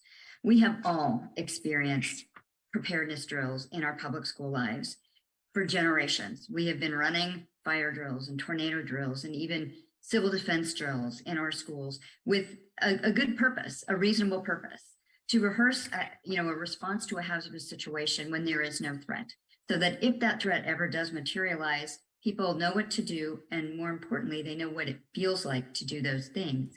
But the goal is always to empower and never to traumatize. So and I really deeply appreciate the very thoughtful questions the committee members have been asking today, because it picks up on the themes here. The trauma is real. Having run these drills in a classroom full of high school students, people needed more support than they got before, and they needed more support than they got after. So if we are going to continue to run these sorts of drills in schools, having these notice provisions and these intentional methods to identify and support students and staff who will be additionally impacted is very, very important. I think I also deeply appreciate the data collection, because we don't know if these drills even make a positive difference, as so many of you have picked up. And as a policymaker, if these don't have a good purpose, if they're not effective, I'm not sure why we're doing them. And finally, I really want to speak to a deep appreciation for the notice provisions here about our gun safety legislation. Thank you very much. Next is Nick DeMiadres. Max in the waiting room? Good afternoon again, committee members, and thank you again for the opportunity to testify, this time in favor of HB 515. For the record, my name is Nick Dimitriadis. I'm a proud student at Towson High School and a candidate for student member of the Board of Education of Baltimore County. For so many students across Maryland and nationally, the need for comprehensive active shooter drills has become increasingly important. And for me personally, this issue hits close to home. Just a few months ago, the Towson High School community experienced a wave of threats against students, parents, and staff that left our community shaken for several weeks. What stunned me just as much as the threats themselves, however, was the lack of communication between our school and our students and families that deeply deteriorated not only the academic success and social and emotional well-being of our students, but the relationship between our school's leaders and community members. Just weeks ago, we had our first active shooter drill of the year. And while I'm appreciative of the progress we've made in Baltimore County to build more communication as it relates to this process, it goes without saying that there is much more work to be done across our district and ones throughout Maryland to make our drill processes more effective. HB 515 is an exhaustive proposal to systematically improve the process by which students are prepared to respond to the threat of an active shooter while in school. Whether it be requiring schools to identify staff and students who may need support during and after drills, informing families and school personnel in advance of them occurring, or tracking data about their efficacy and effects on staff, students, and parents, this bill is a step in the right direction toward building stronger, safer schools across Maryland. Now more than ever, amidst a recent surge in school violence throughout our state, I hope you'll support this crucial legislation that puts student safety and wellness at the forefront of bettering our educational systems. Thanks again for your time and consideration. Thank you. Do we have Kiana in the waiting room? I'm not going to try to mispronounce her last name.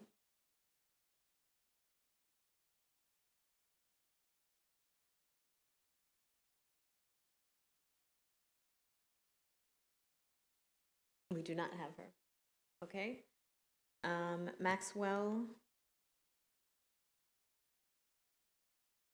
Good afternoon, honorable delegates, committee members, and other interested parties here for this hearing. My name is Maxwell Wee. I'm the sheriff of Montgomery County Sheriff's Office, and I am in support of HB 515 and ask for a favorable report. I've been a law enforcement officer for almost 29 years. I'm a parent of 2 adult children who graduated from Montgomery County Public School System, and I've been involved with many trainings through my career. I was an academy sergeant for 7.5 years. I had a lot to do with responses to active assailants and active shooters, creating realistic drills to stress inoculate responding officers and first responders. And I've seen some of the tragedies, not only in Columbine, but over the last several years, to include some of the most recent horrific atrocities we've really seen. And the reason I'm supporting this bill is for all the benefits that realistic training does for a first responder or responding officer, it can have a detriment and certainly a negative effect on children and school staff.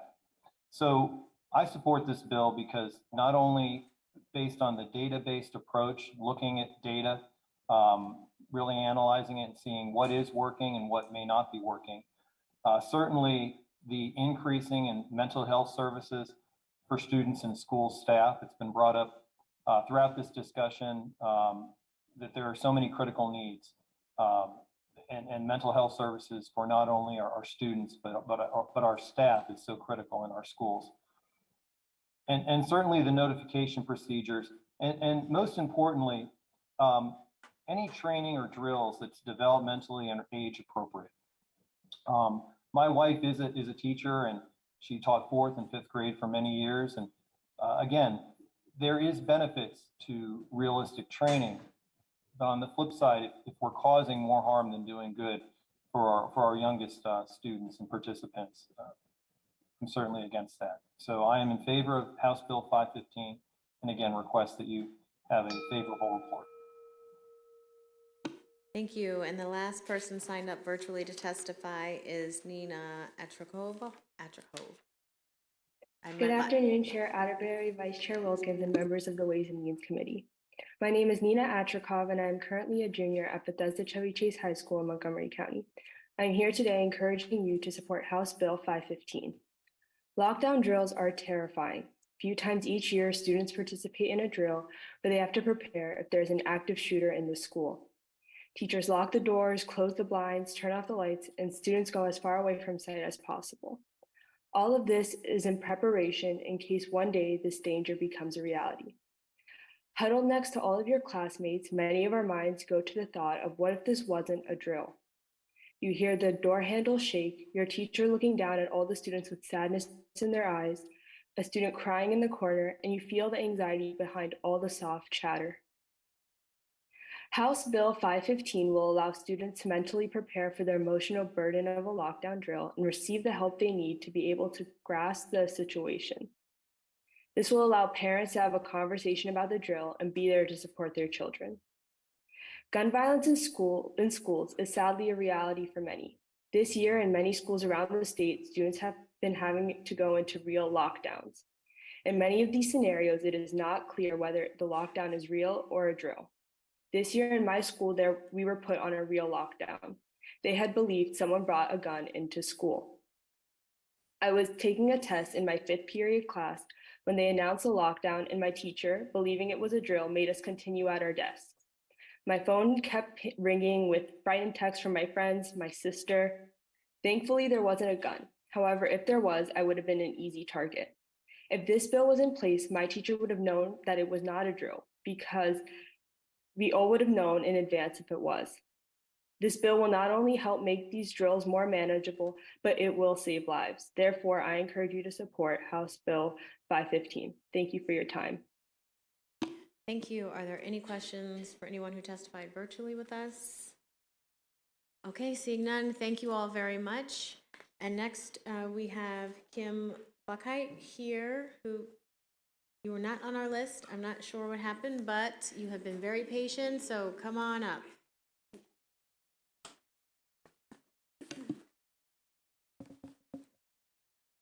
So good afternoon, Madam Chair, Madam Vice Chair, and committee members. I am Kim Buckheit, speaking on behalf of the Maryland Center for School Safety. Thank you for the opportunity to offer testimony in support of House Bill 515 with amendments. Expanding upon our written response, the goal of trainings, drills, and exercises is to prepare professionals, students, and parents to take the necessary steps to ensure safety and save lives. These efforts are an essential part of emergency preparedness. A coordinated emergency response requires each individual to carry out their specific duties and responsibilities.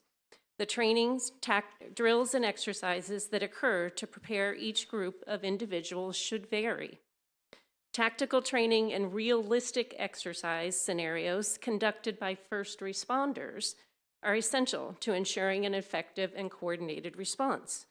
House Bill 515 does not preclude this from continuing to occur separate from the training and drills students, parents, and school personnel engage in to learn and rehearse the steps they would take in the event of an active shooter.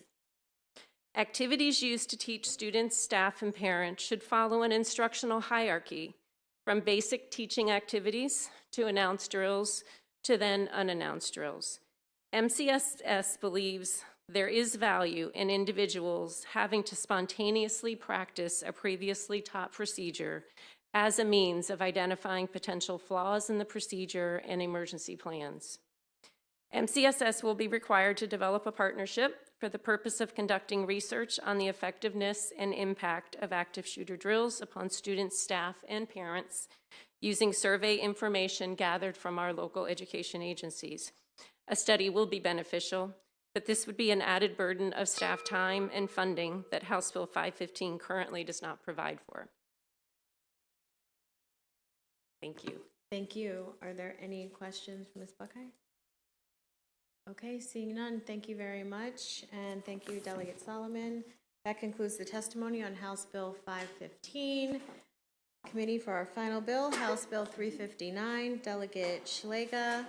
And I know you had two people that are virtual on your panel, so we're going to pull them up, Marcy Smith and Casey Mills.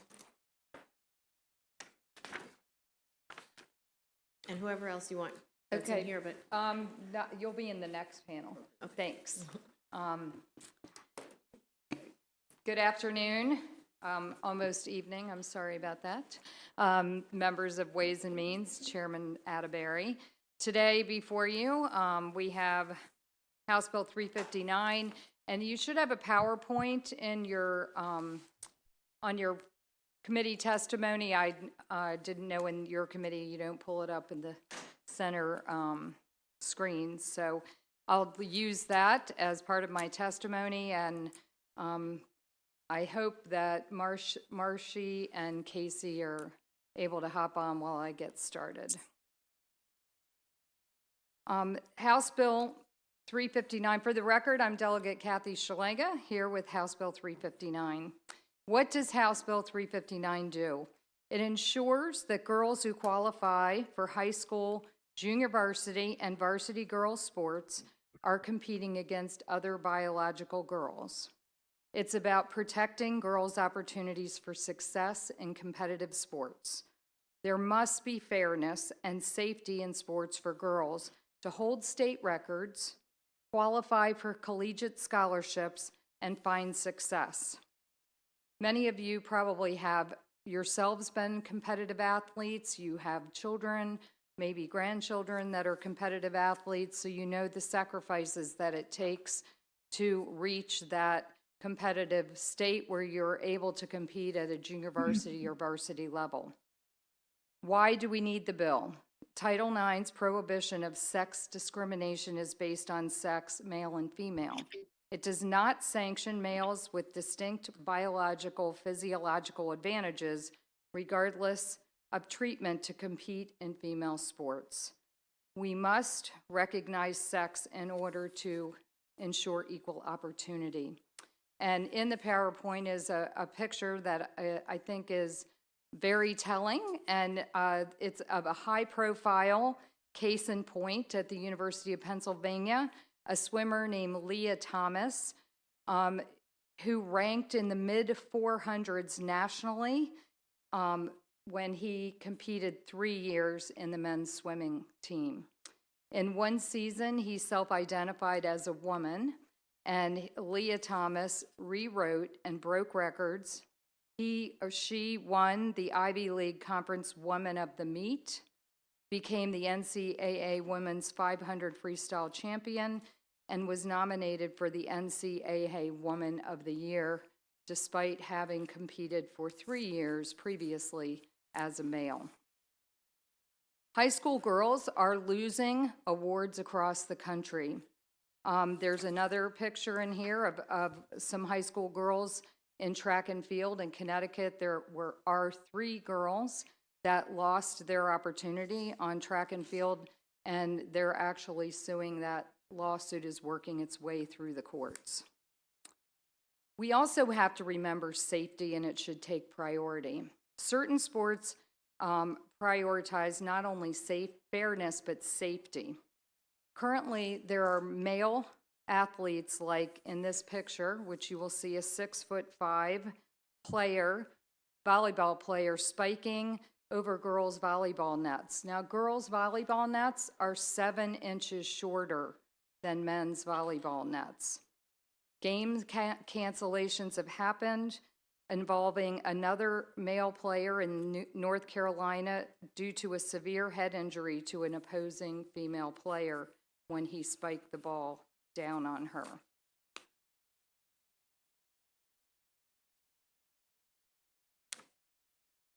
And there's some other additional photographs in here that illustrate some of the other sports, basketball, rowing, bicycling, that have also been impacted. So what does the science say? Biological sex is the single most important determinant of athletic performance that is known. That is a quote by Dr. Ross Tucker, who has a PhD in physiology.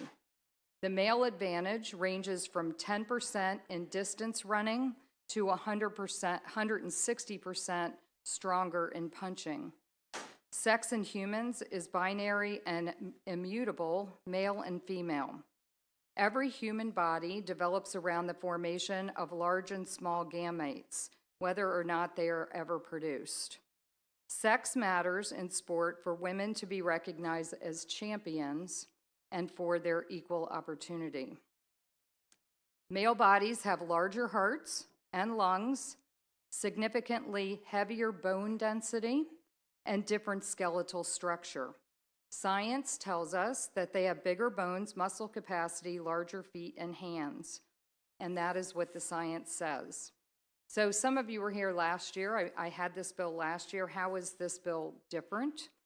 This bill is really focused in on junior varsity and varsity competitive girls sports. It does not include any other leagues or any other sporting opportunities. What this bill does not say, it does not say this bans trans kids from playing sports, because it does not. No one is excluded from participating in sports. The way we exclude everyone is by dividing sports eligibility categories: age groups, weight class, disability status, and sex are ways that we ensure that there are equal opportunities. We have a common argument here. Women's sports is about participating, not winning. No one would ever tell varsity boys basketball player that his athletic pursuits are not about winning. Women athletes deserve equal respect to strive to be champions. Girls must be treated fairly. Numerous Olympic women, female athletes have come out in favor of this bill. It is a model legislation that's been passed in 17 other states. There's a quote in here by an Olympic national triathlon athlete. Why pass House Bill 359 now? We have made great strides in promoting women's athletics since Title IX.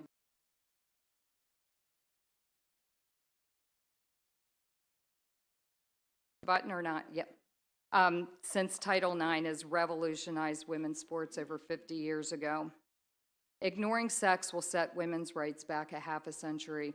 I was a competitive athlete in high school, and I remember playing varsity soccer in Virginia. I moved to Maryland, and they did not have a varsity girls soccer team. The only sports that I could choose from were basketball, volleyball, and field hockey. And today, the opportunities for women are enormous. And, you know, women need that opportunity. Think of the scholarships and the records that women set. We must renew our dedication to fight injustice in women's sports, requiring girls to not only risk their safety, but surrender their opportunities and rewards to biological boys strips them of their pride, their potential, and their achievements. And actually, 18 other states have passed similar legislation. So I would ask you to please vote favorable on House Bill 359. Maryland girls, because every young woman deserves the opportunity to not only participate in their sports, but also win. Thank you. And we have Casey with us who can go next. Hello, can you Yep, hear me? go right ahead. Viewers are reporting that the live stream is black, but I'll get started. We are, the OIS is, our tech people are working on it, so hopefully it'll be up soon. All right. I'm Casey Moon, a proud Baltimore resident and former varsity athlete. I'm also the board president of Women's Liberation Front, a nonpartisan, radical feminist nonprofit working to restore, protect, and advance the rights of women and girls, and we strongly support this bill. To start, there is no such thing as being born in the wrong body. Gender ideology is based on flimsy, backwards, sexist stereotypes. It's ridiculous to identify as a girl just because you like dresses, just as it is ridiculous to identify as being Black because you love basketball, or as a child because you don't want to pay taxes. Many kind-hearted people think letting trans-identified boys and girls sports is the right and fair thing to do. But their inclusion comes at the direct expense of women's rights, which were only one in our lifetime. You cannot have both. Trans rights nullifies sex-protected rights in every meaningful way, which is why Women's Liberation Front fights so fiercely to stop them from being enshrined in law. It takes one mediocre male ranking 300th in his division to displace a world record-setting female athlete. And cross-sex hormones and risky cosmetic surgeries don't even make a dent in men's physiology. There is simply no physical way to make our bodies equal. And most competitions don't require any physical changes, only a verbal declaration. The tide is turning on these issues. People see that gender ideology is progressive, and in 10, 20 years, it will be considered in many ways an embarrassing trend that many will pretend they didn't support. So let's protect the integrity of women's sports through this bill so that this next generation of girls have the same opportunities as our mothers and sisters. Because if we don't, there will be no women's sports, only men's, and Maryland will be the poorer for it. Thank you so much. Thank you. And is Marcy Smith, she was not in there. Let's check now. She is not. Can we check back with her? I think she was picking her kids up at school, so she should be back. I also, Okay. Madam Chair, wanted to let you know that Linda Blade, who was signed up, could not remain, and so I have testimony that she's provided. She's an alumni of the University of Maryland College Park, and she was an All-American Terps track star, so I'll leave that for you all, that since she could not be here in person. Also, Representative Barbara Ert from Idaho, I don't know, she was having technical difficulties logging in, and Riley Gaines, neither of them were able to be here because of technical difficulties, but Riley is a swimmer who swam against Leah Thomas, and you can find her testimony widely available on YouTube. And with that, I'll turn it over to the other people here for the bill. Okay. Unless you have any questions from the committee. Any questions from the committee for Delegate Schlega? Delegate Hornberger. Thank you, Madam Chair, and thank you for bringing this bill, Delegate Schlega. So one of the questions that I have is strictly related to safety. I don't want to get into sort of all the political or hot topic issues that revolve around this, because it is a very polarizing issue. One of the biggest screen outs for athletes matriculating from the high school level to the college level, or to the college level to the pro level, is injuries. So if I am, disproportionately, from a physicality standpoint, participating in a sport, and all of a sudden I'm competing against someone who has a vast advantage, and I'm talking about contact sports, whether they be lacrosse, football, these sort of things, I'm putting myself in a situation where there's a higher likelihood that I'm going to be injured or suffer from an injury that's going to preclude me from moving to the next level of competitive sports. So that's one of my concerns. I want people to be successful in going to the next level, whether that's winning an award and a trophy, or whether that's going on getting a scholarship, or even getting a contract at the professional level. Could you speak a little bit to how the status quo and what's happening now jeopardizes competitive athletes that are being forced with this situation, and what the outcomes may be? Yeah, thank you for that question, Delegate Hornberger. Certainly in individual sports like track and field, where there isn't contact, there's still a distinct advantage, especially in track and running. It's just a proven fact. But in the other sports like lacrosse, girls have different rules than boys, and there's a reason why they have different rules. So yes, I think some of these injury things are starting to come up. You saw it in North Carolina with the volleyball incident, where a biological male that was playing on a female team spiked the ball down the net 7 inches lower. So there are accommodations within, especially contact sports, that have different rules, because boys and girls are generally of different sizes. So thank you for that question. All right, thank you. Thank you, Madam Chair. Delegate Miller.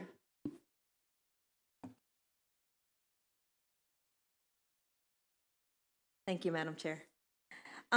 So kind of going along with Delegate Hornberger's thing, so with high school sports, I was not a high school, well, I was sort of a high school athlete, swimming, but I was the mom of high school athletes and college athletes, and there's nothing more devastating than being on the sideline when your child gets hurt, or if they have to call an ambulance or something along those lines. So have you seen, and as the data comes out, if you could share, any increased concussion? We know that girls soccer is particularly prone to concussions, volleyball, things like, so have you seen like concussion rates going up? That's a huge concern. There, unfortunately, I hope Marcy can get back on because she is involved with a national organization that is working on bills across the country and tracking this very kind of information to say, look, it's, you know, it's not just a fairness issue, it's a safety issue for the girls as well.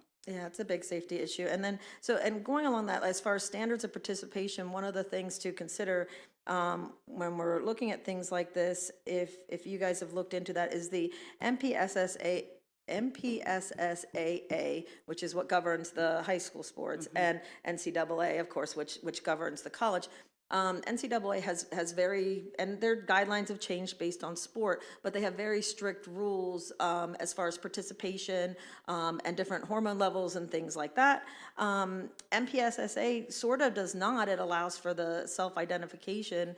Has anything changed with that? Because it's been a little bit since I've looked at that as far as, are there any standards for participation at the high school level? Yes, I think they've sent in opposition testimony, and I don't think they have any. You know, I've had the question before, how would, if someone were to question, well, everyone who has ever played a high school sport or has a child that's ever played knows you have to get a physical exam before you can play.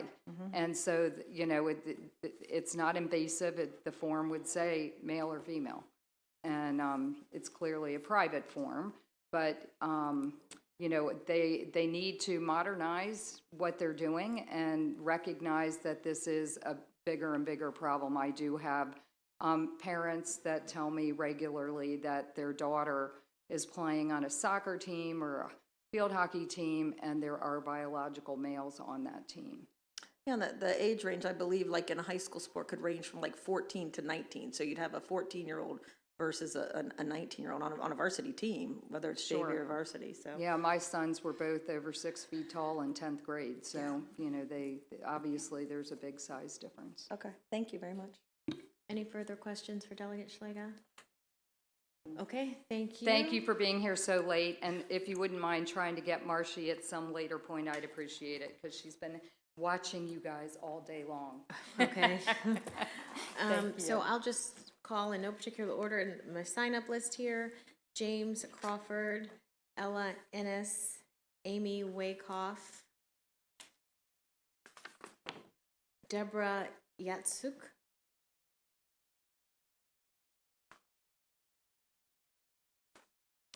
and then whoever would like to begin, please just introduce yourself.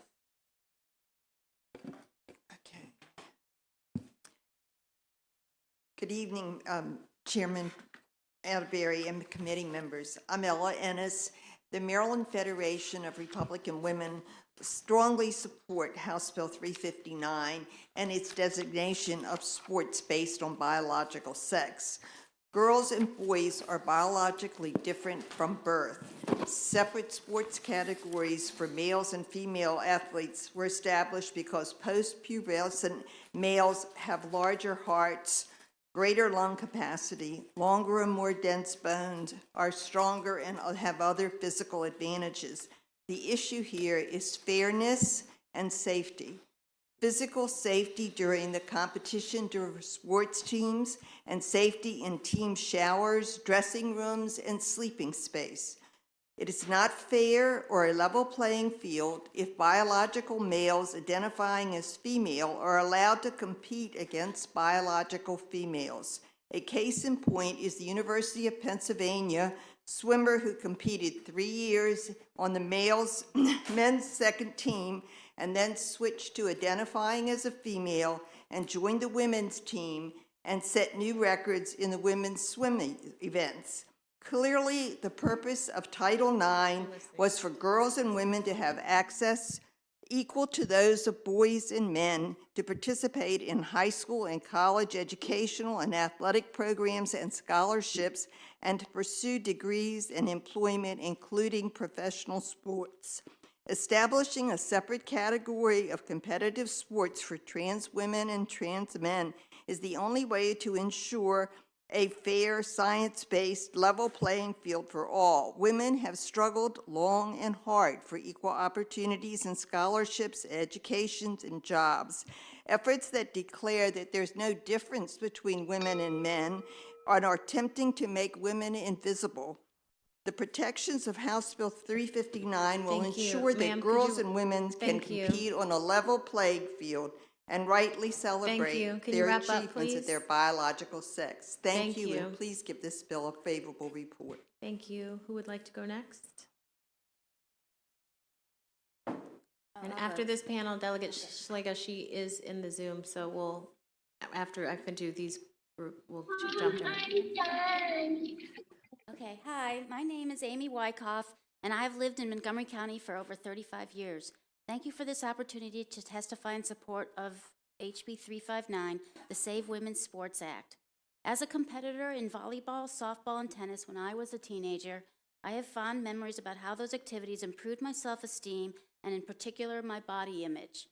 Being with a group of other teens of the same sex, all working toward a common goal, was empowering.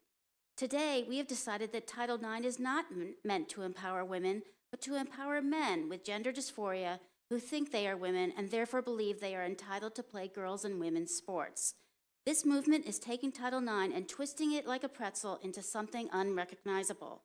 Recently, a top NCAA female swimmer from the University of Kentucky spoke out about her experiences competing against transgender athlete Leah Thomas. According to Riley Gaines, the most traumatic part of the competition was not in the swimming pool, but in the locker room.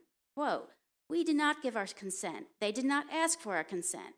But in that locker room, we turned around and there's a 6'4" biological man dropping his pants and watching us undress.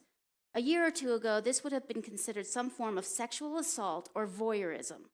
She added that it's my duty as a female athlete who experienced this injustice to advocate for those female athletes who are emotionally blackmailed and gaslit into silence. Women deserve to have their dressing rooms and the opportunities for sports scholarships reserved for their own sex. I therefore strongly support the Save Women's Sports Act. Thank you for this opportunity to testify. Thank you. Ma'am? Yes, I'll go next. Good evening. I am Debbie Yatsuk from Annapolis. Shout out to Delegate Dana Jones, my delegate. I come before you on behalf of biological competitive female athletes. I am not here to prevent anyone from playing sports. I am not here to be called mean or bad names. At issue is whether males who identify as a female should compete against females. At issue is integrity and competition. As a recreation director on Army bases in Germany, 23 years as the same with the city of Bowie, 26 years currently as a competitive rower, and a high school sports booster of a 3-sport female varsity athlete, I have seen pain and promise, success and failure in the competitive arena. But I have also seen the ability to provide recreational opportunities for all.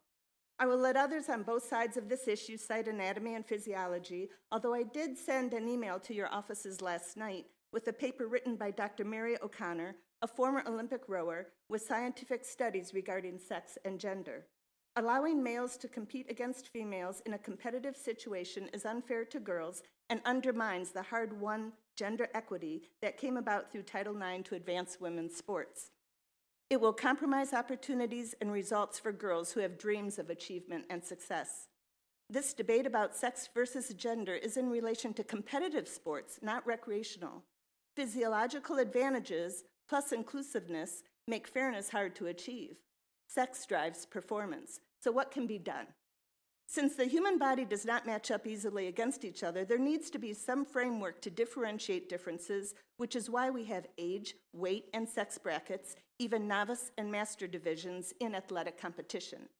Since sports should be available to those who wish to participate, choices can be offered by expanding categories to include open and mixed divisions, as well as recreational programs. But high school, JV, and varsity competitive sports should remain between the same sex. I ran out of time. Thank you. You can wrap up in a sentence if you'd like. I was just going to say, girls need to be supported, validated, and given opportunities they have worked hard to earn. I ask for your favorable report. Thank you. Thank you, sir. My name is Jim Crawford. I'm from Charles County. I'm Madam Chair, Vice Chair, members. I'm speaking from my heart based on experience. I represent thousands of sports officials and referees statewide. I've been a soccer referee for 34 years and a volleyball referee for 27 years. I've refed at all levels from 6th grade up to semi-pro and college. And let me tell you why every referee will support this bill and why everyone else should as well. HB 359 will protect girls in women's sports. Your daughters, nieces, granddaughters. A ref's primary responsibility is the safety of players. We mentioned that earlier. So when biological boys are allowed to play against girls, the boys have a huge unfair advantage. Unfair advantage. That's the definition of cheating. So no one likes a cheater. Now, being transgender is not the issue until it affects others. So boys who are average or only below average when playing against other boys go to play against girls' sports and become top of the sport. Well, and consequently, girls and women are being beaten by biomen and many other sports, as Delegate Szeliga mentioned. Girls are being cheated out of opportunities and even their earned recognition and even scholarships. Besides cheating and being unfair, the safety issue, especially for us referees, is a huge problem we should not have to deal with. You know, rules and equipment are necessarily different for boys and girls. The height and the volleyball net was mentioned earlier. So please do the right thing. Make this a bipartisan issue. Pass this bill. And by the way, anyone who would oppose protecting girls' sports and by opposing this bill actually deserves a red card. Thank you.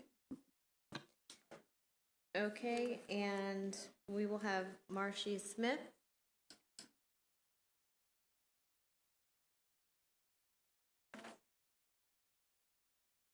Okay, whenever you're ready, Ms. Smith.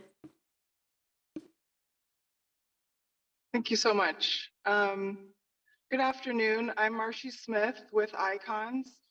I grew up in Northern Virginia and swam too many swim meets to count in pools all over Maryland. I'm grateful to have won 6 Virginia high school state titles, and after my family moved, won 4 more in the state of Nevada. I ultimately signed at the University of Arizona largely due to their offer of a full athletic scholarship. My mother is an immigrant from a farming village in Korea. Neither of my parents graduated college themselves, yet with the assistance of Title IX's life-changing financial aid, they fulfilled a dream in watching me become a team captain, Pac-10, and NCAA swim champion. The year I won the 100 back at NC's, my friend Matt Grievers won on the men's side. Our time difference was 7 seconds. In a race of 4 laps, he bested me by half a pool length, yet we were seen as equal champions because we had our own sex categories, allowing me the ability to thrive in a category with eligibility parameters gave me the chance to be included and to stand on the first place podium.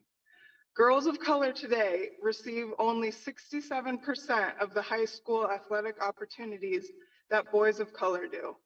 Now we witness leadership telling us those girls have to surrender even more of their roster spots, awards, and records to advantage males. This is not progress, it's injustice. My 6-year-old daughter deserves equal opportunity to participate and succeed in sport that my son does. Please respect the sex-based rights of girls today and vote yes. Thank you. Thank you. Committee, are there questions for anyone on this panel or for Ms. Smith?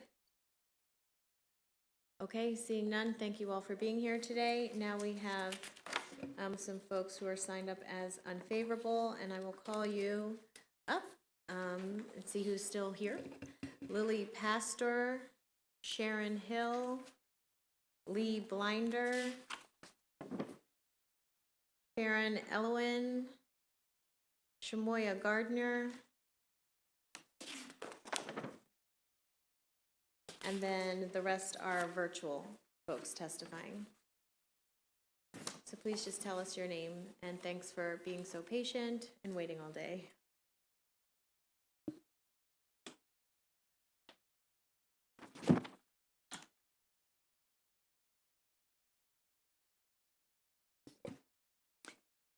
Hello, Chair Atterbury and Vice Chair Wilkins, committee members, other guests.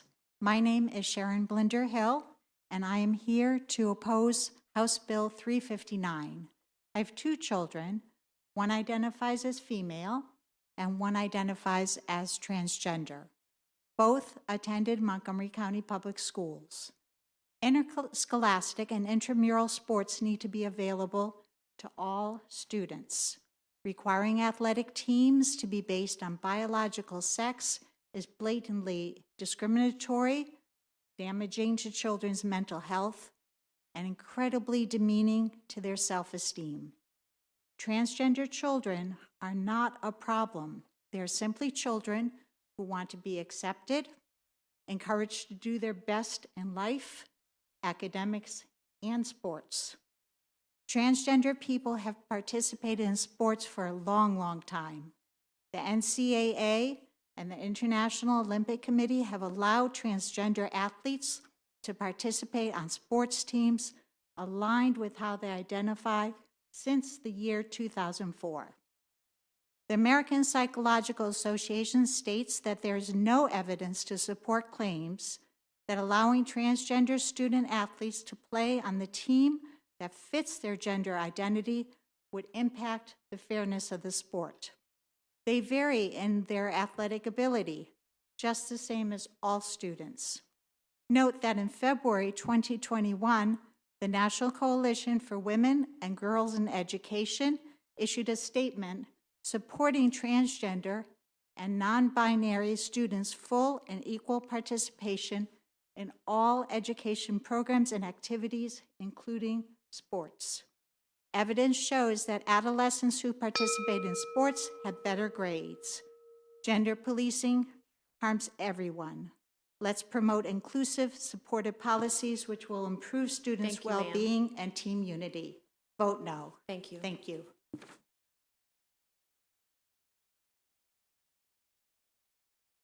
Good evening, Chair Atterbury, Vice Chair Wilkins, and members of the House Ways and Means Committee. My name is Shamoya Gardner.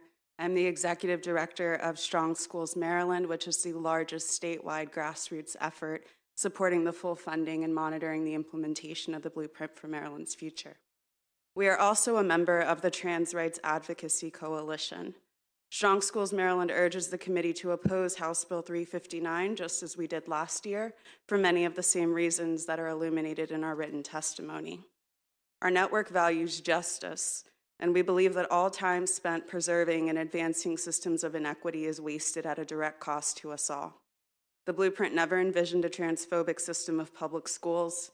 In fact, it explicitly calls for its implementation to yield equitable outcomes for all students. However, despite this, there's a lot of work left to do. Carroll County Kids for Equity mobilized for well over a year to persuade their school board, which ultimately did end up banning quote-unquote political flags, including pride flags and Black Lives Matter flags.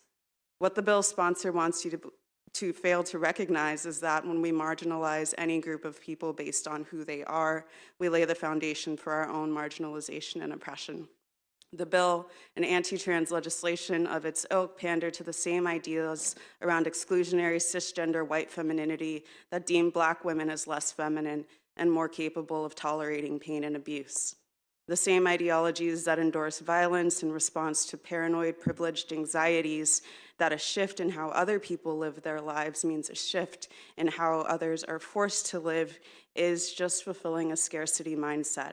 The existence of students is not political until the point where politicians bring them in as scapegoats for issues that need to be addressed in other ways.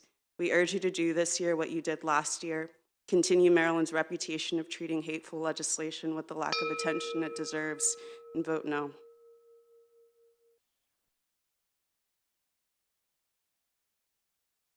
or Honorable Chair, Vice Chair, and the esteemed committee. My name is Lee Blinder. I use they, them pronouns, and I'm the very proud non-binary and transgender Marylander, and also a graduate of Maryland Public Schools. In addition, I am the State Policy Fellow for GLSEN National. I'm here today on behalf of both organizations to register our strong opposition to HB 359.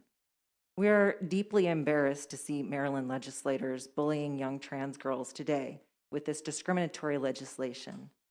You can pick on trans adults like myself if you must, but please leave trans minors alone. First, I'll address my comments to any trans or intersex girls here to testify or who are watching from home. We want you to know that we find this bill targeting you to be in bad faith, a misunderstanding of science and biology, and an openly bigoted act against girls like yourselves who just want to have fun by enjoying the many health and wellness benefits of playing youth sports. Returning my commentary to the committee, the American Medical Association submitted a friend of the court brief recently that stated, and I quote, "In order for transgender females to live their lives fully in accordance with their gender identity, they must be able to publicly identify and compete as female athletes." Eugenics is the framework that propagates the creation of legislation such as HB 359. Plainly, this bill seeks to criminalize the involvement of transgender and intersex girls in sports. The reality is that trans and intersex people have always existed in cultures all over the world. The intent of this bill to define girl and womanhood through exclusion is done like all efforts to define girl and womanhood through radicalized gender policing of Black and brown women out of womanhood. This bill is not only targeting young trans girls, but specifically Black and brown trans and intersex girls. For these reasons, we urge an unfavorable report on HB 359. Thank you. Who's next?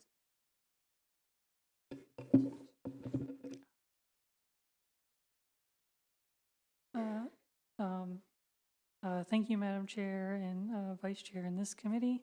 My name is Farron Lee Elwin, and I am a trans woman that lives in Washington County. I am not a biological male, some people like to call me. I've come to testify against House Bill 359. I know what it's like to live in fear and to be hated for being my true self. I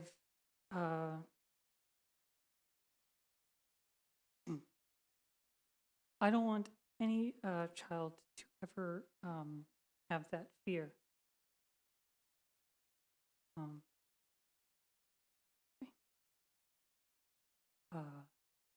As has already been noted by these other speakers, research shows that trans youth thrive when they can participate in sports. But if this bill is passed, it would close the door and isolate them. This is part of a larger movement. It starts with anti-trans sports bills, but now we're seeing all across the country that state legislatures are now trying to, are denying trans youth gender-affirming care, and even, such as the case in West Virginia, trying to make it illegal to be trans in public. That's where this is escalating to. Thank you. Thank you. Any questions from the committee? Delegate Jones, then Delegate Fair, then Delegate Vogel. Thank you so much, Chairwoman. I want to thank you all for coming. We heard a lot before about, I just heard was a lot of bravery. I don't know if maybe Lee or Shamoy or anyone, what is the position? I believe I heard Lee speak of the position of the American Medical Association, but what's the American Academy of Pediatrics say on the participation of transgendered girls in sports? Sure. The American Academy of Pediatrics supports the inclusion of trans girls in sports. Thank you. Chairwoman, may I have? After the 2022 Olympic Winter Games, what did the IOC put into effect after the Winter Olympic Games? Are you familiar with that? So after the 2020 Olympic Yeah, Games, 2020, sorry. the IOC implemented a framework for allowing transgender athletes to compete in sports. And this is on the Olympic level. This is not about inclusion of trans girls in sports. So that would be governed by, the MPAA. So that policy does include the affirmation upon the youth about their gender. And that is how we function here in the state of Maryland. Passed an ID bill back in 2019 that allows folks to self-select their gender on their IDs. That's how we function as a state. In full disclosure, let me be clear, I'm a cis woman, I'm married to a cis man. I'm a mom, though, and I was raised in an Irish Catholic blue-collar home, so I know that all God's children should be loved and accepted. And what keeps me up at night, and I'm wondering if you are aware of the Trevor Project, which they did a national survey on youth mental health in 2021. Is it correct that 42% of LGBTQ youth seriously consider attempting suicide within the last year of that report? That is correct. And more than half of transgender and non-binary youth also? That is also correct. Thank you. Thank you, Chairwoman. Delegate Fair. Thank you, everyone, for coming out and testifying today. The advocates on this bill claim that this is about biology, and Ms. Blinder, that was claimed in your testimony to be based on misinformation. I'm wondering if you can help illuminate myself and the rest of the committee on what is getting mixed up here. Thank you so much for your question, Delegate Fair. Basically, people have an assumption that biology is binary, and that's an assumption that's erroneous, and it's not factual. If we think about the myriad of ways in which people can appear short, tall, race is certainly not a binary. People are not just black or white. And then we assume that gender would be binary. It's a factually incorrect statement. There's many variations in sex characteristics that can cause someone to be intersex. And then there are plenty of variations in the ways that people are that encounter transgender people. So binary biological assumptions about gender are simply false.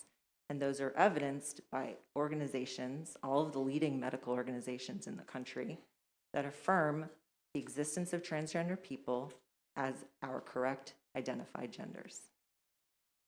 And does being forced into playing sports that do not align with your gender, does that cause mental health problems for people in the trans community? Sure. So there's often, some statistics like Delegate Jones quoted about the mental health ramifications for the trans community and the broader LGBTQIA+ community. So I want to speak directly to those. Those are through something called minority stress. When folks are part of a group that is not openly and warmly accepted by our society, then there can be an additional amount of stress upon those persons. So it's not that somehow transgender people have extra mental health problems. We simply are existing in a society that doesn't create a space for us. And when you know that society doesn't have a space for you, that can be an incredibly stressful experience. And so we see some of these mental health outcomes being extra negative, as evidenced by the quotes from Delegate Jones, and that leads to problems. So additionally, for students who are participating in sports, if you are unable to participate in sports as yourself, then you're being excluded from society, an aspect of that.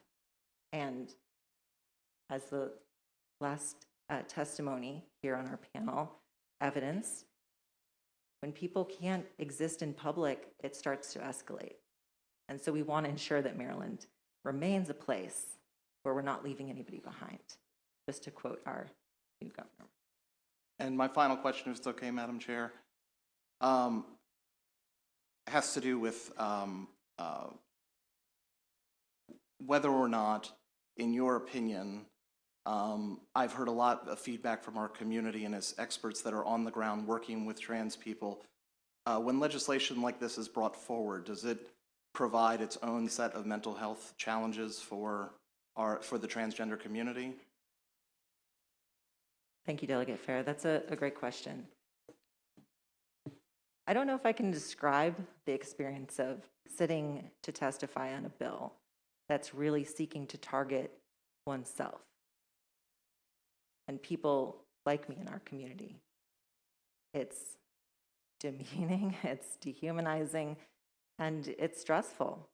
This is part of my job. I see many of you year after year, and I'm very grateful that this committee sent the strong message of support to transgender Marylanders last year on this bill. And I'm hoping that that same message will be sent, because as much as I love to see you all, I would prefer to do so on efforts to expand our community's protections rather than on bills where we have to defend our existence. Thank you. Delegate Vogel? First, let me just echo my colleagues in thanking you all for being here today and apologize for the fact that you are here to have to defend your rights, your dignity, and your humanity. And I'll echo your comments as well, Lee, to any transgender children that are watching. I want you to know that this is not reflective of this body, right? And there are plenty of legislators here who are standing for you, advocating for you, and I'm sure we will do that on this bill and on many others.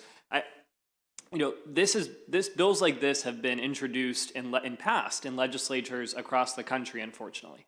And what we see is an issue around enforcement in the states that actually go ahead and pass these bills, right? What we saw in Florida was that after the state banned transgender children from participating in high school sports, the board of directors for the athletic association for the state recommended a policy.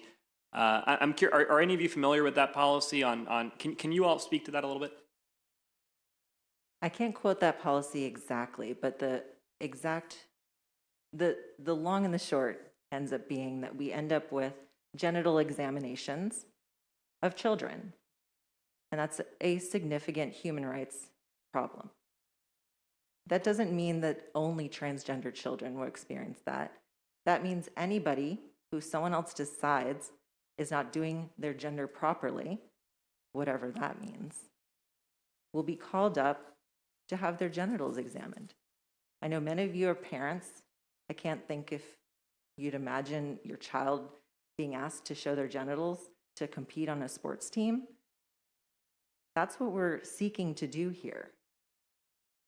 And it's deeply, deeply upsetting and troubling.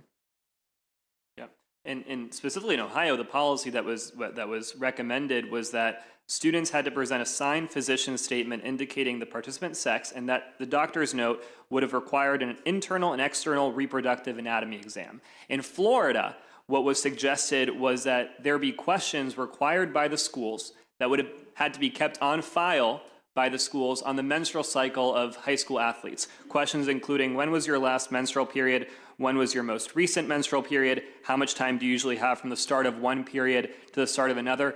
Those questions, the answers to those questions would be kept on file by the schools, by the government.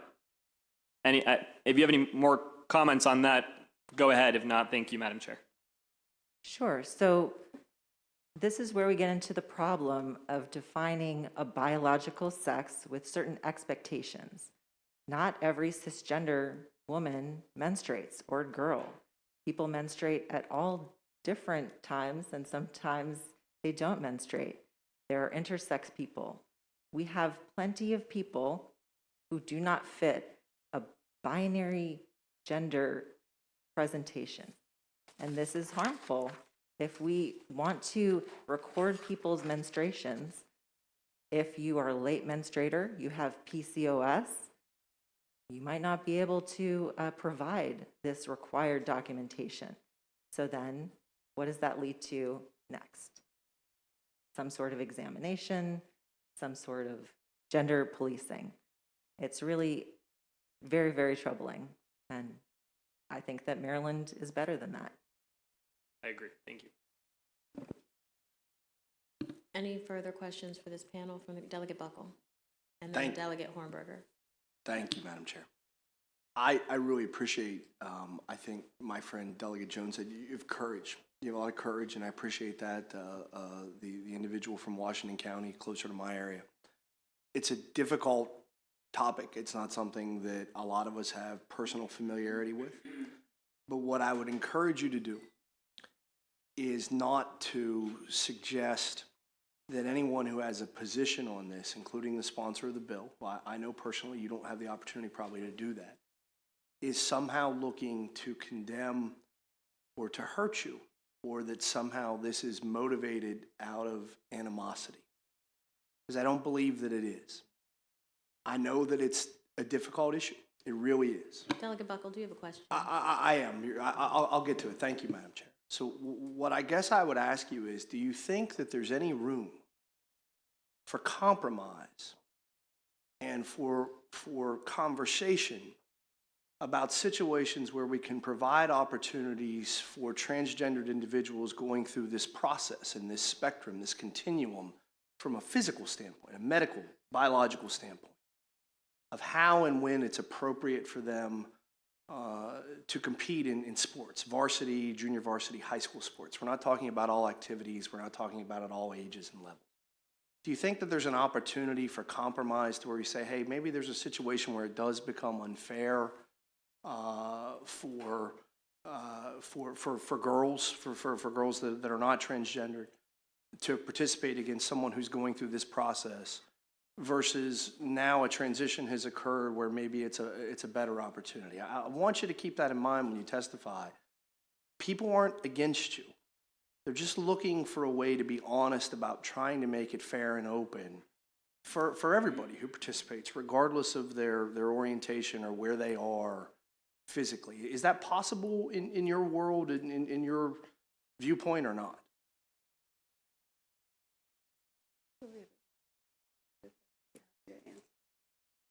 Was directed to me? Any of you. I mean, if any of you think that, if you don't think so, that's fine. I just want to bring that to the table of no one is looking to foment hatred. We're getting a lot of that back, and that causes more and more schism. I'm saying, is there a conversation that can be had at some point? This bill is not going to pass. Is there a conversation that can be had about a way to address this issue that maybe makes some sense for everybody? For people who are concerned about girls who they think it's not a competitive environment for them and they're upset, and also for transgendered individuals so that they have an opportunity to participate fairly. Is there room for middle ground, or is it just black and white? So my answer to that question is that when marginalized people are asked to compromise, they are often asked to compromise by people who are not marginalized. And I would hope, I am represented on this committee, hey, Delegate Attar, if the response that you are hearing from members of the public is that a bill will have some consequence, it is probably not about the intent of the lawmaker at that point. It's probably more important to address the consequences on the people who are expressing the experience that they have. Folks come here to testify to you all because we are individual citizens with our experiences, and we do hope that you hear us here. And we come to testify on specific bills because of the consequences of those bills, and we articulate what that will be. It is then this committee's wonderful job to determine whether the bill will move forward. So I don't think there is anything that marginalized people need to compromise on when their humanity is the point of discussion. Well, I appreciate your viewpoint. I just want to tell you, I co-sponsored the bill, and I don't question any of your humanity, and I don't want any of you to be hurt, and I don't want any of you in any way to be treated in this negative way. The bill's about playing sports in a competitive playing field for everyone, not just for you. but for other people who may play the sport. That's all it's about. And so I have nothing else to say about it, but I do really appreciate, and I share my colleagues, it takes courage and it takes ability to come and articulate, so I appreciate that. But I want us to be clear about what the bill is and what it's not designed to be. Thank you. Delegate Hornberger. Thank you, Madam Chair. And I genuinely listened to both sides here, and I want to be as objective as possible. And I'm going to pose the same question to you that I did the bill sponsor. On one level, we're talking about resources. The point that I brought up earlier was scholarship, for example, or the ability to matriculate to a professional sport. So if we assume, for an instance, that there are a finite amount of resources when it comes to scholarships, let's say to college, the likelihood of a female who is competing in a male-dominated sport where there is physical differences, the likelihood of them being able to compete at a level to be able to receive that scholarship in a male-dominated sport is very low. However, the ability for a male to compete in a female sport and receive a scholarship is higher. So if we're not addressing the scholarship aspect of this debate, which is a huge part of it, how do we say, from a fairness standpoint, from an equity standpoint, that allowing more resources to go to one cohort versus another is fair?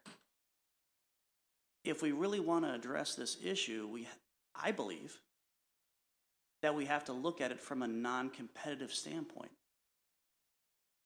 because a certain group of people is more competitive and more likely to be a higher performer than the other group. So if we're not addressing the entire issue, how do we say to someone who is in the top of their class or the top of their physical ability that's a female, that now you have been supplanted by someone who previously or more recently identified as a male, that now you don't have access to that scholarship? How do we address that in the broader scheme of things? I will say that the premise that you offered begins with us accepting that there are a finite amount of resources, and that is a story of a scarcity mindset. That is what I alluded to in my testimony. And so I would encourage a student who finds himself disadvantaged to ask why it is that there are only a finite amount of resources for them to go to college. Okay, that's fair. Thank you. Yeah, I have a. No, excuse me, sir. Excuse me one moment, sir. Any more questions for the individuals that are physically here? Okay, thank you all very much for being here. We do have more individuals signed up to testify, but you all can go if you would like. I'm going to start to call the people that are virtual and that are in support of the bill first, and then we will move to the virtual folks that are opposed to the bill. Dana Schultz and Lori Halverson. So let's just take a moment and see if they're here. So Ms. Halverson, whenever you're ready, you can begin. Yes. Hello. Thank you, Chairman Atterbury and members of the Ways and Means Committee. My name is Lori Halverson, and I'm representing 400 Montgomery County Federation of Republican Women, and we are in support of HB 359, and thank Delegate Szeliga for sponsoring this important bill. A lot of testimonies you have heard today have mentioned the declining mental health of our youth, and particularly young women. Since Title IX has passed in 1972, women's sports have risen tenfold. But since Leah Thomas won with a 38-second lead in the 1650 freestyle, it is likely that now that girls are not as motivated to participate in sports, and that could be leading to some of these mental health issues. It doesn't seem as though we would need to write a testimony to a body of a supermajority of Democrats to support women's rights, as in women with 2X chromosomes. However, just as Republican women supported the right of women to vote over 100 years ago, we stand again in supporting our gender today, along with the federal law that protects women in sports under Title IX. In the fiscal notes, it appears there is a perception that there is a conflict between Title IX and how to categorize transgender students because the Maryland Public Secondary Schools Athletic Association gives transgender guidance requiring that local school systems on a case-by-case basis should ensure that all students are eligible to participate in sports, irrespective of the gender listed on a student's record. Doesn't federal law supersede any laws or guidelines of any state entity? Why isn't it clear that the supermajority, that the boys participate in boys sports and girls participate in girls sports? We emphasize with transgender students we empathize with transgender students and agree that they should be able to participate in sports. So isn't it your job to make sure that they participate either in their biological category or in a new category of transgenders?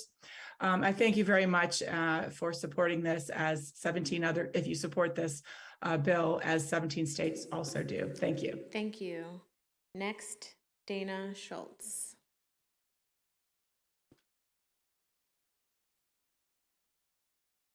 She is not there, so I will start to call the unfavorables. Douglas Hill, Susan Gerb, Jared Shablin, Lauren Pruitt, and Jamie Grace Alexander. So you can just let them in as it's easy for you. Mr. Hill, go ahead. Yes. As the parent of a transgender individual, I'm always amazed at the lengths people will go to discriminate against the transgender community. This bill is indicative of the type of prejudice that is promoted by groups who are pandered to by politicians who will look for any negative base to inflame for votes. Is there any actual evidence that anyone in the county or in the state has competed in athletics and received a scholarship who is transgender? No. There is, of course, evidence that young people are getting fentanyl and overdosing and dying. I think that would be a much better use of your time than this bill. This bill includes intramural sports. Since when do intramural sports get people scholarships? Also, aren't most intramural sports team sports? Do we believe that one transgender individual on a team sport will dominate the league? I think not. Also, what sports are transgender individuals allowed to play?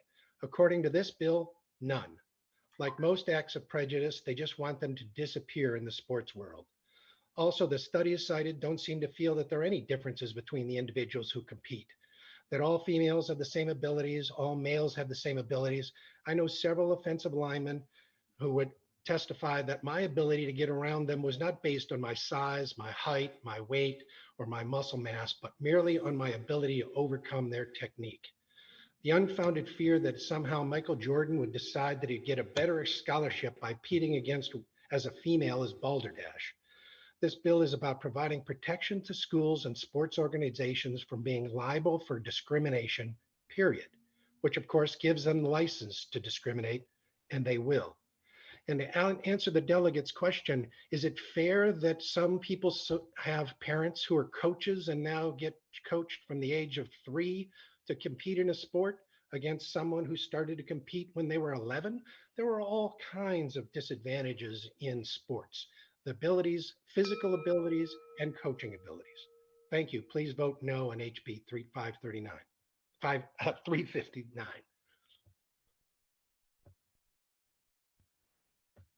Thank you. Are there any questions for Mr. Hill? Okay, seeing none. Whoever's up next, Ramya.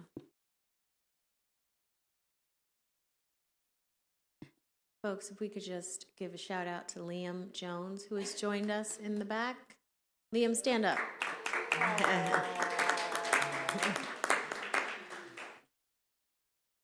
Okay, Susan Gerb, go ahead, please. My name is Susan Gerb, and I'm testifying against HB 359. I'm a teacher and a sponsor of the Sexuality and Gender Alliance at the school where I work. I have the good fortune to spend time with some of the wonderful children that this bill so heartlessly targets.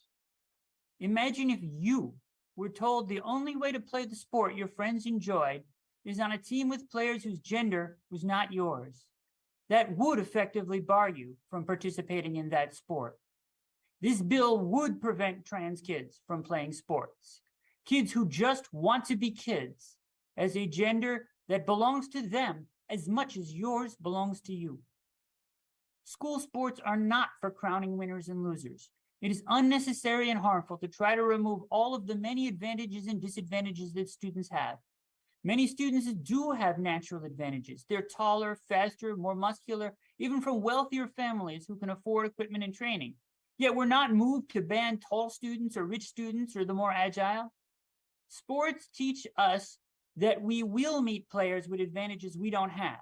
They teach us to use that advantage, use that challenge to feed our determination. School sports are forgiving experiences to grow from. Teamwork, facing disappointment and adversity, supporting one another, dedication, and how to have fun. Deny them these opportunities, and you deny them their education. Yes, trans athletes will make some players uncomfortable, but we long ago decided that, in America at least, the mere fact that you make someone uncomfortable is not a justification for excluding them, legal or otherwise. And I would like to answer one of the questions that had been posed earlier on about whether it's fair that girls be beaten out by, and the word was used, biological males, which is a very offensive way to refer to trans girls.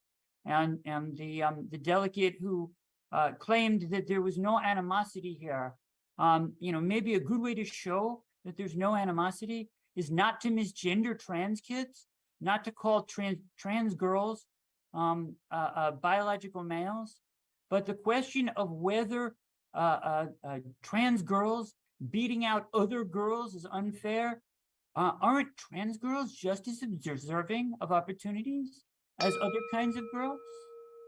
This bill is bigotry. The sooner this committee rids itself of this stain, the better. Thank you. Next, Lauren Pruitt, please. Good evening. My name is Lauren Pruitt, and I'm the legal director for Free State Justice, Maryland's civil rights advocacy organization for LGBTQIA+ Marylanders. I'm speaking today in opposition to House Bill 359. Despite claims of its proponents, this bill is not based on legitimate research. The science of this bill is unsupported and at times contradictory. There is no single policy in Maryland governing transgender athletes competing, but most schools follow the practice of major sporting organizations which have adopted a sport-by-sport approach that preserves opportunity for transgender student athletes while balancing fairness, inclusion, and safety for all who compete. They recognize that a one-size-fits-all ban is inherently unfair and discriminatory, and they have instead worked to find a solution that is fair to everyone. This bill ignores all the work done over the decades and instead imposes the sort of discriminatory ban these organizations have worked to avoid. Variations of these inclusive policies have been in place in elite sports for almost 20 years, and the participation of transgender girls has simply had no impact on women's sports. But prohibiting their participation will have a significant detrimental effect on the girls themselves. Please consider how crucial sports are to the lives of many youths, regardless of whether they are transgender or cisgender. By preventing transgender girls from competing in alignment with their gender identity, this bill denies them from these positive benefits. The bill is drafted from Idaho's Fairness in Women's Sports Act, which had an injunction put against it for causing irreparable harm to both cis and trans women athletes. And I cannot speak here today directly for trans women, but as a cisgender woman who grew up playing girls' sports from age 5 to playing both Division I soccer and lacrosse in college, and with all of my accolades, awards, and records that I still hold, collegiate records I still hold, I also hold the memories of being taken into a tent with tournament officials as an adolescent and a teenager, and to ensure that I was a girl. And these are the outcomes we can expect if this transphobic law is passed. Irreparable harm to both trans girls and cis girls, the exact opposite of protecting women, as the title suggests. I urge an unfavorable report on House Bill 359. Thank you. Thank you. You have a question for, okay. Yep, there's a question, Delegate Fair. Just a quick question of clarification, because you mentioned sports in the previous advocate over virtual testimony. as many of the advocates today have mentioned, Leah Thomas. Do you know, has Leah Thomas won every single swim meet that she has participated in as a transgender woman?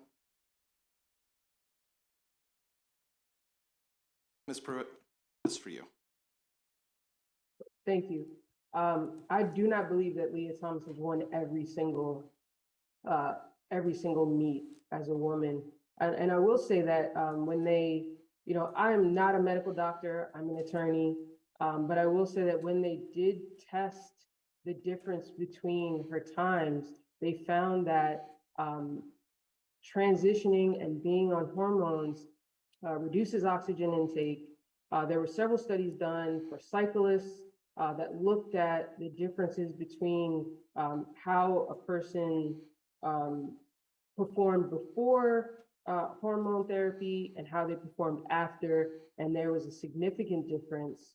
And I played sports almost 30 years, and as far as who would be hurt, I can tell this committee that girls are going to be forced to remove clothing during tournaments because of parents who are watching them play and say, that person had, for example, for me, I had short hair when I was in high school.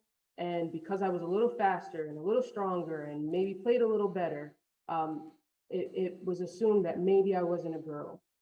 And if you want to talk about harm, talk about going into a tent with tournament officials and having to remove your shirt or pull down your pants on the spot without your parents in order to be able to continue playing in that particular tournament. And so that's the harm that we're talking about here, as well as the harm of removing an entire group of folks who just want to play sports. And it's not about not wanting to win. We all want to win. And as an athlete, I want to win with the other girls on my team, trans girls, cis girls, and we will all play together. And this type of bill is just extremely harmful to everyone involved. And I don't know how you can look at to look at the intent versus the outcome and try to separate the two. I cannot. Thank you for the clarity, Ms. Pruitt, that trans girls and cis girls play on an equal level playing field. Thank you. Thank you. Thank you. I don't believe anyone else is in the waiting room.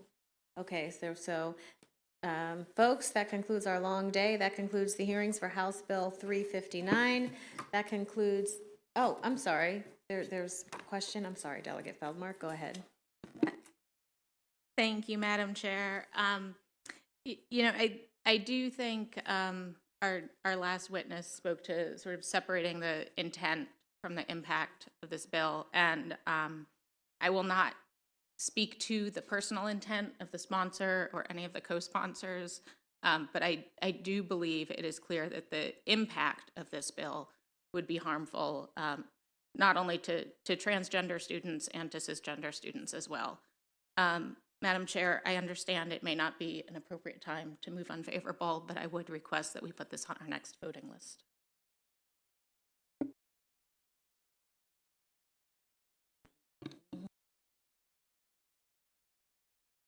Okay, it will likely be on our next voting list. So I don't know that we have a quorum. People are disappearing. We do?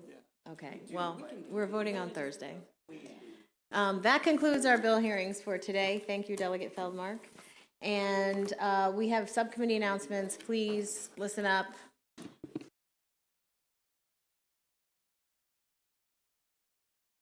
Delegate Plakovich-Carr.